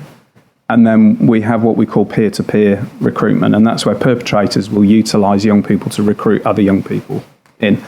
In New South Wales, we're seeing an increase in cases of young people who are sleeping rough or homeless, and they're being targeted by adults in the community who are offering them somewhere to stay. And there's an exchange then of sexual acts or favours for them to be able to stay. The problem we have is once they enter that cycle or that system and process, they're often forcibly made to take drugs intravenously that keep them compliant and dependent, and then you get this cycle of debt bondage or sexual servitude playing out. And that's an extremely common theme that we see right across the states. I was in Tasmania last week. I was listening to real-time case studies that describe exactly that. South Australia. I regularly speak with agencies in New South Wales, especially in the western suburbs of Sydney, where we see this as a common theme. So unfortunately, the lack of defining terminology or language means that we keep it hidden because we're not capturing data, we're not actually capturing prevalence, and we then rely on individuals to actually interpret the issue rather than it being properly defined congruent with the UN. And that actually has an impact on responses to victims, because it means then you tend to find there's less of a trauma-informed approach when victims are being responded to or supported. You also find that with a lack of understanding in a defined context, you actually don't get appropriate disruption taking place from a law enforcement perspective. And I regularly have conversations and work alongside the AFP on specific cases, and we see this is a common theme. So we don't even have law enforcement at local levels interpreting the issue properly. Yeah. So I see in the fact sheet, so what is modern slavery? It lists a number, and the last one it says online sexual exploitation of children. But to get the online, you actually have to have the physical. Yes and no, potentially. It's a little bit more complicated in that so if I take the issue of sextortion, for instance, so Australia is one of the highest, Australian young people are one of the highest victim groups for sextortion. So what we're seeing happening are, especially teenage boys being targeted by overseas gangs, and they are tricked into sending images, and then they're entrapped then in this cycle of essentially blackmail. So they're extorted or sextorted, either for providing further images, sexually explicit content, or money. So we've had cases in recent years where we've seen young people try to problem solve their way out of it by getting hold of their parents' credit cards and handing over $15,000 to perpetrators overseas. If we were actually viewing it congruent with other overseas jurisdictions like the UK and the US, we'd be actually considering it a national security issue, because we're essentially seeing young people being targeted by overseas gangs. When we look at what is frequently the organised aspect of child exploitation in domestic contexts, we should really be viewing it as a national security issue. Mr. Borzak. Thank you. Much of what you're talking about, of course, in relation to child exploitation rotates, as you're explaining, around the sexual or quasi-sexual exploitation of children. Do you see other forms of exploitation? Yeah. Would you like to elucidate on those? Yeah, absolutely. So we've actually had a number of high-profile cases. There was one in The Guardian about 2 weeks ago reporting on the criminal exploitation of children in northern Queensland. What we regularly see are cases where you will see young people trapped into running drugs and performing petty or low-level crimes in exchange for something in return. But once they end up in that, essentially on the opposite side of the law, they will often interact with the youth justice system. The perpetrators then leverage off that dynamic to then sexually exploit them. So it's not unusual to see young people criminally exploited first before them being entrapped into sexual exploitation. Now, we hear a bit occasionally about child marriage and that sort of thing going on. Do you come across that much? Yeah, so we do see cases of that. And again, it becomes complex depending on it can be contingent on regions. It's worth bearing in mind that Australia ranks number 3 for refugee resettlement globally. And so we see entire communities created almost overnight. And with that, we're inheriting issues where we don't have the infrastructure to appropriately respond. Forced marriage is one of them, so child marriage. We see things like female genital mutilation feature. And then you'll see these also intersecting with things like child exploitation. So it's important that when we look at modern slavery, we're understanding that the typologies don't necessarily operate in a vacuum. They'll often intersect with other crime types. But because our systems tend to silo them, we actually don't get the full picture. And so it requires an actual an analytical approach to really understand what we're seeing. I'm just thinking about Indigenous communities here in Australia. How does that play into what your model is all about? What you're talking about? Yeah, so we regularly deliver training to Indigenous workers in remote communities, and some of these themes are common themes we see reported. The issue we have is it's contingent again on the ground, people actually understanding what it is they're seeing. So I can give you an example. In the Northern Territory, you've got the Stuart Highway running from Adelaide to Darwin, and we're seeing young people from Indigenous communities being sexually exploited at truck stops on the Stuart Highway by their own family members, by people in their community. And then it adds a complex layer because the disclosure rates are actually quite low, because the fallout from disclosing within your own cultural community context can actually have quite significant repercussions. We certainly see it in culturally and linguistically diverse communities where, again, tight-knit communities, if we disclose, what's the repercussion of that? Essentially, you're talking, in a lot of cases, ostracisation. So they become cast out. And that is a major inhibitor. And so when we're actually looking at the dynamics of how we intervene or what disruption looks like, we do really need to be sensitive to that fact and the complex dynamics that sit there. Well, when you say, in context, when you say you need to be sensitive to it, are you saying that we're not doing enough now, or we're turning a blind eye because these are Indigenous communities or remote communities?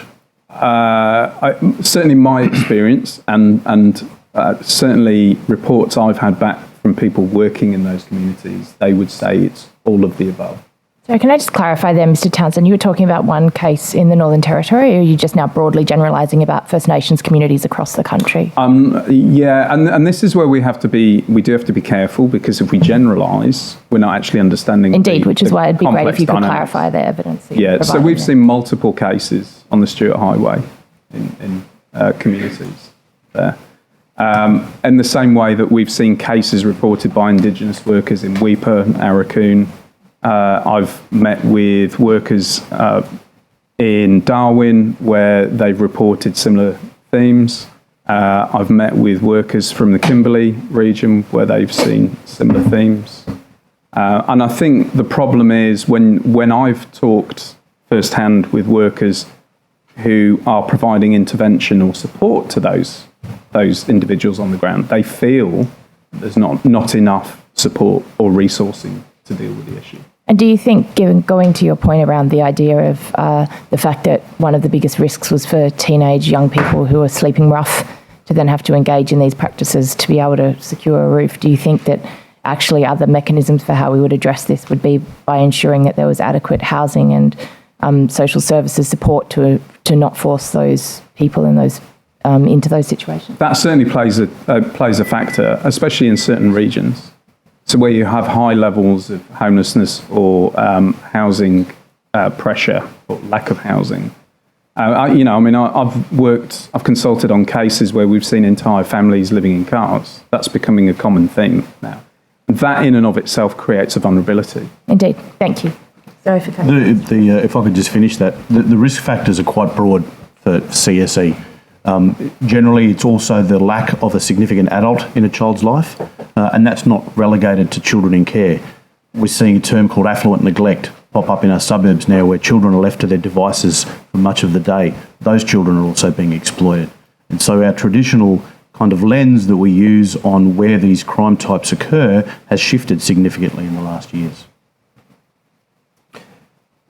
I guess what you've described there certainly, in my mind, fits within offences of modern slavery. I mean, the description you put together of abuse in return for remuneration or social advantage, using coercion and control with a harmful outcome, would apply to an adult or a child if those circumstances, and it certainly fits within my understanding of modern slavery, and it's certainly one form of it.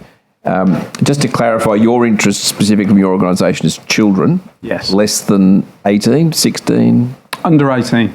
Under 18? And actually it's an important point there around age, because the complex coercive control and power and control dynamics that perpetrators use mean that actually you'll have young people over the age of consent, but still under the age of 18, considered to be in a consensual relationship, but the understanding more broadly is lacking in the coercive control that's occurring in the background.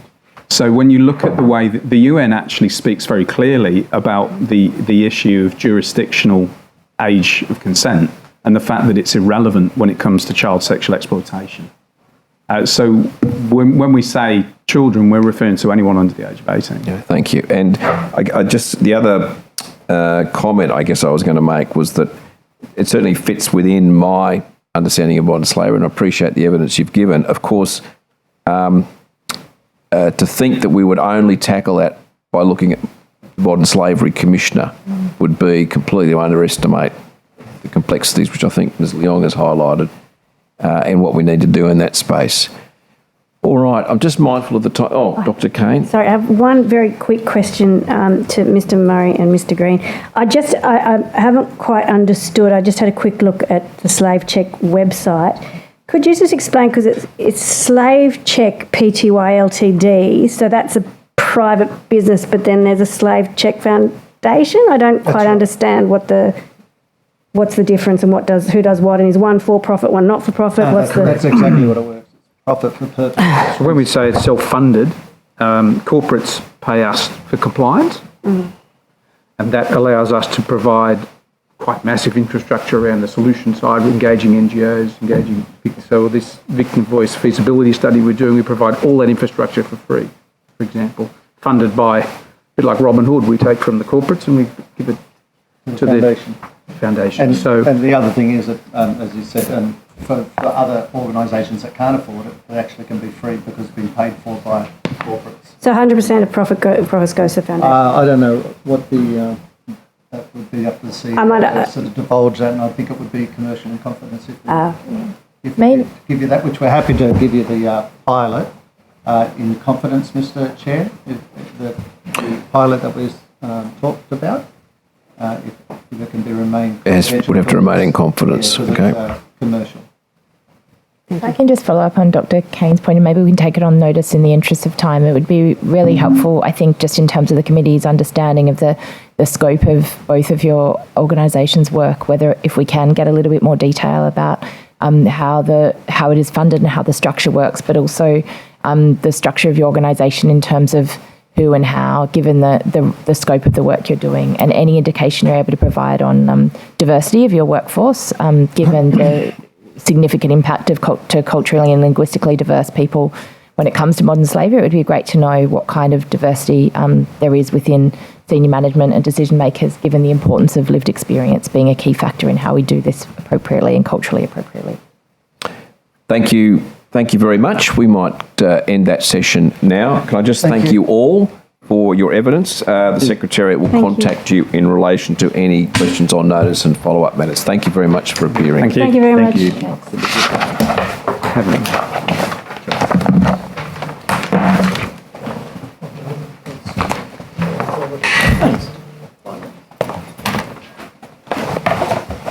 Okay.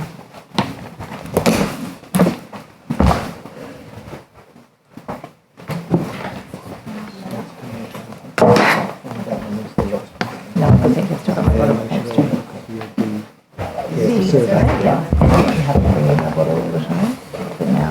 Thank you, Mr. Wazak. Mr. Green? Mr. McDonald.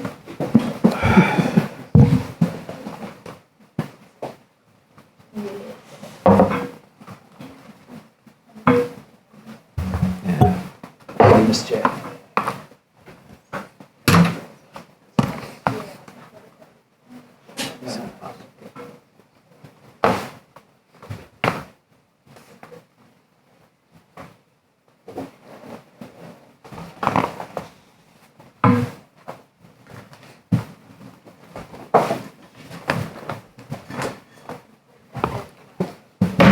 afternoon. Good afternoon.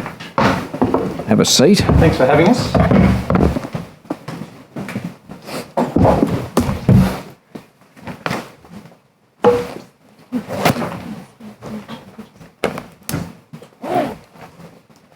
Good afternoon, and my name is Dr. Joe McGurr. I'm the chair of the Modern Slavery Committee. Thank you for appearing to give evidence at this inquiry review of the Modern Slavery Act 2018. I wonder if I could just ask each of you in turn to state your name and position title and then swear either an oath or an affirmation. Start with Ms. Bridget. Thank you. Good afternoon. Madeline Bridget, New South Wales Bar Association. I'll be taking an affirmation. I solemnly, sincerely and truly declare and affirm that the evidence now about to be given by me shall be the truth, the whole truth and nothing but the truth. Thank you. Mr. Beckett. Thank you, Dr. My name is Simeon Beckett. I'm the chair of the Human Rights Committee of the New South Wales Bar. I also will take an affirmation. I solemnly, sincerely and truly declare and affirm that the evidence now about to be given by me shall be the truth, the whole truth and nothing but the truth. Thank you. And I also acknowledge, of course, the traditional owners of the land on which we met today, the Gadigal. Thank you. The Eora Nation. Thank you. I also acknowledge the traditional owners of the lands on which we meet and pay my respects to their elders, past, present, and any First Nations people that are present in this room today. My name is Ali Mojtahedi, and I appear in my capacity as the chairperson of the Human Rights Committee of the Law Society. I solemnly, sincerely and truly declare and affirm that the evidence now about to be given by me shall be the truth, the whole truth, and nothing but the truth. Thank you. Would you like to start by making a short statement? Sorry, frog in my throat. I'll make a short statement if that's all right. You're all welcome to make a short statement if you like, but start with you. All right. Thank you. The New South Wales Bar Association, of course, welcomes the opportunity to provide a submission to the Modern Slavery Committee on the review of the Modern Slavery Act of New South Wales 2018. I'm appearing today as chair of the New South Wales Bar Association's Human Rights Committee, together with Madeline Bridget, a barrister and member of the Human Rights Committee, and also Alana Condon, one of the senior policy lawyers with the New South Wales Bar Association, is here in the back of the room. Madeline in particular is a subject matter expert with long involvement in modern slavery law reform for the Bar Association and various other non-government organisations. The Bar Association made a detailed submission to this committee dated the 17th of October 2023, and we of course commend it to the committee. While we address a number of matters in detail in that submission, it is important to remark that because of the delay in commencement of the New South Wales Modern Slavery Act, it still is, relatively speaking, in its early days. Indeed, the Commissioner has only been in that position for just over 12 months, I understand, and the register to be established under Section 26 of the New South Wales Act has not been as yet made public. There has also been a major structural reform to bring the New South Wales Act into line with the Commonwealth Modern Slavery Act, including the omission, importantly, of Section 24 of the New South Wales Act. This has meant the New South Wales entities which have consolidated revenue less than $100 million are not automatically caught by the requirements of the Commonwealth Modern Slavery Act, as opposed to the $50 million threshold under the old provision. This has, of course, lessened modern slavery reporting obligations in New South Wales from what the Act required prior to that amendment. As such, the main issues for the Commissioner and for this committee, I would have thought, is to ensure that the primary aspects of the New South Wales Modern Slavery Act are operating as intended, including in particular cooperation with state agencies, integration with Commonwealth reporting, development of the register I mentioned earlier, development of codes of practice, establishment of the hotline, development of the strategic plan by the Commissioner, which I understand has been tabled before this committee, and moving on to the Commissioner's annual report to Parliament. With that in mind, we're free and open to, to answer any of the questions that you, Dr. McGurr, or any of your colleagues might have. Thank you very much. Thank you very much. Mr. Mojtahidi, do you have any additional information to make in respect of the Law Society? If I might, yes. A short opening. Can I thank the committee for the invitation to the Law Society to appear today and give evidence. I appear in my capacity as the chair of the Law Society's Human Rights Committee. The Law Society strongly supports strengthening modern slavery laws at both state and Commonwealth levels.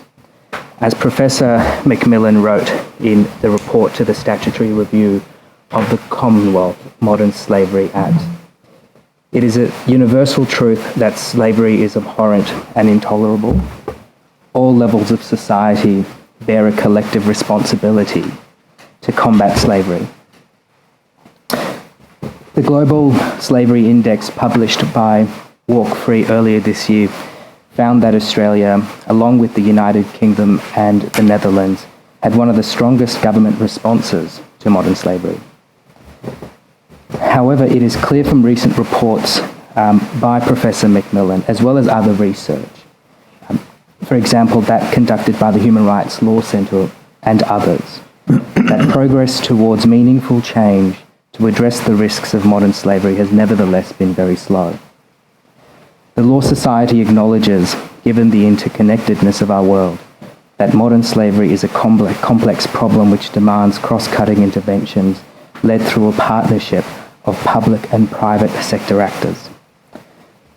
The New South Wales Government, through the regime created by its Modern Slavery Act of 2018, must ensure a robust response in this jurisdiction that prioritises meaningful action for victim survivors of modern slavery. In our submission to this committee, we highlighted the following priority matters that have come to the attention of our solicitor members working in this space. Firstly, we note that the hotline is yet to be established for the provision of advice and assistance to victim survivors of modern slavery. This is a crucial tool in supporting victims, identifying modern slavery, and encouraging collaborative action. We remain concerned, however, that victim survivors are still being directed into the criminal justice system as an initial response. Secondly, we encourage further steps to strengthen access to effective remedies, including advocacy by the New South Wales Government for the establishment of a national compensation scheme, and improvements to the New South Wales Victims' Rights and Support Act of 2013 to better address the needs of modern slavery victim survivors. Further, we are not aware that a publicly available electronic register is yet to be established as required under Section 26 of the Act. Thirdly, we suggest amendments to the duty to cooperate provisions to ensure that service providers are clear about the assistance that they can provide victim survivors without breaching confidentiality or other duties or relationships with their clients. Our submission also addresses the issue of the repeal of Section 24 of the New South Wales legislation. In this context, we note the recommendations in Professor Macmillan's report, including that the Commonwealth legislation be amended to lower reporting threshold to $50 million, as well as the creation of civil penalties for non-compliance with the reporting requirements. In the case that the Australian Government does not enact the recommendations of the Commonwealth Statutory Review, we suggest the readoption of the lower reporting threshold and the relevant penalties in New South Wales, along with the requirement for corporate entities to implement due diligence processes. This would ensure that New South Wales enterprises are appropriately targeted, thereby enabling a robust response to modern slavery in this jurisdiction. Thank you again for the opportunity to appear. Thank you. All right, we might now take some questions from the committee. Thank you. Ms. Leong. Thank you, Chair. Thank you so much for appearing with us today. I wonder if you could both speak, and happy to take comments in relation to this from either or both of you, specifically in relation to the evidence that we've heard today and concerns raised by past studies about the concept of naming and shaming not being enough, and obviously recognising that there are voluntary elements here. There's no penalties for lack of compliance. And I wonder if you could both speak to it from a human rights perspective, I guess, as to what would be best practice in terms of ensuring that the Act is meeting the state's obligations to address modern slavery. Thank you. If I could just firstly also acknowledge the traditional custodians on the land that we meet here today, and pay my respects to all elders, past and present, and any Aboriginal and Torres Strait Islander people in the room.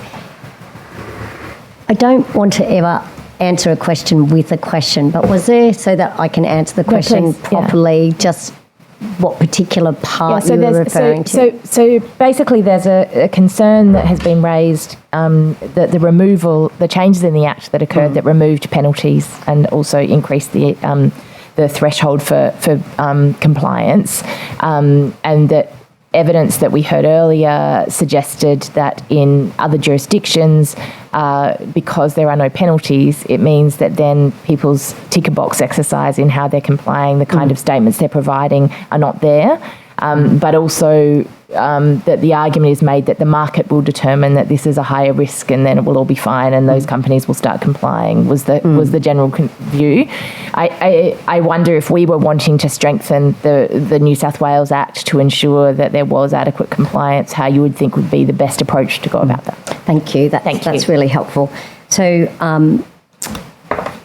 I've been, as Simeon said here, I have been involved in this process for a number of years, and I have seen different approaches taken to what is the best way to get people to comply with their reporting obligations, or to comply with procurement obligations, to comply whatever the obligation is with respect to modern slavery. And I think initially, particularly in civil society, people were going for it's a race to the top. You could get, a business will do well without penalty because they'll be at the top, and then people will want to buy things from them because they'll put themselves out there as being compliant to modern slavery. I think that horse bolted, and I think people soon realised that actually without penalty we may not get compliance through whether it be business entities or whether it be government agencies or state-owned corporations. And the Bar Association, in the submission that Simeon had mentioned, we did advocate for penalties. We took the view that without penalties, there may well not be the compliance that is necessary. Modern slavery is a difficult concept for people to understand, comprehend. Businesses aren't usually in business because they're dealing with concepts like modern slavery. So to leave it to a business, I think, runs the risk that, or to even a government agency or a state-owned corporation, it runs the risk, I think, of perhaps not having the compliance that is required to address modern slavery in New South Wales. So I think if I can just add to that, certainly the Bar Association is not, apart from what Madeline said about fines with respect to reporting obligations, there are a number of different levels of any sort of compliance that you might want to require. It's ultimately a political decision as to whether you take a relatively soft kind of reporting obligation. And I say that not soft, not in a derogatory sort of way, but it's a way in which to get the information out and educate the population, particularly businesses as well as government, about modern slavery in their procurement lines of supply and so forth, and realising that the fact that something arrives in a box from overseas doesn't provide you with sufficient background as to how the object was manufactured from woe to go. So there are different lines in which you might include that. There might be civil penalties that might be applied, all the way up to criminal penalties that might be applied to a particular organisation where there had been some process of modern slavery. Obviously, there are, particularly at the criminal code and at the Commonwealth level and state code, there are modern slavery offences there. But there are a number of steps in between in terms of what that compliance might be. But in some way, you're asking a blue sky question about what sort of structure should apply to that. It appears that the state government and the Commonwealth government have both chosen a reporting obligation, and they've implied that at a relatively sizable level, obviously over $100 million in terms of revenue, consolidated revenue. So they've started there. Hopefully things will improve and those thresholds will lower as information becomes more widely known.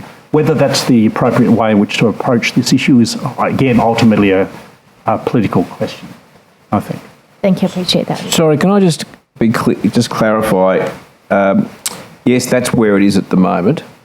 But are you saying that you think there should be, I sort of picked up in your evidence that you thought perhaps there should be penalties, at least of some sort, in addition to just the naming and shaming regimes? Well, I think, do you want to speak to the earlier, this is the 2019 submission? Yeah, this was the submission that we did on the, I think it was on the Amendment Act. Is that the one? Yep. Yeah, and we took the Bar Association, the Human Rights Committee Bar Association took the view that there should be penalties. That was in respect to that particular, those particular provisions around the modern slavery statement reporting obligations. The New South Wales Act looks very, very different now that Section 24 is repealed. So I think there is a really big question about what is it that you want people to comply with in terms of what's required in the New South Wales legislation.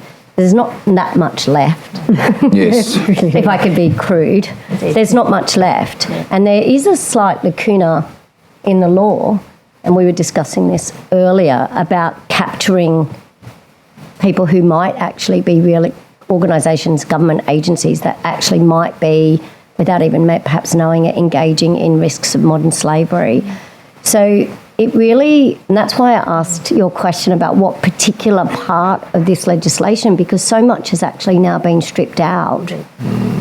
Indeed, and potentially that's why the question was so broad, and to the comment about the blue sky approach is I think that we are in a very unique situation with the Act as it stands, having had very strong penalties and a lower threshold in the initial form. The political reality has changed significantly since that time, and so I guess opening that up into where that is at, but it's helpful to have you refer back to your submission to that 2019 process, and potentially that's a good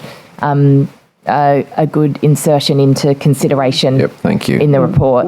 What we could undertake to do is we'll find that old submission. I think I have a copy myself online, at least. We can provide it to you. We should be able to find it. We should be able to do that. I guess you'd hope that we can find it. Yes.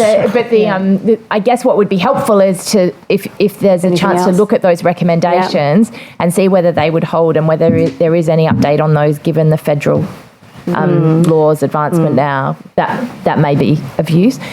Chair, if I can, sorry, did you want to? I just wanted to add, I just wanted to add one further point to that discussion, which is that it's so important to know, and I know that you know this, but it's really important to understand the history of this legislation as it happened and what happened, and when the New South Wales Act was on foot at the same time the Commonwealth Act was on foot, and then people, particularly people in civil society, didn't really know about the New South Wales Act at the time the Commonwealth Act was there. There wasn't, I don't believe, as much consultation around the New South Wales Act at the time. It kind of came through and it was through. There was a little bit of consultation, not a lot of consultation.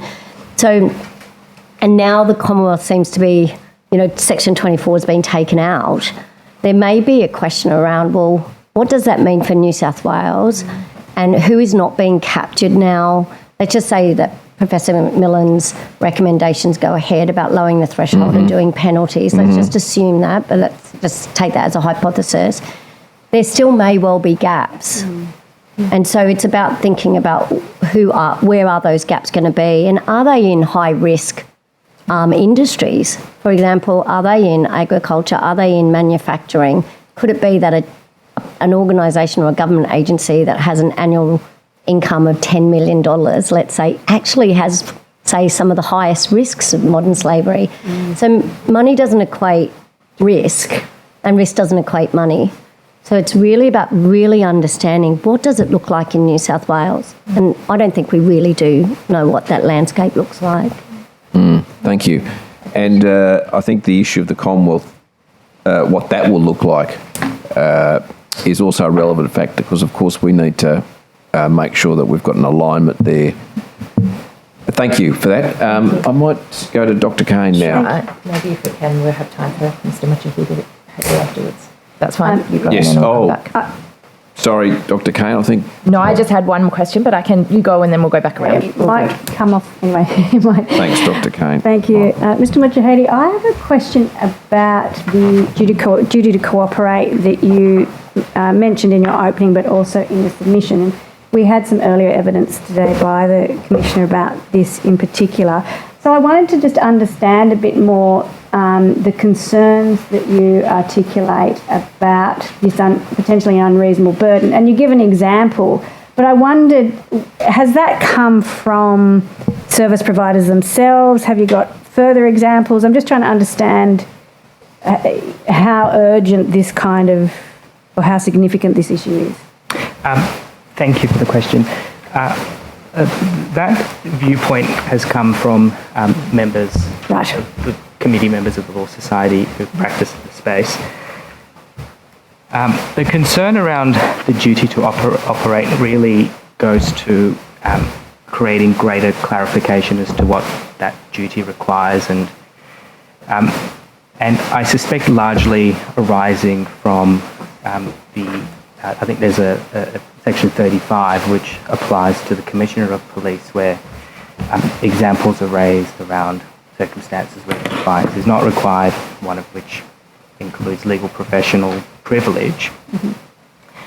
And I think the Commissioner earlier today expressed the view that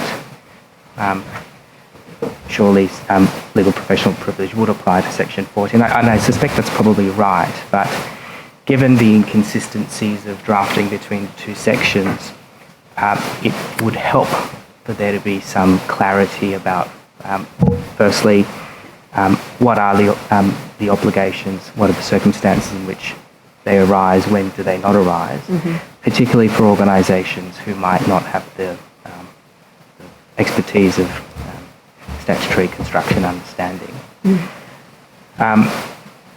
We, in our submission, don't go so far as to say it needs to be repealed. We don't say that, but we do say that it would assist the organisations that are subject to that provision to have some clarity around it. Okay, so just to be clear, so if we were to frame that as a recommendation, the recommendation might be to consider definitional clarity around the duty to cooperate.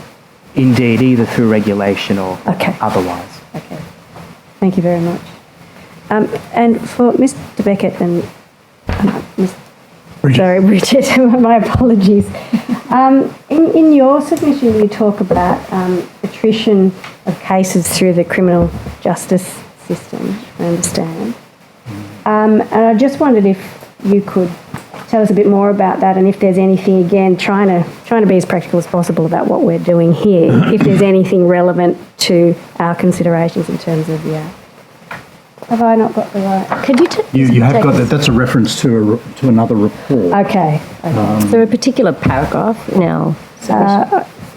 If you want to take that, I notice you can, because I'll cross-check now while we go to other questions. Maybe. We could come back to it. I'm happy with that. No worries. I think it was a reference to an academic paper.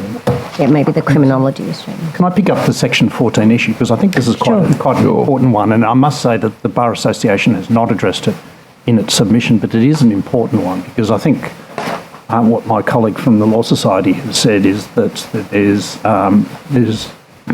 a lack of clarity if one compares Section 14 compared to Section 35.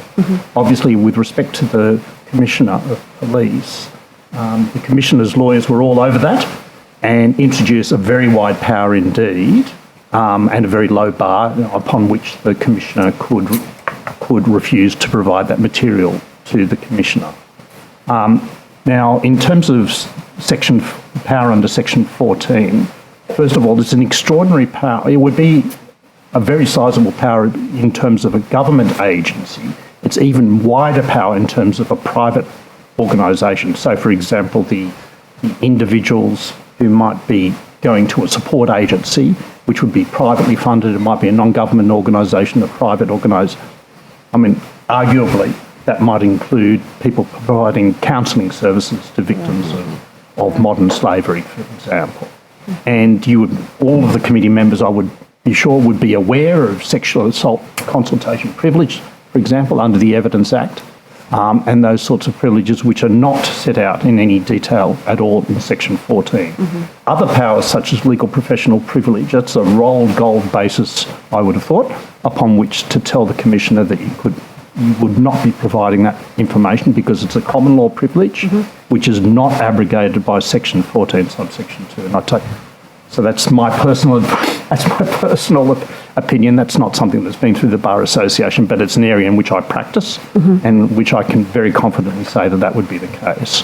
Also, public interest immunity would be another basis upon which to do that. So, for example, if an informant had provided certain information to a particular body and revealing the name and identity of that informant would then endanger possibly other law enforcement activities which may occur. The other one, of course, I mentioned was in terms of confidentiality between a counsellor and a patient, for example. So all of those things, they, in my opinion, they need to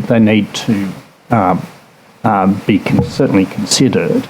I think the Bar Association could have a look at this issue. It's different in many ways to a court. It's about compulsory powers that have been provided to a government entity which stretch beyond public realm into the private realm, and there needs to be some close consideration to the extent of those powers. Thank you both. That's really helpful. Add one other thing. I think there would also it would also be useful for there to be clarity about what happens to that information once it's collected. What are the protections around it? Who can it? Will it be shared with? And the consequences of that, I think, would be quite useful for people who wish to engage with the Office of the Commissioner. Could I also just add one further thing to that, as well as not just what happens to the information, but why it's being sought in the first place.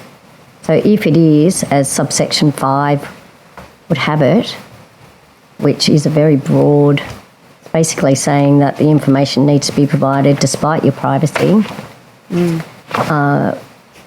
and relevant to the exercise of a function of the Commissioner under this Act. So that's saying that the Commissioner could then ask for any information to do with any of his functions, or she, if that is the case in the future, or they. So there's a question about why is that information being sought, and not just what gets done with it and what will happen to it in the future, but why is it being sought? Thank you all very much. Yeah, thank you. That's very helpful, actually. Ms. McDonald. Did you want to ask? I'm happy to follow up. Okay, thank you so much. Thank you. Mr. Mochahedi, I just wanted to check with you specifically around the comments you make in your submission around support services and visas not depending on and access to those services not being dependent on going through a criminal justice pathway. And I wonder, and happy to take comments as well from you, Ms. Bridget, if you have them, about any recommendations or advice you would have about how we could ensure that within the Act, recognising that there is a provision for a hotline, but also concern that has been raised with us about previously from other submissions around people not wanting to report through the federal police pathways and the challenges around that. I appreciate maybe this is a purely policy thing, but given the challenges around this in New South Wales, I wonder if there's any thoughts that you do have around how that might be incorporated into the Act. They'd be very welcome.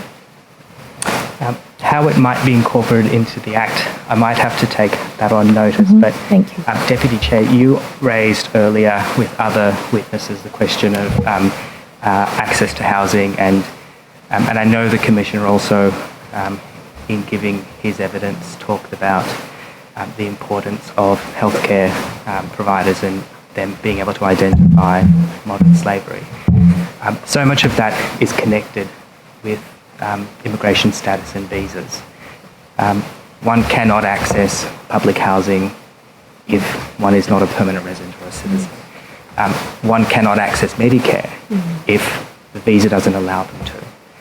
So unless the visa's a permanent visa or is has conditions that allows access to. Not everyone has access to it. So all these factors become quite relevant and quite important when hopefully there is a federal commissioner for the commissioners to work together in raising these issues. I think I've forgotten your question. I'm sorry. I went off on a tangent. No, you're right. Thank you. And I guess it relates but specifically it was around the challenges around we have, and I guess it goes to both the points that have been made in almost all the submissions we've received, talking about the intersection with homelessness and visa-related issues and modern slavery risks, but simultaneously the importance of having survivor-led experiences. None of that is currently captured in the Act as it stands. And so while everyone working in this space in the expertise identifies those as key risk factors and benefits, what would be appreciated is any thoughts either of you have or any of you have in relation to how some of that might be required in the Act as opposed to being at the goodwill of who the Commissioner may be at the time and their commitment to those things or the relevant Minister of the day. The Act, as it stands, requires the Commissioner to set up a hotline or an advice line. I think the Commissioner noted before, and it set up under 12D, that I think the language used was being able to piggyback off other services, and there's no reason why access to other services, particularly through the community legal sector, could not be made available to people who wish to engage with the Commission. One of the concerns raised in the Law Society's submission is that the primary point of referral at this point appears to be through the criminal justice system of the federal police. It might be appropriate, in my view, if the primary point of referral was to a service that would provide tailored advice, legal advice, referrals to other social services, perhaps so that any person wanting to access the Commission or other services can do so in an informed way. Thank you, I appreciate that. Ms. Bridget, did you have something? Yeah, well, look, I actually think I think it needs to go further than that. Yeah. I think anyone can kind of contact the Commissioner's office, but I'm not sure the Commissioner's office is actually set up to deal with people who are contacting the Commissioner's office and saying, I'm homeless, I've just been beaten up. I've got to, I'm being told that if I don't pay this person a certain amount of money, he's going to kill my family in another country. Commissioner's office is not set up for that. My reading of the Act is that's not what the Commissioner's functions are. So how possibly this could be strengthened, to come back to your question, is that it's a matter of looking at what is available and what isn't available to people who are experiencing modern slavery. And so we should assume mostly that people who are experiencing modern slavery are not going to go to the Australian Federal Police and report it. Indeed. Okay. And I did notice that the New South Wales Anti-Slavery Commissioner has got a separate website apart from the DCJ website, which I didn't realise there were two websites for the Commissioner. But on the one that, I think it's New South Wales modernslavery.org.au, down the bottom where it says where to get help, it actually directs people to the Commissioner's office or to the AFP. So there are many services in New South Wales that actually do provide support to people who are experiencing modern slavery. They're the services that need to be promoted. They're the services that need to be funded if they're not adequately funded. And services like New South Wales Health, for example, the staff there may not have the training and the expertise to know how to deal with someone who walks into emergency with a broken leg but then happens to say, oh, I'm actually being exploited in this workplace, or I'm having to send all my money to this person who's got my passport. They are things that perhaps there could be strengthening in the Act on how do we build the knowledge base and the experience and the skills of services that might already be in existence to build their capacity to deal with the issue. And I do think, and again, this is not through, we're kind of just answering your question here. I'm happy to take it through the Bar Association. You want us to provide something further. But I do think that there's a lot more scope to strengthen the Act around service provision that is focused on lived experience, and it's run at the heart of it is about hearing from lived experience, how they want those services delivered, what they need to be delivered, not from a top down, but a bottom up, if you like, approach. That would be great, Ms. Bridget. And if it is possible to take some of that on notice and provide any further thoughts and detail you have around that, that would be appreciated. Can I just clarify, are you suggesting that the ability then would be to expand the provisions within the Act, but not the scope of what the Commissioner's role is? If I could just take some time to think about that and take that on notice, because I'd also, we're here representing the Bar Association, and I've not really given thought on what it would look like in terms of legislative regime per se. But what we do know and what's happening out there is that this is a hidden issue. That people are not going to go to the AFP. We're not going to pick it up in that data. Indeed. We have a hotline. That's all well and good to have a hotline, but if there's nowhere to refer people, what's the hotline going to do apart from maybe collect some important data, which will be important nonetheless. But if the hotline is to also support people, if the support isn't out there, so it's about building on what's already existing out there, finding gaps about service provision and where are the service gaps, and can we build on what we've already got there and build people's capacity to kind of support people who are experiencing modern slavery. They're my kind of thoughts. Thank you, appreciate that. Deputy Chair. Thank you.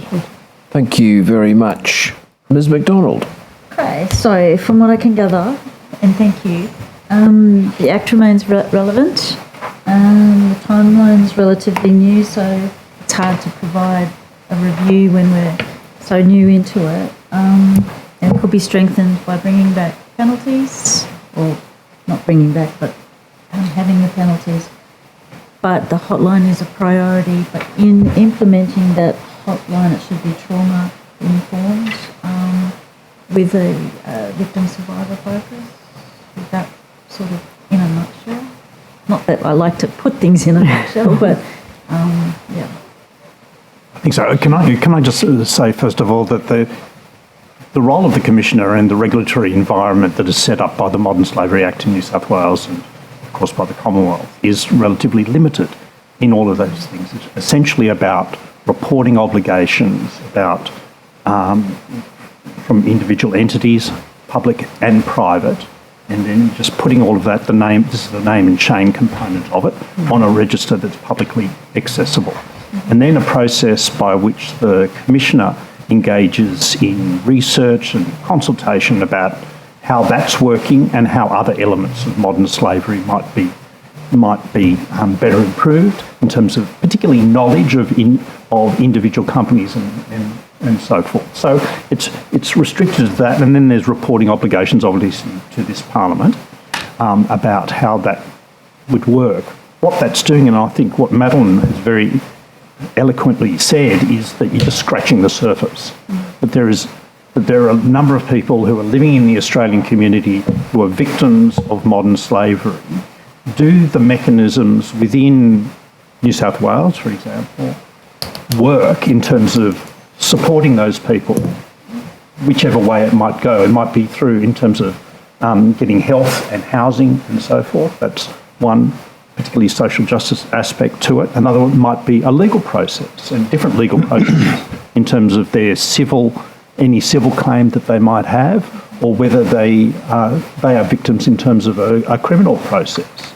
And if all of that engages a whole number of different government departments and non-government organisations who provide that support at the moment, asking that question is, opening that up is quite a sizable thing. Is quite a sizable thing to do, and needs to be properly thought through, and needs to be a thorough review and so forth, because you're talking about some of the most vulnerable people who are living in our community at the moment. So there are a number of ways in which you might do it. You might add some of those aspects onto the role that the Commissioner fulfills at the moment, but it's a long, long way short of a comprehensive regime to deal with the victims of modern slavery. And I think we're seeing in terms of the discussion here today just how limited the Act is, that the demand is so much higher. Mr. Borzak. Thank you, Chair. Mr. Beckett. Oh, that's better, thank you. Madeline. No one Madeline can Bridget. see each other's faces, no, but they're on no, the it's just- microphone cords. Well, if you turn them all my way, I'll ask you all questions. Just in relation to your submission and that's the Bar Association submission, item number 31 or para 31, talking about investigating modern slavery offences. Obviously, the objective is combating slavery pursuant to Section 3A of the Act. Then you go into 32 and say, well, and I guess this is going around the issue that you're talking about already, that there really isn't much in the way of teeth in what the Commissioner's got available to him, that convictions for modern slavery offences are very difficult to secure.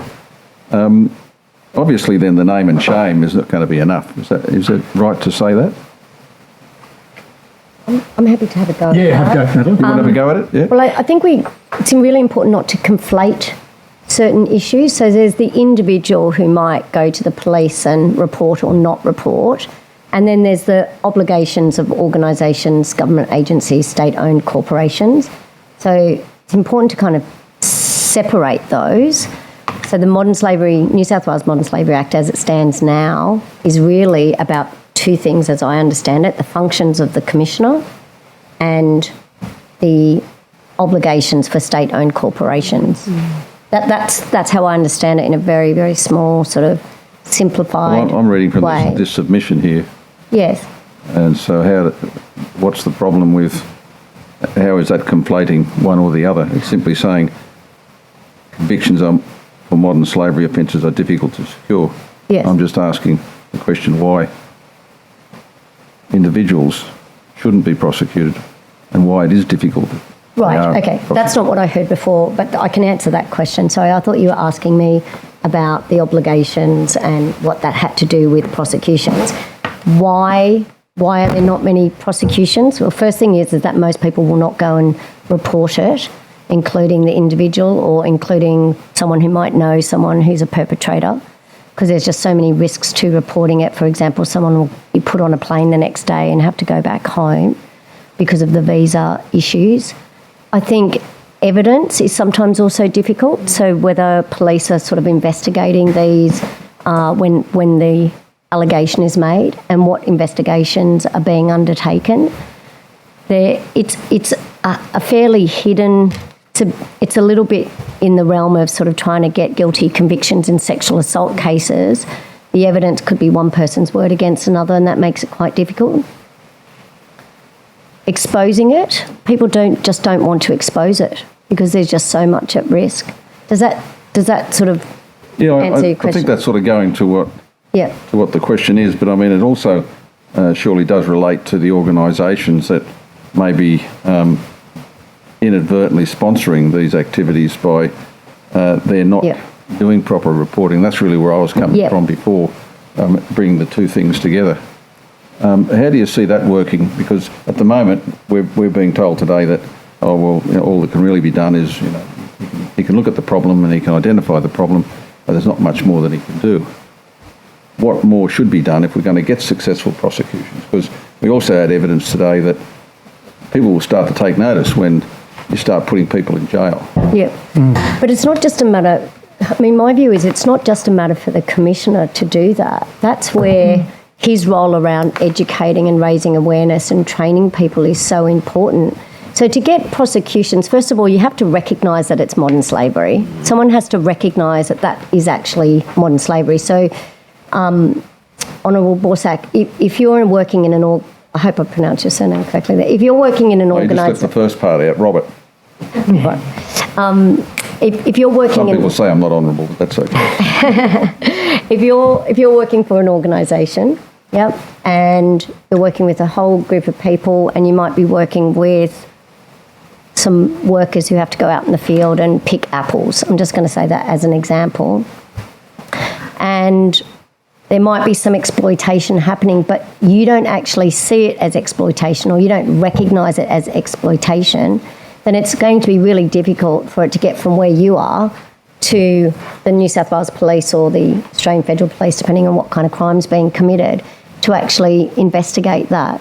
So there's a whole lot more that the Commissioner can, and is doing, it's only been a year, but is doing to kind of raise that awareness and do that education and do that training. But it's such a fundamental part of his function because it is such a hidden issue and it's a hidden crime, and people need to sort of almost see it to be able to do something. So really, are you saying then that it's okay to be at the level we're at the moment, because what we're trying to do is educate and work our way up to a more aware society that will more easily be able to put their finger on, and then the institutions, whether it's police or whether it's somebody else, can actually then conduct prosecutions once it's more in the open? Yeah, I mean, if you just have a look at the UK, what's been happening in the UK, it's taken the UK modern slavery, the anti-slavery commissioner in the UK many years to be able to kind of like build the knowledge and the understanding and the skills and the training that people need to be able to recognise it. It's such a short, this review's being done unfortunately in such a short term of the commissioner's role. It's only been a year. Can I just supplement that answer? I mean, one of the things about the Modern Slavery Commissioner is that even though he or she has the power to refer matters to the police, it wouldn't be correct to see his role, the current Commissioner's role, as being part of the law enforcement mechanisms. It's not an adjunct to the police in New South Wales or to the AFP. It's not an investigative unit. So in terms of why there haven't been more prosecutions and how we might have better prosecutions, which might include looking at amendment of the relevant offences, either in the state or Commonwealth, is really a separate and important issue, but it's a separate issue, I think, in terms of what the Modern Slavery Act in New South Wales does at the moment. And there needs to be proper funding, of course, for that, and there needs to be a proper understanding of the nature of what must be incredibly difficult offences, especially if, for example, some of the key things about sexual or general servitude, work bondage and so on, they might occur in other countries.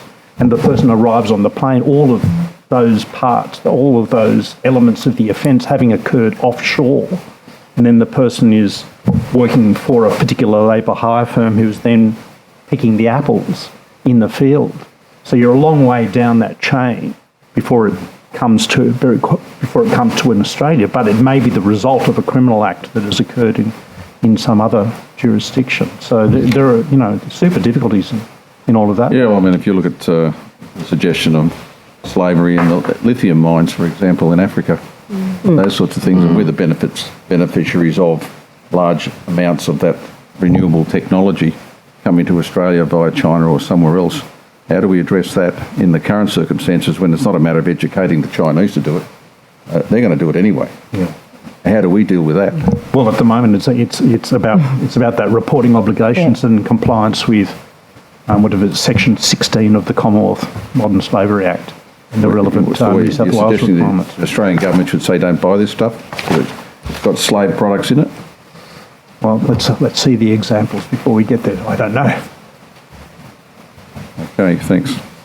There was actually a bill on foot, and I believe it's still on foot at the Commonwealth at the federal level on banning imports from countries that use forced labour. And I believe it's back on foot, but again, I can kind of take that on notice. I did hear something of it, but I don't think it's... Yeah, it was part of the Customs Act amendment. Yeah, I can understand why they're dragging their feet. Thank you. You're right, Mr. Borzak. Any more questions? No, I'm right. Thank you. Excellent. Ms. Ayad? No questions. I'll just check. Does Ms. Wilkinson have any more? Not that I've heard. You go, Chair. No, I'm right, thanks. Thanks. Sorry. I'm good, actually. That's actually been very helpful, I have to say. Very instructive. But I don't have any further questions from my own perspective. So we might... Can I, if there's no one else on the do, and one I was going to touch on is that people have addressed the issue of the difference in definition of modern slavery between the State Act and the Federal Act. I don't know if you have any comments on that now, but it would be, and I guess the other part of that is going to the point of given the Federal Act and whether or not you see there is any benefit in how our State Act is relating to the Federal Act that hasn't been addressed so far. I think one of the issues I was trying to get on top of this morning in terms of I'll just try and bring up the Commonwealth Act and the definition there of modern slavery, which doesn't appear to include modern slavery offences in the Crimes Act in New South Wales.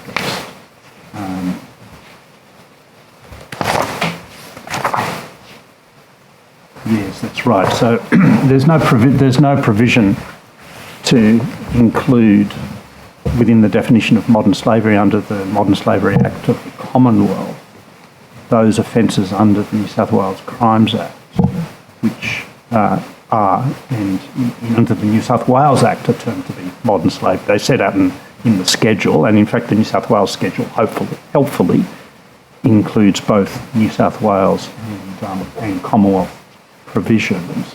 I might say that it doesn't include those provisions from other states and territories, which might have similar offences, and that might be an area where there's some consideration might be given, especially if the offences have occurred across state lines, across jurisdictions. So there's some development there. So that's quite an obvious one to have a look at. I also think that you're dealing with two different types of reporting regimes in the sense that you've got the Commonwealth reporting regimes, but as Madeline said earlier, there are likely to be some holes in that. For example, where you're talking about a New South Wales entity which is not a state-owned corporation, and what are the compliance mechanisms for that? It's not that it's absent, it's more that it goes through a different route, as I understand it, under the Public Works and Procurement Act. A direction is issued under Section 175, and then it's compliance with that direction, which is how you get the Modern Slavery Act kind of reporting done by a state entity, which might be quite sizable indeed, but doesn't fall within the definition of entity under the Commonwealth law. So there might be a lacuna there, and the result that has is not that there is no reporting, it's more that you have two different regimes. You've got the New South Wales Public Works and Procurement Act regime, and you've got the Commonwealth Modern Slavery Act. And that's quite clear as to what you have to report on. That's what we're talking about. And all of that is set out in, I think it's Section 16. Mandatory criteria for modern slavery statements. Thank you. Appreciate that. And I would just add one further point to that the public register, pursuant to Section 26 of the New South Wales Act. Yeah, the New South Wales Act with regard to the Public Works and Procurement Act is only to keep the register from a government agency failing to comply with directions. So you don't really get a really good insight into perhaps agencies that don't have to report under the Commonwealth but fall under this procurement provision in the New South Wales Act.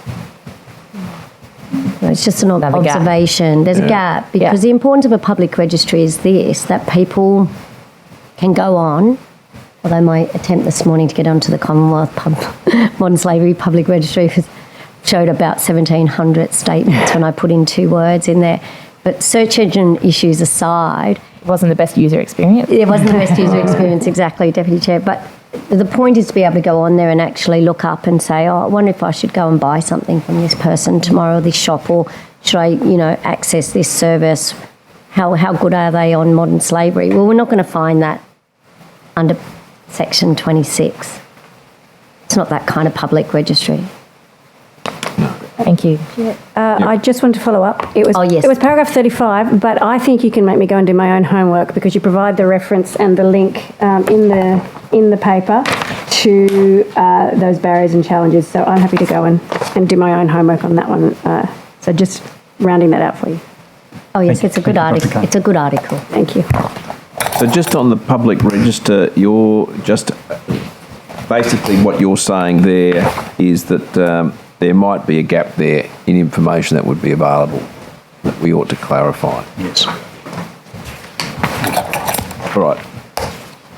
Thank you. We might excuse you. Thank you very much for that. Thank you. And we'll be in touch with you. Secretariat will be in contact with you in relation to any questions on notice and follow-up material. Thanks so much. Thank you very much. Thank you, members. Okay, so now we'll do it online. On that. right.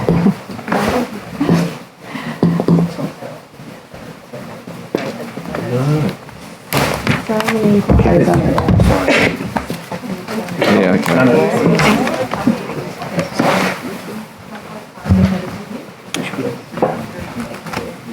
okay. But they won't be able to see us. They'll probably be able to see us just about as much as we can see them. Thank you again. Thank you. Thank you. Okay.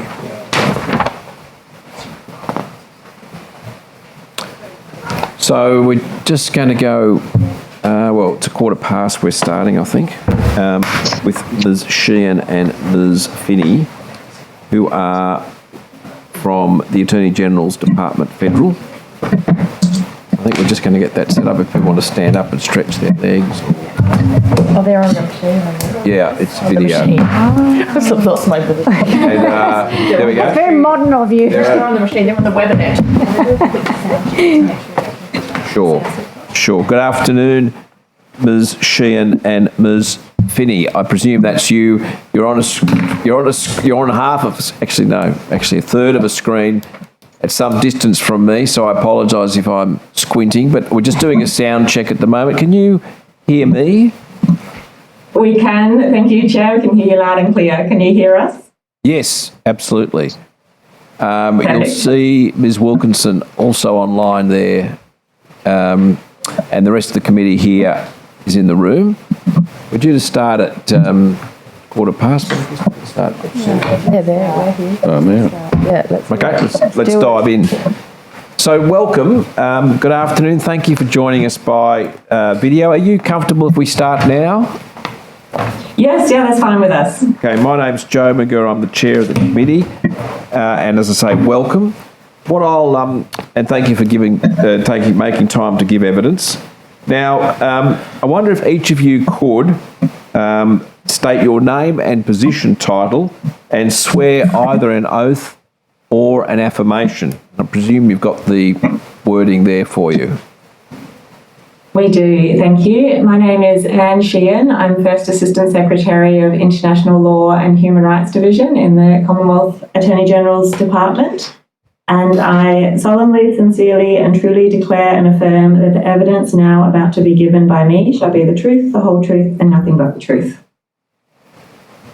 Thank you. And Ms. Finney. Yes, hello. I'm Frances Finney, Assistant Secretary of the Modern Slavery and Human Trafficking Branch in the Attorney General's Department. I swear that the evidence now about to be given by me shall be the truth, the whole truth, and nothing but the truth, so help me God. Thank you very much. Would you like to start by making a short statement? Thank you. We do have a very short statement, and apologies we haven't sent it through to the Secretariat yet, but we'll do that as soon as we finish. So, Chair, are you happy for me to? Yes, by all means. Thank you. Well, first of all, thank you to the committee for inviting us to appear at today's hearing. I thought it would be useful for the committee to be made aware of some of the work underway at the Commonwealth level in relation to modern slavery, and also make some very quick remarks about the interaction between the Commonwealth and the New South Wales Modern Slavery Acts. So to start with that work at the Commonwealth level, and as I'm sure the committee would already be aware, the Commonwealth Modern Slavery Act came into effect on the 1st of January 2019 and recently underwent a statutory review led by Professor John McMillan.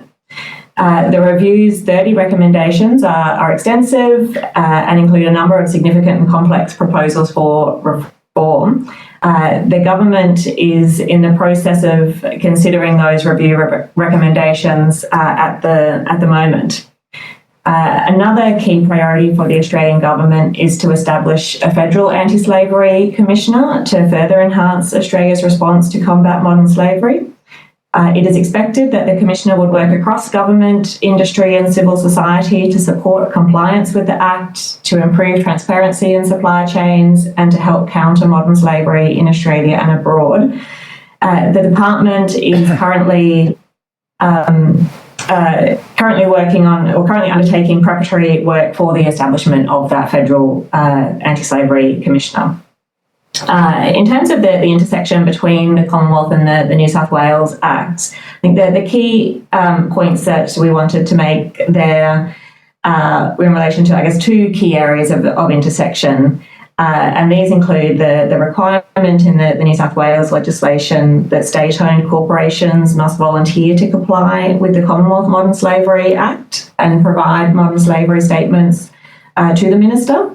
And secondly, the requirement that the strategic plan of the New South Wales Anti-Slavery Commissioner must address a strategy to combat human trafficking in accordance with the Commonwealth National Action Plan to combat modern slavery.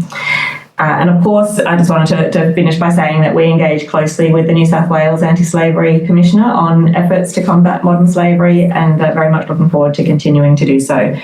So we're happy to assist the committee with questions that you have today. Thank you very much for that.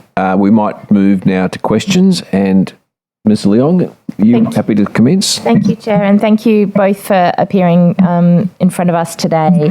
The first question, thank you for giving us the update on where the Commonwealth Act is currently at. I wonder, I have two questions. One is any considerations or thoughts you have in relation to the intersection between the objects of our modern slavery acts, both in New South Wales and the Federal Act, when it comes to the intersection with visa and migration challenges. We've heard evidence earlier today around the potential risks of cohorts, including international students, seeking to sort of, or be at further risk due to modern slavery as a result of their visa requirements limiting their hours of work. And I wonder, that's just one example, but there are many others. I wonder if there has been much work at the federal level to look at how the Modern Slavery Act interacts with other areas around visa and migration work. And then the second question was, actually, maybe I'll leave it at that and I'll come to the second question in a minute. Thank you.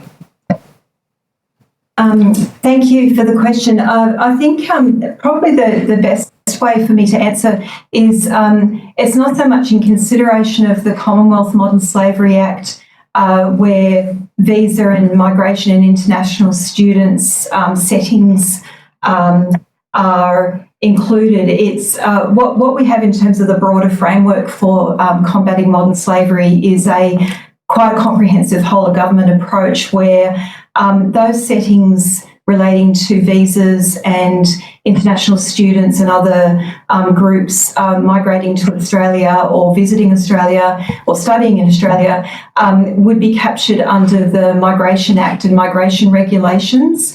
In relation to the Modern Slavery Act of the Commonwealth, the focus is on combating all forms of modern slavery whichever industries or sectors that they may, those risks may arise.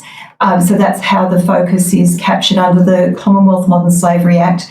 But I'd also mention a third area of intersection is through our work across government via the National Action Plan to Combat Modern Slavery for 2020 to 2025, which includes a sort of a comprehensive overview of modern slavery risks and prevention, protection, prosecution, research and partnership activities that span a number of different aspects of Commonwealth legislation, policy and practice that go towards combating modern slavery in a range of sectors, including international students. So more specific questions in relation to visas and migration can also be responded to by our Department of Home Affairs and the Home Affairs portfolio as well, who we work with closely. And Home Affairs has also introduced some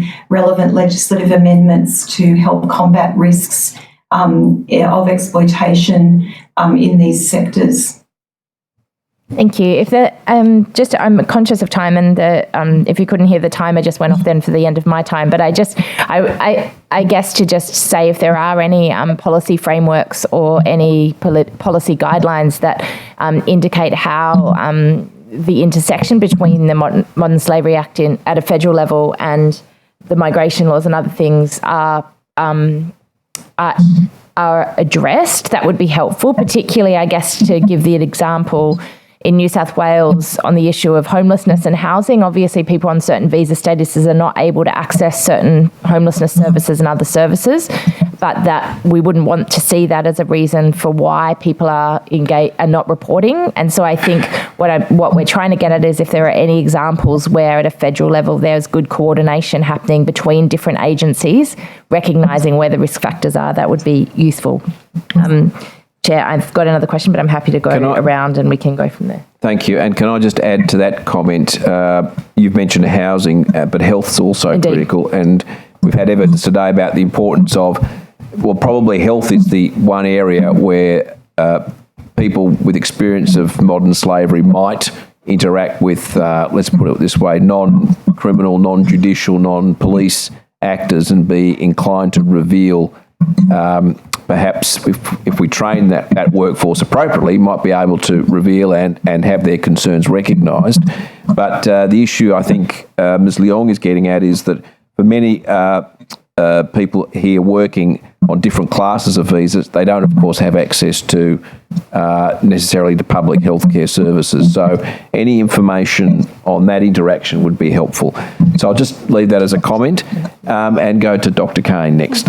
Thank you very much for appearing. I have a question which just follows on, I guess, a bit from the answers you've given in terms of, I guess, interagency collaboration. Today we've heard a lot about interagency collaboration, interjurisdictional collaboration, and the question which I've asked of other witnesses is about if you have or do have ongoing work or continuing work with the Department of Employment and Workplace Relations with regards to the types of activities that you usually signal as risk factors for modern slavery. And I know we're in a bit of a flux about what's going to happen with the federal jurisdiction altogether, but I just wondered if you could let me know of any discussions or what that kind of collaboration looks like.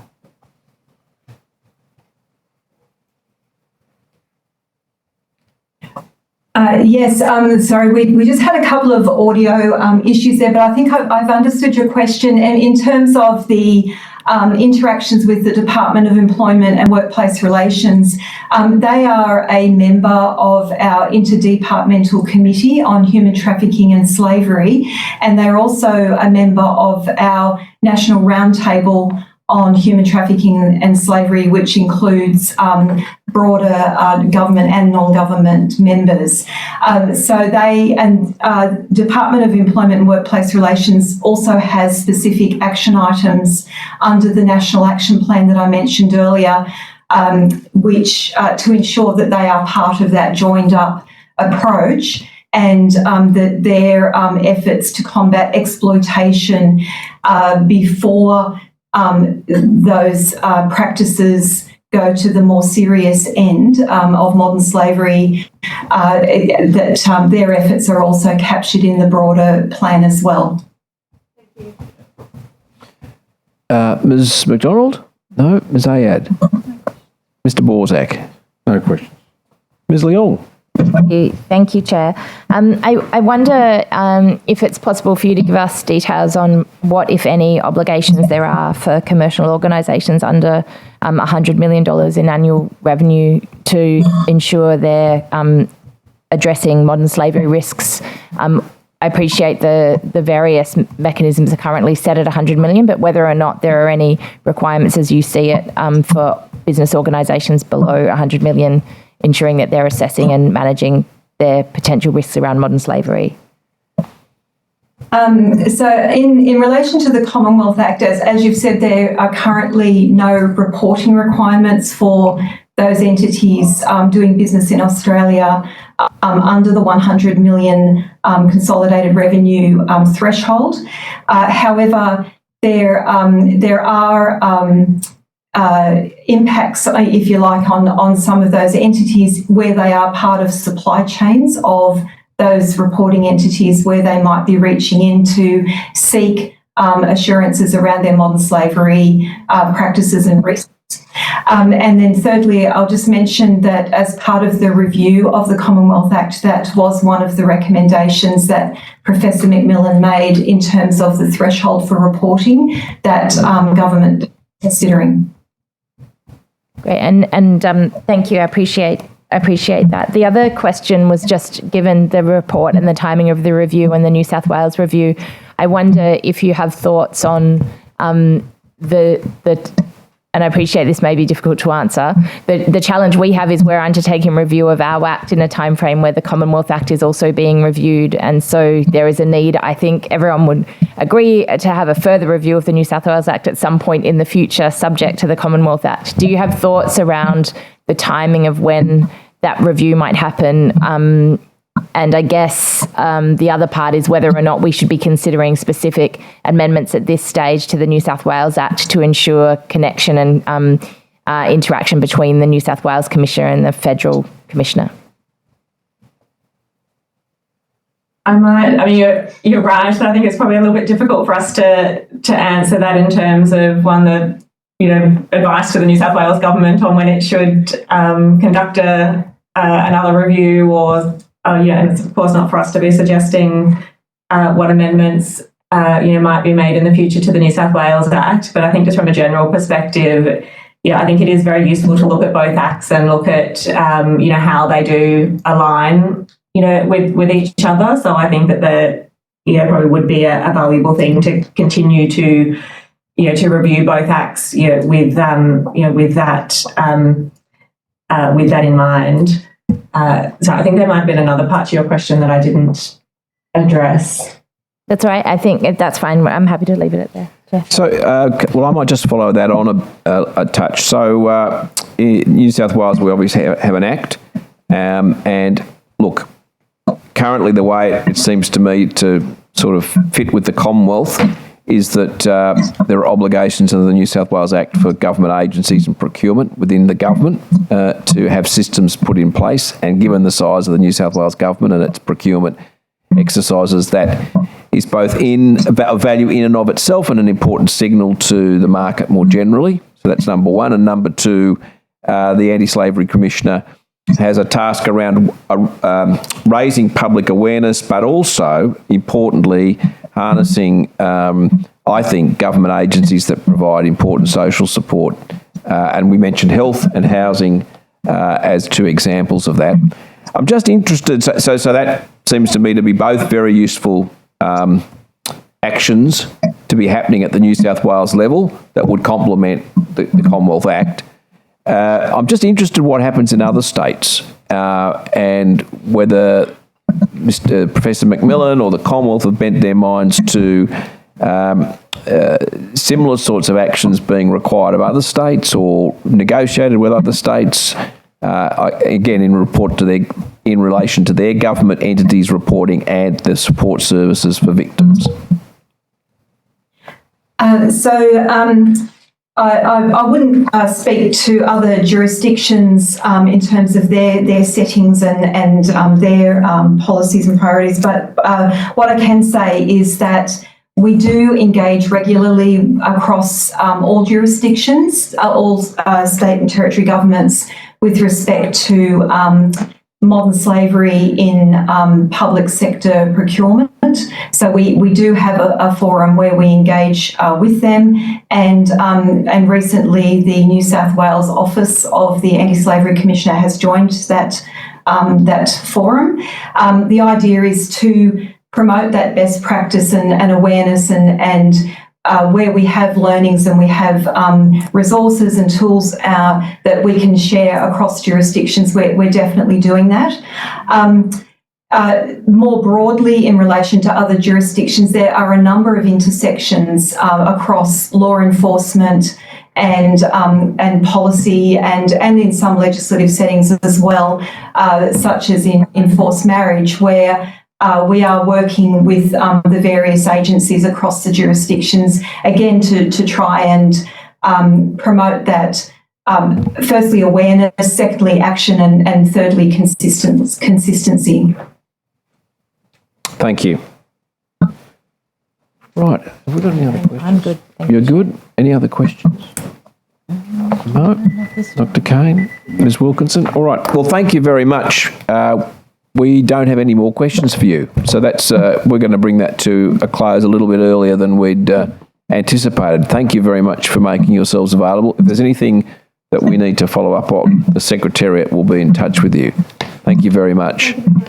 Thank you for having us. Thank you.